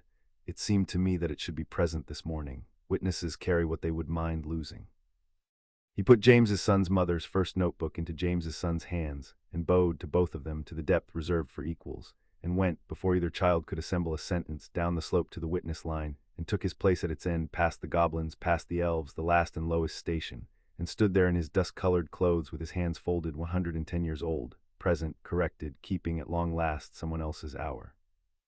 The rite began when the sun cleared the eastern rim and laid the hill's shadow out long and blue toward the west, and the appendix's whole liturgy, 4 centuries old, sworn in a war, proved to be 9 sentences long, because the people who wrote it had been fighting that week, and had boiled the truth down to what 2 exhausted houses could say and mean with the enemy in the valley. Some things are too heavy for one hearth. First came the laying of the carried things, and it was here. The witnesses agreed afterwards that the old covenant showed its author's hands most plainly, because the rite's second sentence, cut in both chests' lids, read, "Let the houses be weighed by what their people cannot spare," and the hill took the instruction literally. One by one the bearers came up the crest and set their burdens down on the grass before the chairs, and the grass considered each. The Stinchcombe bread and the Grimald ash it accepted with a ripple of green, provisions expected. The reckoning's first page it read, visibly, the ink lifting off the parchment for a moment in a fine standing mist, and returned. The biscuit tin of a first year's letters home it held longest of anything, and when Emma Granger stepped back from it her eyes were streaming and she was smiling, and she never told anyone, not even Daniel, what the hill had shown her in exchange, except to say that it had been, of all things, a receipt. James's letter, Sirius, laid down last of the adults, kneeling to do it, and the grass folded over it entirely for the space of 3 heartbeats, and gave it back changed in one particular only. The crease where it had been folded and refolded 400 times by a man in a cell was gone, the paper made young, ask the portraits about Henry restored to the crispness of the bad night it was written. And Sirius Black stood over it for a moment with his hand across his mouth, and then laughed, wet and wondering, because trust the veil of everything it might have mended to mend the object and leave the man to do his own work. Neville went last, as instructed, being the gift the heirs had added to the old list on their own authority. The first friend cleared for full disclosure, carrying the remembrall. He set it down scarlet-eared in the sphere filled before the whole company, not with the red smoke of forgetting, but with gold, steady, hearth-colored brimming, and the appendix's assessor magic pronounced, in the dry ledger hand that wrote itself into the record, the finding that made Augusta Longbottom's hat tremble on its moorings. The bearer forgets nothing that matters. The house takes note of the houses to come. The heirs walked the hill's crest from opposite ends, as the first pair had, and met between the chairs, as the first pair had, and each laid one hand on the arm of their own house's throne, black basalt under Hermione's ink-stained fingers, gray-gold granite under Harry's seeker-calloused ones, and the stone of both, at the touch, went warm as the rings, warm as held hands, 400 years of patience arriving at its appointment. And they said the old words, translated at the appendix's own instruction into whatever tongue the speaker's truth lived in, which was, for these 2, plain English, 11 and 12 years old, carrying clear in the morning air of the vale to every witness and into the cut record of 2 stones and 1 bank. "What my house is, I bring," said Harry. "Shelter that asks who's looking, bread that feeds the wards, a chair worn bright on one arm. It's yours and mine the way the book was ours, both from the first morning. What my house is, I bring," said Hermione. "A ledger 9 centuries honest, a door that tastes the blood and remembers, time kept through every exile. It's yours and mine the way the rooms were ours, both from the first morning." What neither house could carry alone, they said together, the appendix's one required unison, we now carry as one house under 2 banners against all weathers until the stones themselves are ash, and let the hearth judge what we are. The hill judged. Out of the banner poles behind the chairs, bare metal, 4 centuries waiting, the banners came. Not cloth light, the hearth light of the moot pillars in the lit towers raised now to the power of its source, and they unfurled up the poles and streamed out on a wind that touched nothing else in the valley, 1 banner deep gold and bearing the stag, 1 banner white silver and bearing the raven, each device alive in the weave of its own radiance, the stag pacing, the raven riding, and beneath them the mantles rose. That was the only word the witnesses could ever agree on. Out of the 2 thrones, out of the hill's crest, out of the ground that remembered 1612, the accumulated substance of 2 houses rose around the 2 children like slow fountains, gold from the granite, silver from the basalt, every oath ever kept in either name ascending its air in a spiral of almost visible faces, portraits, faces, tapestry faces, faces from no record at all, farmers and watchmakers and knights and dentists' grandmothers, the whole cloud of both witnesses rising and turning. And the two spirals leaned toward one another over the space between the chairs, over the two children's joined hands and touched and braided. The chord that had knelt a vault gallery of goblins sounded again, but whole this time the aquifer itself and not the springs, and every warded stone in Britain heard something. The moot pillars kindled in an empty midnight chamber, all four. The serpent on a London door lifted its head and sang one note silver. A bell in a Cotswold tower rang out the full peal its founders had cast it for, and never once, in 400 years of half-strokes, dared use. And in the braided light on the hill, the Union found the intruder. It went through Harry first, the hearth judgment, warmth after warmth after warmth, every layer of him known and kept. The cupboard years lifted and read and grieved and shelved, kept, and then it reached the scar and stopped, and the whole vast braided attention of two houses regarded, in the manner of a grandmother finding a wasp in the jam, the thing that had squatted 11 years in what it never built. Pain was one white instant, and then it was not pain at all, and this was the part no witness's account ever managed, and the project's own entry, written jointly that evening, is one line. It didn't tear it out, it evicted it with the full ceremony, like the troll, like the curse, read aloud and cast out, and the door shut, and the last thing through the door was Mum's voice, and it wasn't the screaming this time. She was laughing, somewhere near a sprinkler, and the door didn't shut on her, it shut on it. The shard came out of the scar as a thread of black smoke thinner than a hair. Shrieking in a register, the ravens answered from the whole rim at once, 300 throats of black thunder, and the braided light closed around it like a fist of hearth fire, and it was not. And the morning tore open. It came over the western ridge at the speed of falling weather, a boiling of gray-black vapor with a white face folded in it, and it had been queer in its quirl as far as the ridgeline, where the Auror's outer picket found his husked body an hour later, alive, emptied, expression peaceful for the first time in a year, the possession abandoning its worn tool at last for the only prize it had left. And Lord Voldemort, wraith, thief of bodies, maker of anchors, who had heard the cord through a dying locket at Yule and hungered 6 months to wear what made it, fell upon the braided mantles of the rising Union at the exact crowning instant of the rite, at the moment of maximum open power, which was, every scholar afterwards agreed, precisely the correct tactics against any working wizards had ever made, and the single worst mistake available in the valley. Because the mantle of a house is not a working, it is a welcome, and the hearth burns only what was never welcome. The wraith struck the braided light, and the braided light received it, all the way in unresisting, and the witnesses screamed, and the two children on the hilltop did not move, because they could feel what the wraith could not until the door had shut behind it, that it had not breached anything. It had been let in, the way a magistrate lets a defendant into court. The banners came down the poles like closing wings. The spiral of ancestors turned inward, every almost face wheeling to regard the guest. And the union of the two banners, 1 hour old, older than every rebellion, judged the petition of the thing that had made itself unwelcome in every hearth in Britain, the orphan who had chosen to become the wolf, the boy who had been offered. The record briefly and terribly showed this same warmth once in other forms, by other doors ajar, and had burned each one behind him. And the hearth did not hate it, which was the worst. The account in the project says the very worst. You could feel the whole house being sorry as it did it, and the hearth pronounced, not of the blood, not of the bond, never invited, never welcome. Out. The eviction of Lord Voldemort from the Vale of the Two Banners lasted, by Bones's official watch, 4 seconds. What left over the eastern rim, fleeing into the morning with 300 ravens harrying it seaward, was less than what had come. Burned to its own last thread, its stolen strengths combusted, its confidence, that oldest anchor holed below the waterline, a maimed remnant now of a remnant, with somewhere far away its few remaining hidden anchors, its only harbors, and hunting those harbors from this morning forward, a united house that had felt its exact signature from the inside, a chief warlock with a list and nothing left to protect but the work, a director with a warrant file already titled, and a bank that had. At 7 minutes past 8 opened a new ledger with an old name. The debt of the banners, it says on the spine, has no date of expiry. Of the 4 seconds themselves, each witness kept a different splinter. Sirius remembered lunging, and Andromeda's grip on his collar iron absolute, her voice in his ear saying, "Trust the hill or go home," the full sentence delivered inside half a stride. McGonagall remembered her own wand out and leveled and useless, and lowering it, and the lowering being the hardest spellwork of her career. Ted remembered the light holding its shape. Daniel Granger, who could not see magic at all, remembered his daughter's shoulders, which did not move, and said afterwards that he had understood the whole morning through them. You can read everything about a battle, he told Emma, from the back of a child who knows the ground is hers.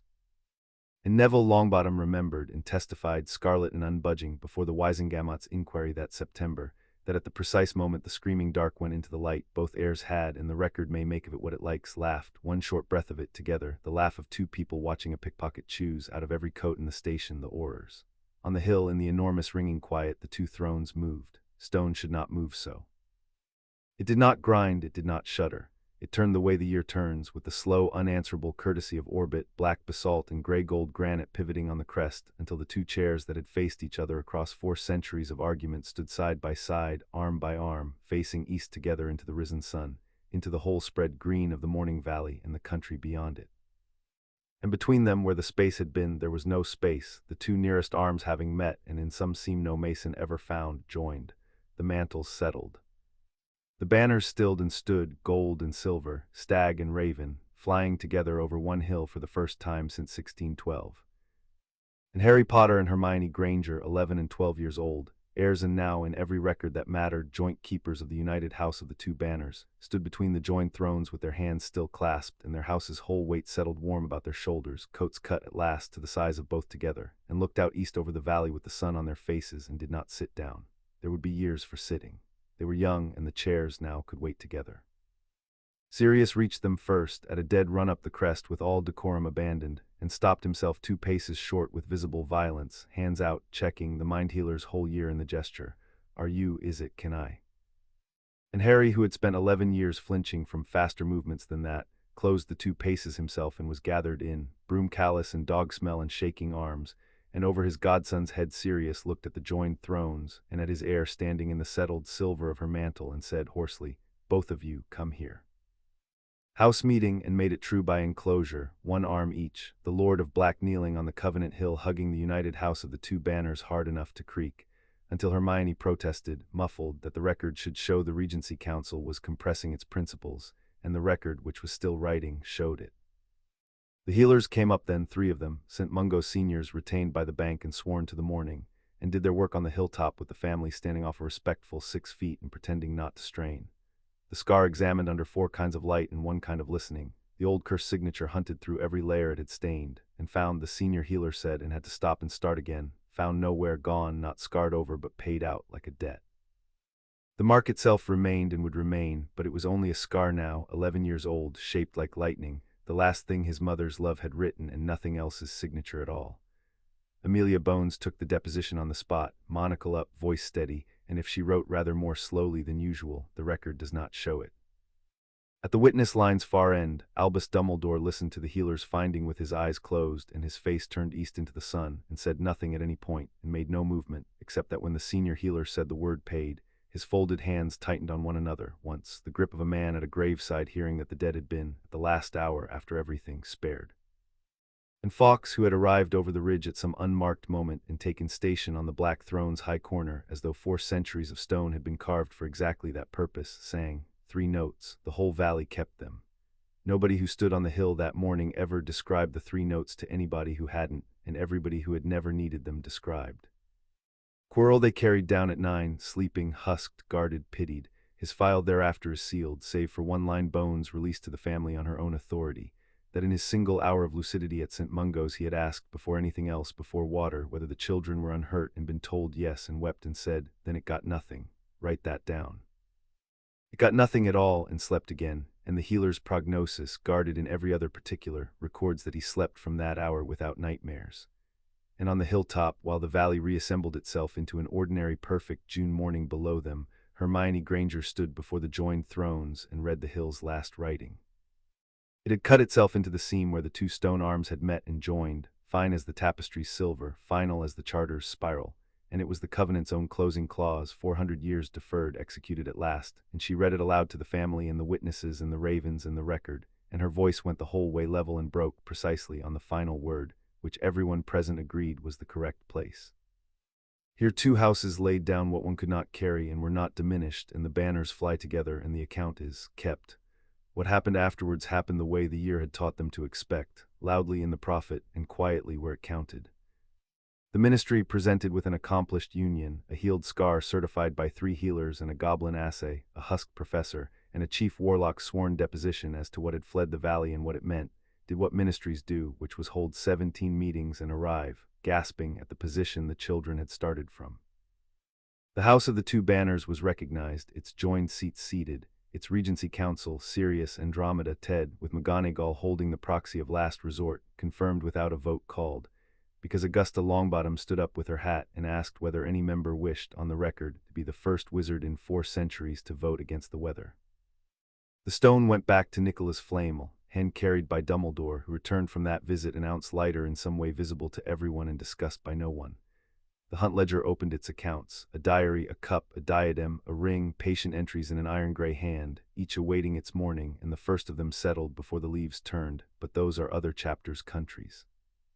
Aldous Pike sat his newts in a private room at the ministry's expense and shattered them, and was taken on, at Bones's arrangement, by the department's curse reversal office, where his particular education in the Imperious had, she noted in his file, cost too much not to be spent well. And on a Saturday at summer's end at Stinchcombe Hall, they raised the banner. Tilly and Creature had sewn it together, 6 weeks of joint administration at one loom, wool from the estate and silver thread from a Ravensrock store nobody had opened since the coronation of George V. The stag and the raven, side by side, facing the same way, on a field halved gold and white. And the whole family came, and the whole family was by now a considerable term. Grangers and Tonkses and one Auror with banner-striped hair, Longbottoms, a Weasley delegation whose twins took one look at the hall's architecture and had to be placed under Tilly's personal recognizance, Bones off duty, McGonagall and Tartan, Rannoch with the ledgers under one arm because the bank witnessed everything now on principle, and Albus Dumbledore invited. To the prophet's raptures and the family's carefully unexplained silence, as what the heir's card had named him, witness of the house's founding, bring lemon drops.